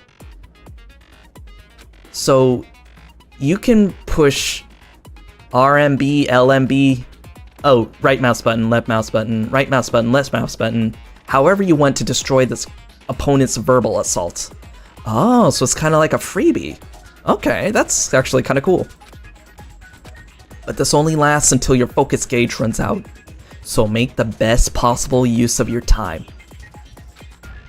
Of course, it wouldn't be fair if only you got access to special time, right? So we've also prepared something called nega time that your opponent can use. Great.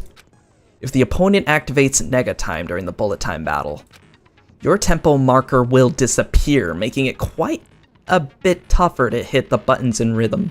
Damn, so you really have to rely on the rhythm of the music. If that happens, Jesus. Chihiro called him out that his gains were fake and he used steroids. Oh no. That's what it was. It was pride. Damn. If you were to activate fever time at this point, no, never mind. I'm sure nothing would happen. I don't know what I was worried about. Wait, what?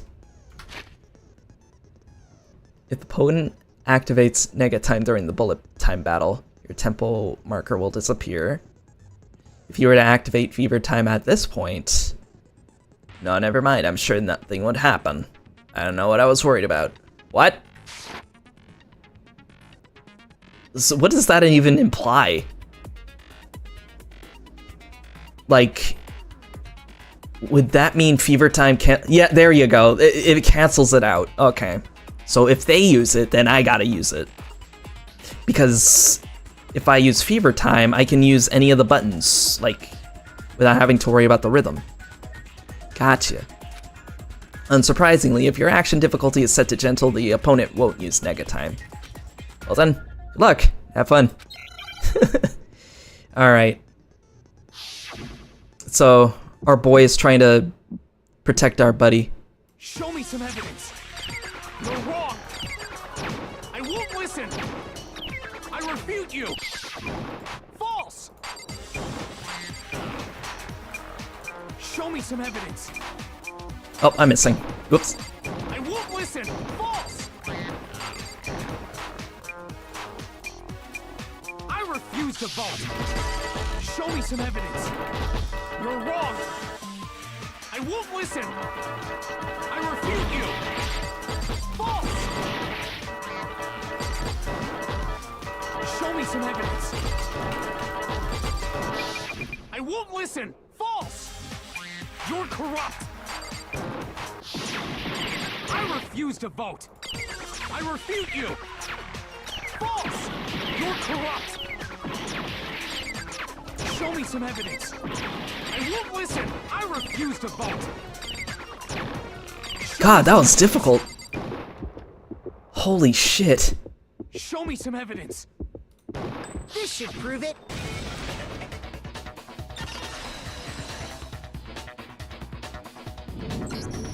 If my thinking so far is right, Mondo must have replaced his broken handbook with Leon's.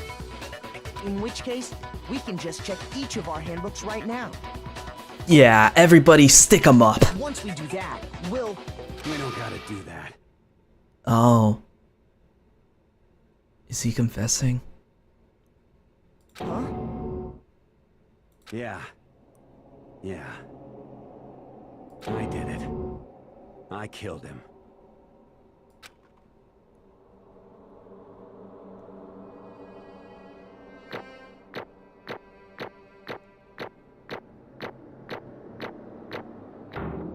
Okay, that was a lot better than last time. But man, Chihiro really looked up to him too.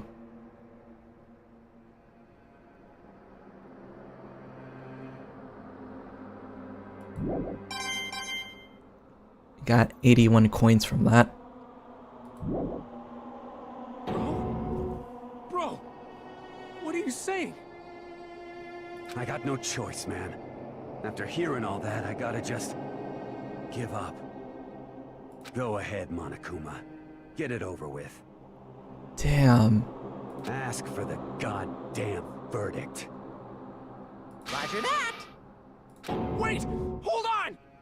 No waiting, no holding on. Oh no. Time for the moment we've all been waiting for. Grab your lever and give it a yank! Who will you elect as the Blackened this time around? Will you make the right choice or the dreadfully wrong one? What's it gonna be? What's it gonna be?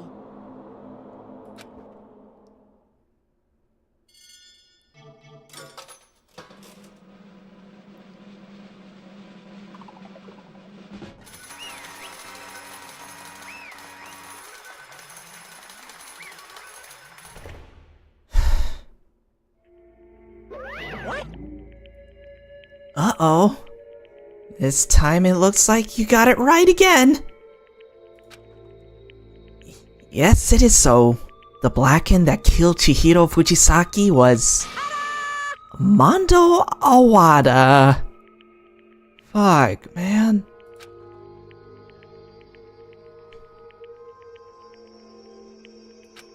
Unbelievable. In case you were wondering, the vote was not unanimous. Kiyotaka chose the wrong answer. Wait, what does that mean? You're treading very close to the danger zone, Mr. Ishimaru. You need to be more careful.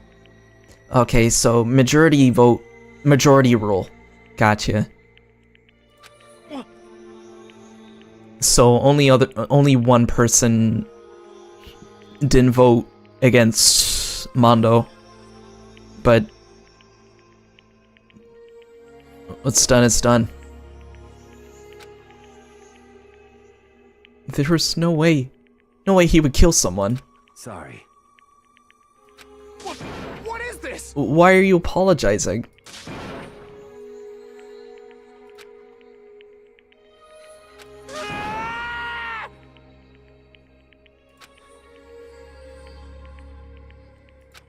Now then. Well, it looks like Mondo's taken a vow of silence, so allow me to explain on his behalf. Actually, The story of the murder this time is the sad story of two men. Oh, but for anyone who doesn't really want to hear it, you can hit the control key to fast forward to the text. What the fuck? Stop breaking the fourth wall, man. I don't like it when you do that. Who the hell are you, Flowey?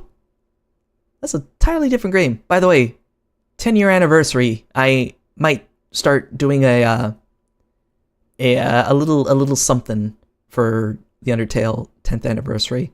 That's coming up in a couple of months. Just throwing that out there.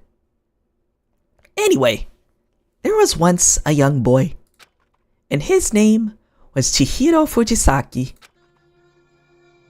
He had an extreme inferiority complex regarding his own lack of strength. You're so weak even though you're a boy. He'd heard things like that as long as he could remember, and he couldn't overcome his weakness. On the contrary, he tried to hide and buried himself further and further into that weakness, to take on the fragile form of a petite young girl. Oh. He had chosen that as his way out. Now nobody will be able to say anything about even though you're a boy. But no matter how tightly he wrapped himself up in that shell, the inferiority complex had already taken root deep inside of him, and was not so easily weeded out. As it turned out, the shell was completely empty. The complex didn't disappear. Instead, it only grew stronger and stronger. I'm weak. Weak, weak, weak, weak, weak, weak, weak, weak. Once the killing game had begun here at the school, he had no choice but to accept this fact. After all, this world is survival of the fittest. If you're not strong, you don't survive. And then the lovely and hateful Monokuma announced the revealing of the embarrassing secrets. Which of course included Chihiro's embarrassing secret, which I was more than willing to divulge. You are one sick bear, you know that? You're one sick bear. Even though he dresses like a girl, Chihiro is actually a boy! And that was something Chihiro couldn't let anyone find out. No matter the cost. If that was revealed, it would be the end. The hardened shell would crack. The armor would fall away. Without a doubt, those around him would torture him more than ever before. Oh god. Oh my god. Oh my god.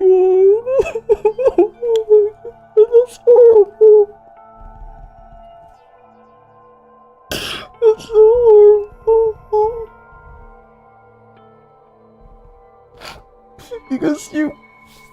Because you hear this thing. This happens to people, you know, and they're trying to hide these things because they feel like they're not comfortable.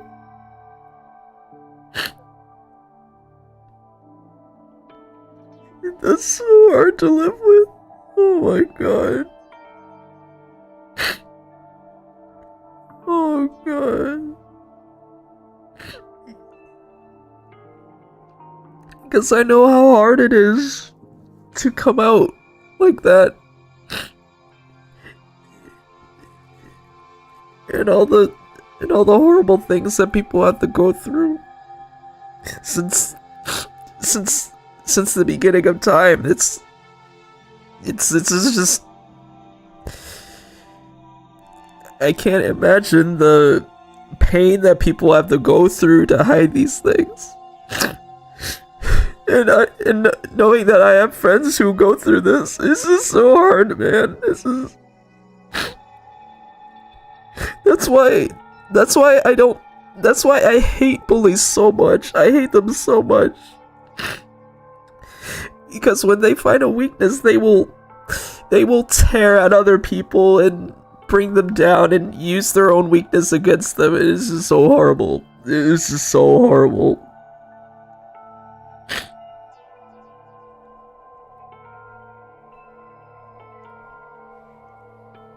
Oh god, I'm so sorry, Chihiro.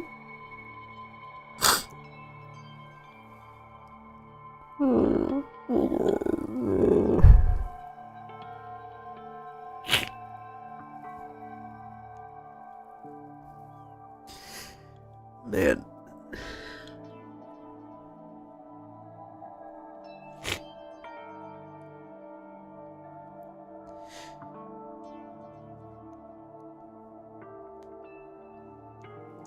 Oh god.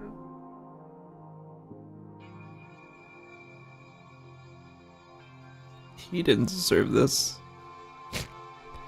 In fact, I don't think anybody deserves that kind of fate. Nobody. Not even not in this game, and not even our world either. This is horrible.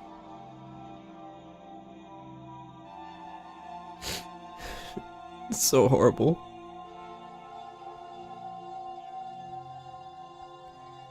If you feel like you have something that you feel like the world is gonna hurt you for, and if you feel lost, and if you feel like you have nobody to talk to, I am here.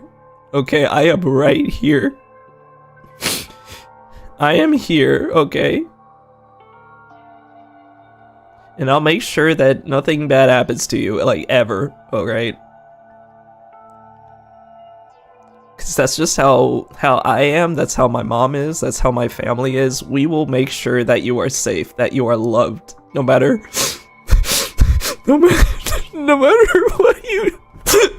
what you identify as. No matter what you identify as, you are safe. We will make sure that you are safe.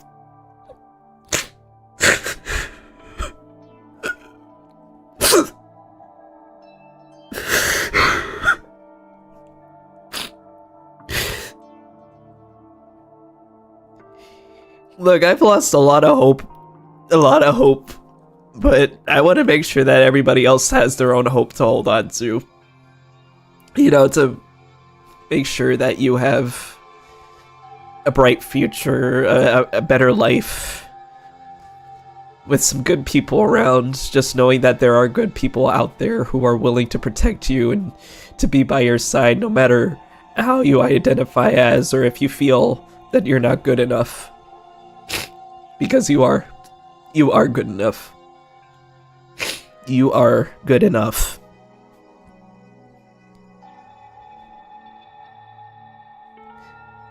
So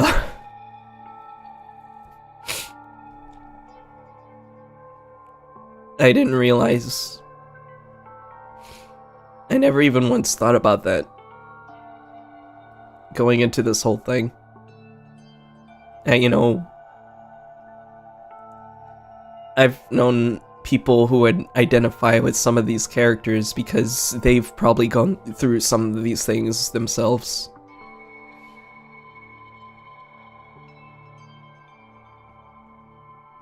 And I guess that's why Chihiro is one of my favorite characters in this game, even before I knew anything about him. Because he reminds me of so much of all the wrong that people bring upon innocent lives who have to hold on to these kinds of secrets. Because the world is just not kind that way. But there is still kindness. You just have to keep looking. Yep, so you just have to keep looking. Oh god, yeah, I was in ugh. Let's just keep going, yeah. We're about almost done with it anyway, so. Everyone figured being thrust into such a dilemma must have sent him spiraling into despair. What? And yet... I'm sorry. But...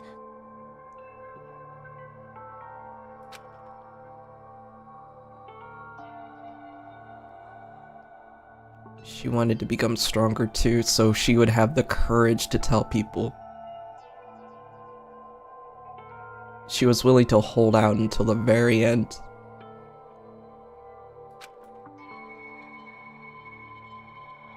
Annoyingly, he used the thread of discovery to motivate himself to become stronger. That's right. I want to change.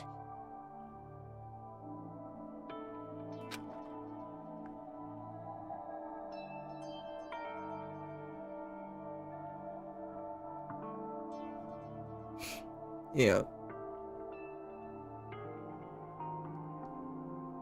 Whether you're a boy or a girl, it's okay. It's okay. You'll be okay. There's way too many problems in the world as is than to be questioning people's gender identity or their orientation.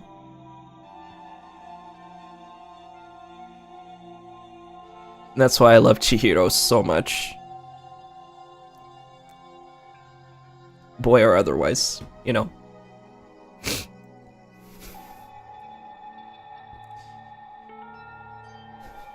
Yep.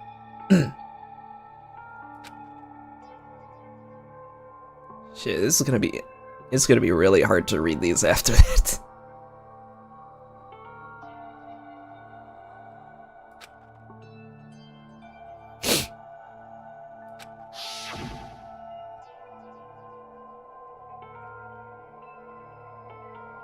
Yeah, I don't think I can read this.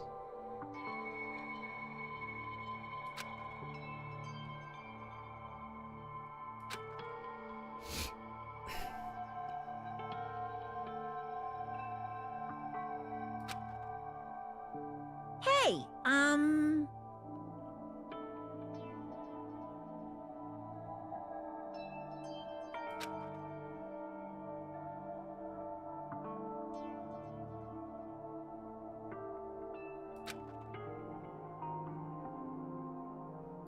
Yeah, that's right.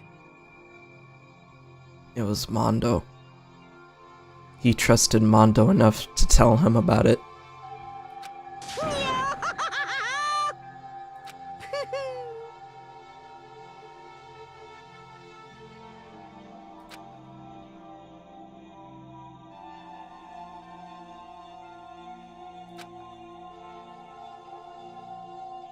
Uh-huh.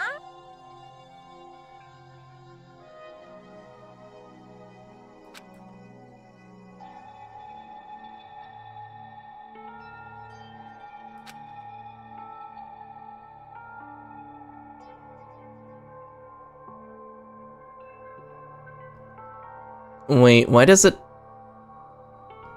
Hold on. I'm just noticing something here.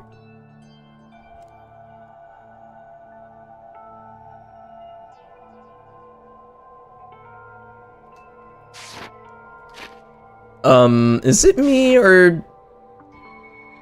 Does this look like it's supposed to be Monokuma saying that, not Chihiro? Oh my god. You know... We were having a good run there. We were having a moment. Until that happened. Oh god. Not the first or only one in the... Oh, that's true. There was another typo, like, at the very beginning of the game. I forgot what it was. Yeah, I remember that. Oh god. Wow. Well, that That was a little awkward. Right. So that was his aspiration, and he thought that only with Mondo's support would he ever be able to come close to that. Correct. So then that must be why Mondo did what he did, to keep the promise he'd made to Chihiro. Huh? Did what he did? You mean, that's why Mondo carried Chihiro from the boys' locker room into the girls' locker room? Indeed. Yes, that's exactly what I mean. Wasn't that to cover up what he'd done? Certainly. That could have been a part of it, but I don't think it was the main reason. The real purpose was to keep the promise between men oh my god, I gotta read that again. The real purpose was to keep the promise between men he'd made to Chihiro. But how does moving the body keep his secret? Because if everyone knew he'd been killed in the boys' locker room, then everyone would have been arguing about how she got into the boys' locker room, right? Right. So in the end, Mondo still wanted to keep that promise by keeping Chihiro's secret. Once that started up, at least a few of us would have immediately begun to suspect his identity, so he tried to protect Chihiro's secret by putting him in the girls' locker room and stealing his handbook. See? Then Mondo did all of that to keep the promise he'd made to Chihiro, who he'd also killed. Of all the places it could be, I know, right? That was... man. Of all the times, too.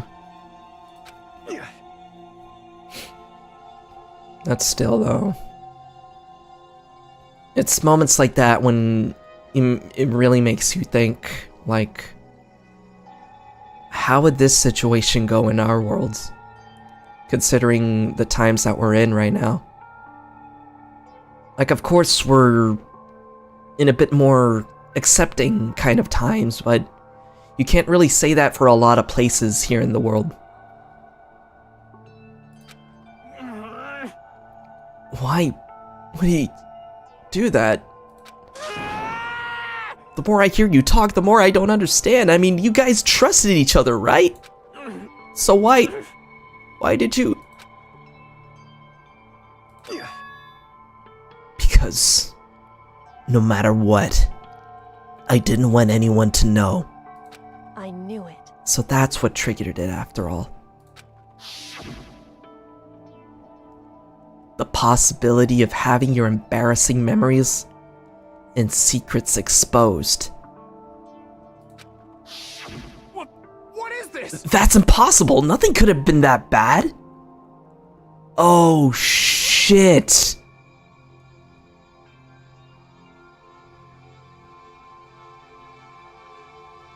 Oh my god. Mondo. Mondo. What was his secret? A promise between men. Dude. If it is what I think it is. Holy shit. Holy shit. I'm at a loss of words right now. I mean, if it is what I think it is, then... man. Something he didn't want anyone to know, even if it meant killing someone. You're wrong. It's impossible! Don't make me repeat myself. How many times must I repeat myself? To judge others by your own standard is the height of folly. Even if you can't comprehend it, he obviously can. That's all there is to it. Well, while we're on the subject, why don't I tell you? That embarrassing memory, that secret he didn't want anyone else to know. Hey, You know what Mondo did? He killed his own brother.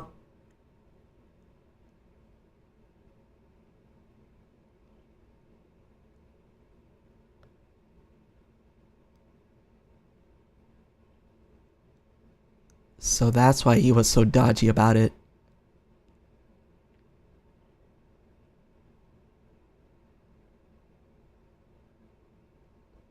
But,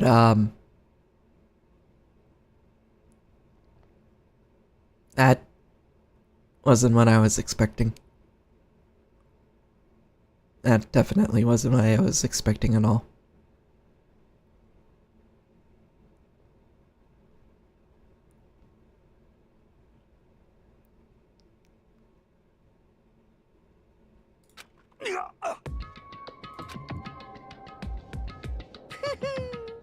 Mondo, the ultimate biker gang leader, makes all the hoodlums and riffraff across the country tremble. But the only reason he had the chance to join a gang in the first place was because of a certain someone. Mondo's older brother's name was Daya Awada. Mondo had nothing but respect for him. It was because of Daya that Mondo ever got on a motorcycle. Mondo's brother was his only family growing up. He was the only one Mondo could trust or respect. He wanted to measure up to his big brother, so he imitated him in everything he did. Mondo was the epitome of the star-eyed kid brother. Meanwhile, the charismatic older brother had put together a local motorcycle gang. Before anyone knew it, it had grown into the biggest biker gang in the country. Daya, the older brother, #1 in the gang, and his #2, his younger brother, Mondo. In the beginning, everything was peaches and gravy. But when Mondo started to think about how he would have to take over the gang from his brother someday, his brother's greatness, his reputation, began to gnaw on Mondo's very soul. The kid's gonna take over for Daya, huh? Daya created this gang with his bare hands. Mondo's just along for the ride. Can someone like that really be our leader? All that'll do is make the gang look bad. Almost every day, Mondo heard the gossip and whispers of the other members of the gang. Which is why... I gotta get stronger. Stronger than Daya. Once. Just one time. No matter what, I gotta win. Don't fuck with me. I don't care what it takes, I gotta come out on top. And on the night of his amazing brother's retirement ceremony, Mondo challenged him to a street race. But during the race, tragedy struck. The kid brother pushed ahead with reckless abandon, eager for victory, and dashed into oncoming traffic. But suddenly...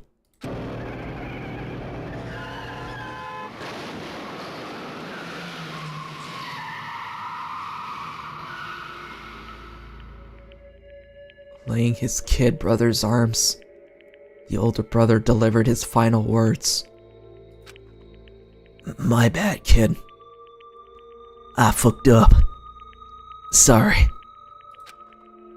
Of course he knew it was his brother's fault, but Daya never blamed him for what happened. Hey kid, the rest is up to you. No matter what, you gotta keep the gang together. 'Cause it's the team, you and me put together. It's a promise between men.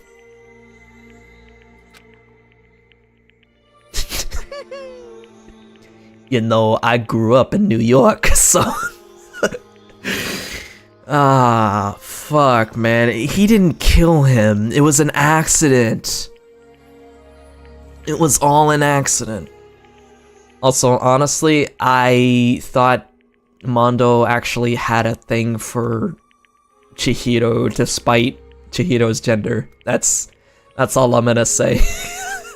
That's what I thought that the embarrassing secret is, but I was way wrong. He decided to hide the truth of what happened from everyone else in the gang, in order to keep the gang together and keep the promise to his brother. He could never admit to anyone that it was his own weakness that had caused the accident. And as a result, the team was made even stronger under the banner of the kid who bested his big brother. Dio was gonna lose to his kid brother, so he got stupid and got himself killed. That became the explanation for what happened. Mondo's lie became the truth. He wanted to lead the team so bad, he was willing to tell all kinds of lies about his brother. Oh. I'm strong. Strong. And yet, as soon as our killing game began, he realized, no matter how tough he pretended to be, he was just another weakling that could die in an instant. And then, the hateful Monokuma announced the revealing of the embarrassing secrets. At that point, it was clear I would have no problem shedding light on this secret. Mondo killed his own older brother. No matter what, I couldn't let the other gang members find out. Right, because Monokuma would have told those secrets to the world, not just the students here. The whole gang would have been up against him. So that's why.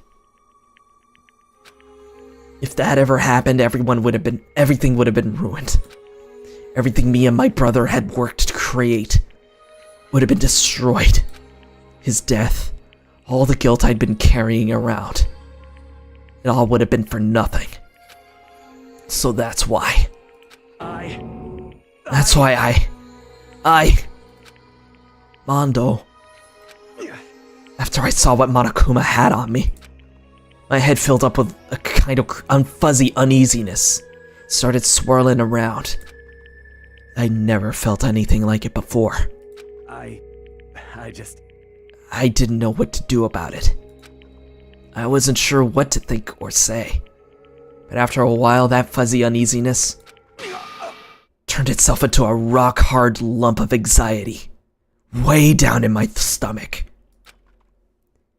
It was right around then that Chihiro asked me to start working out with him. And right there, he told me a secret. Seriously? Jesus. I'm sorry. Yeah. I'm sorry I lied to you. But why? Why now? Why are you telling me this all of a sudden? Huh? 'Cause, I mean, you've kept that secret all this time, right? If anyone found out, you would... But... You're right, but... I want to change. I wrap myself in lies. I'm weak. I want to destroy that version of me forever. His words were like a knife to my gut.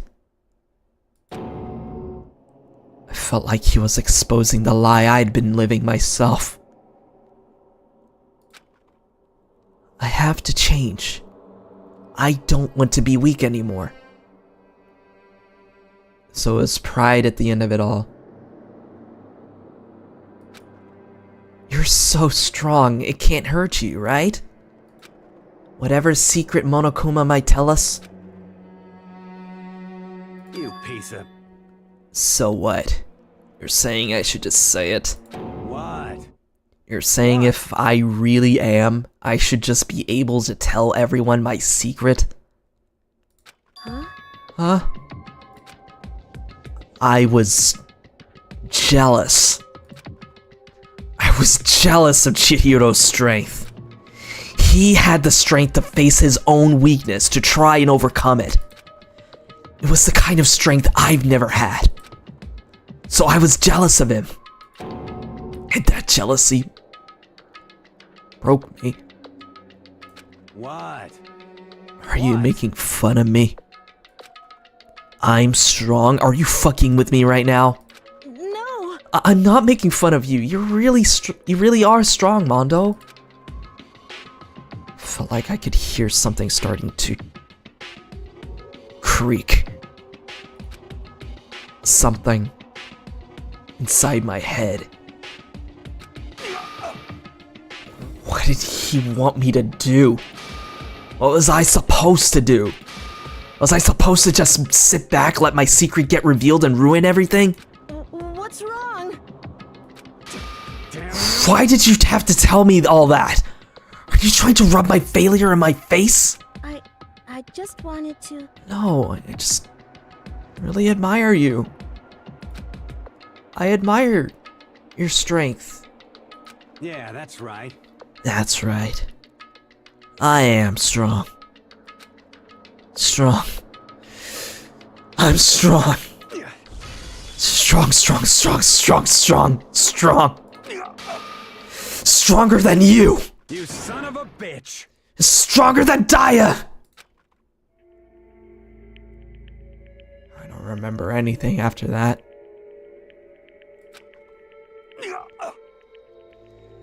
When I woke up again, he was lying at my feet, covered in blood. I had the dumbbell in my hand. I was just staring at him. Down on the ground.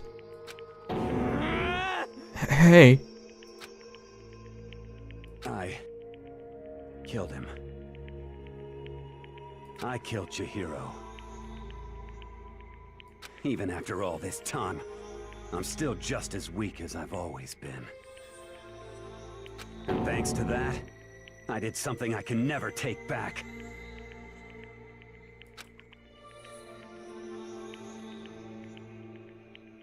Mondo.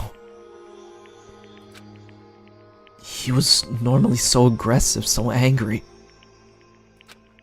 He hid that weak side away from everyone. That was his secret. A weakness like that lived in a heart like his. And it turned him cold-blooded. God damn it!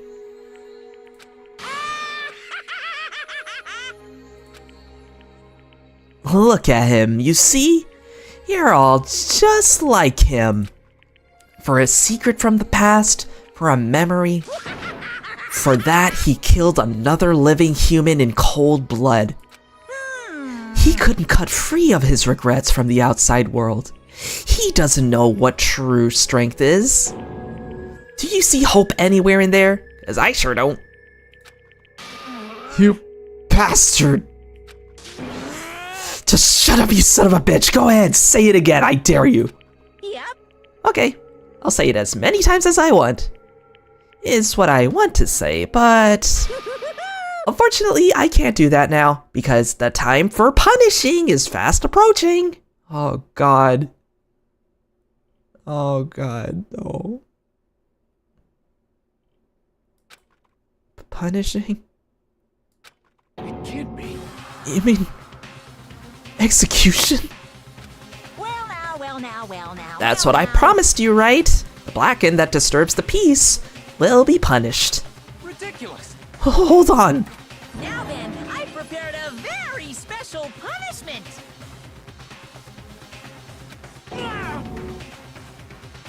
Let's give it everything we've got. It's punishment time. It's punishment time.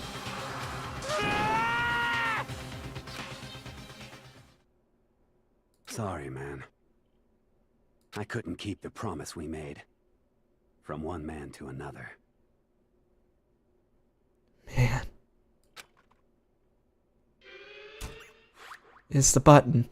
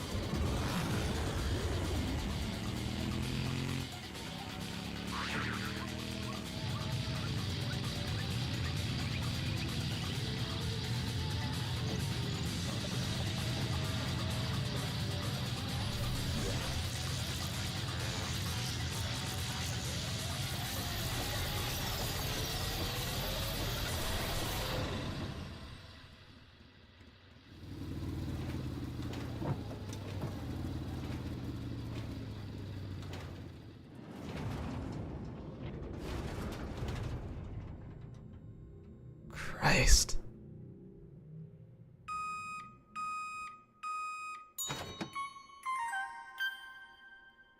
Mondo butter?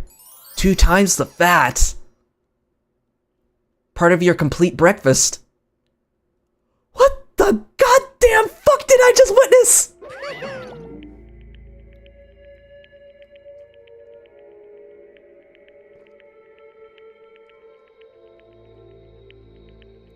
Mondo means butter?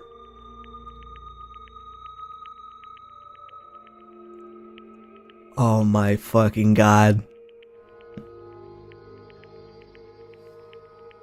I need a swig of my grape juice for this. Never mind, there's no more grape juice. Jesus Christ, Monokuma. How'd that happen? I don't know. And I don't wanna know. But,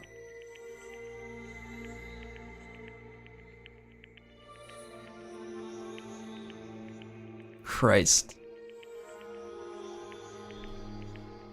He was such a cool guy too, just when we were warming up to him. Still won't forgive him for punching me that one time though. It can't be. My brother. Another murder. And another execution. I want to feel again. Everyone's lives are taken so lightly here. I feel like I might be going mad. Maybe I'll just let it happen.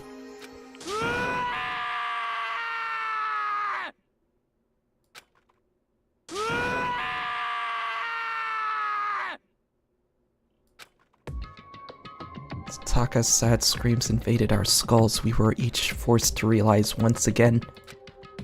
Of course, but of course he had to. What a disappointment. This is the end of the game? Byakuya? What is this? You're completely insane, you know that? A game? One of our friends is dead, do you realize that? Naturally. Of course I do. Because this game is life or death. Hey. I don't have anything to say to you. I don't have a response. I don't have a response. Except that... However... I just don't understand why. Why did you go out of your way to disguise Mondo's crime? What? Why? Isn't it obvious? Because it made things more interesting. His voice was calm, emotionless, like the voice of death. It chilled me to the bone. Last night, when the murder took place, I was in the library as usual. Honestly. So you ignored the nighttime rule too. That rule never mattered to me. I don't recall agreeing to it. There is nothing to be done. Well, I don't particularly care. Please, continue. The night grew late, and I decided to return to my room, which is when I stumbled upon him. I spotted Mondo coming out of the girls' locker room. After he'd gone, I looked inside and saw the corpse. You mean you actually witnessed the murder? He was such a fool. He didn't have the slightest idea that I'd seen him. Well... So, you're saying you knew who the culprit was from the very beginning? That's right. Indeed. But if that had been the end of it, how boring would that have been? I mean, what a waste of time to have the answer revealed right at the beginning. which is why I decided to lend a little helping hand. I thought it would liven things up. You did all that to liven things up? I see. So after hearing about Genocide Jack from Taco number 2, you decided to use that to create the fake murder scene. But Alright, have a good night, Strabo. Thanks for coming. It was a huge ride. Also, butter? Really? Oh my god. That's a cruel way to go. Damn, man. If we hadn't figured out who'd really done it, you would have been dead too, right? Well, obviously, I would have revealed the truth before it reached to that point. Of course. Byakuya turned and looked me in the eye. I could feel his sharp eyes piercing into me. Thanks to a certain remarkable someone, it never did. And I was able to perform an interesting experiment. Once I do decide to become blackened, I now know who I'll have to watch out for. What? Correct. So that was your reason. Are you satisfied? Indeed. Yes, we're done listening to your story. Moving on. Hey. There's something I'd like to ask Monokuma. What's this? Oh, I'm up next! And there she goes again, prying Monokuma. She's really getting into the thick of all this. Like, figuring out why this all has to happen. You like to perform these elaborate executions each time, correct? My question is, why? Do you like them? But you know, this punishment, this despair, it's not just for you. All this punishment, all this despair, is my gift to mankind itself. What? You're over-exaggerating. I'm not over-exaggerating. These punishments are meant to transform all hope to despair. Damn. What do you mean? Mean? Mean? Mean? What the heck? Mean. Good grief, I don't understand why you have to pick apart every little stupid thing. Whatever, it doesn't matter. In the end, I'm going to stand alone as the victor, and then everything will be revealed to me. Ah, the noble son of a noble family. Truly you understand me. I think this is the start of a terrifying friendship. That's enough. Shut up. I would never stoop to the level of a childish criminal like you.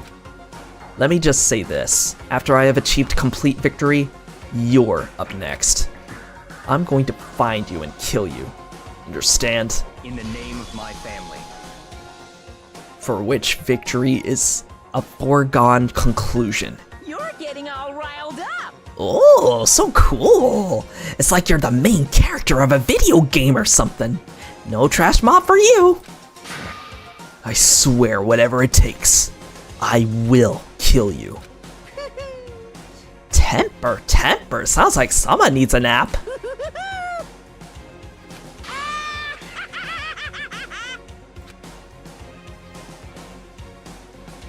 Monokuma's laughter peeled across the courtroom.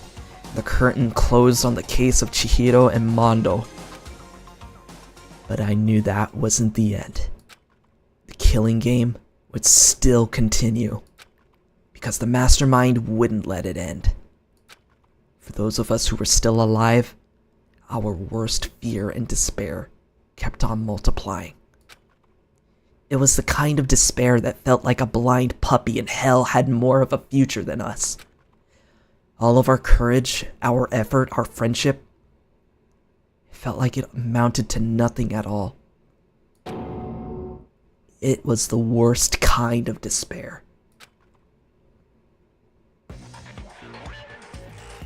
What? Well, anyway, like I was saying, this is a pretty good spot. Yeah, a really good spot. Anyway, isn't it amazing how that girl went and killed someone before things even had a chance to get boring? Once things really get moving, It'll be like a roller coaster. There won't be any stopping it. Fear and despair charge forward at a speed nothing can hope to match. But I must admit, I'm disappointed. I went to all the pain and effort of making you part of the group, and you couldn't play your part. What? You do remember you were supposed to make the first move, right? First move? Well, no biggie. Nothing we can do about it now. So just do your best to make things more exciting from now on, okay? After all, that's what everyone wants to see. Huh?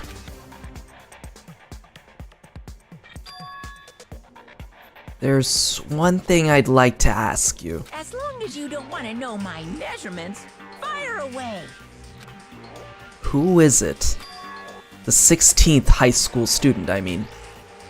Oh, that's right, because there's 16 seats, not just 15. My, you really took me by surprise there. I know I said you could ask anything, but... super denied, ultra denied, demonic denied! Because you see, that's my ace in the hole. And nobody be dumb enough to reveal that, right? No matter how close they were to their friends.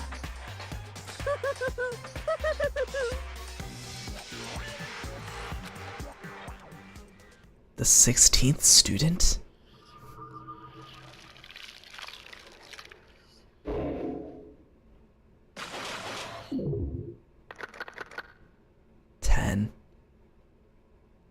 At least, I think there's only 10 left.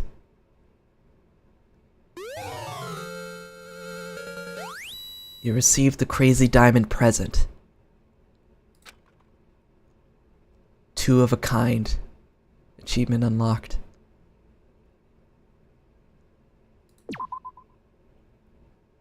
Christ, man.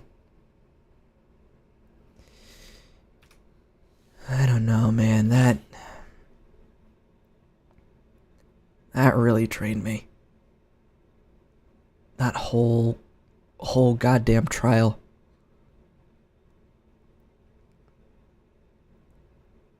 I'm sorry, Chihiro. I guess at the end of it all, he was the strongest one of us. He was the one that really wanted to make that change.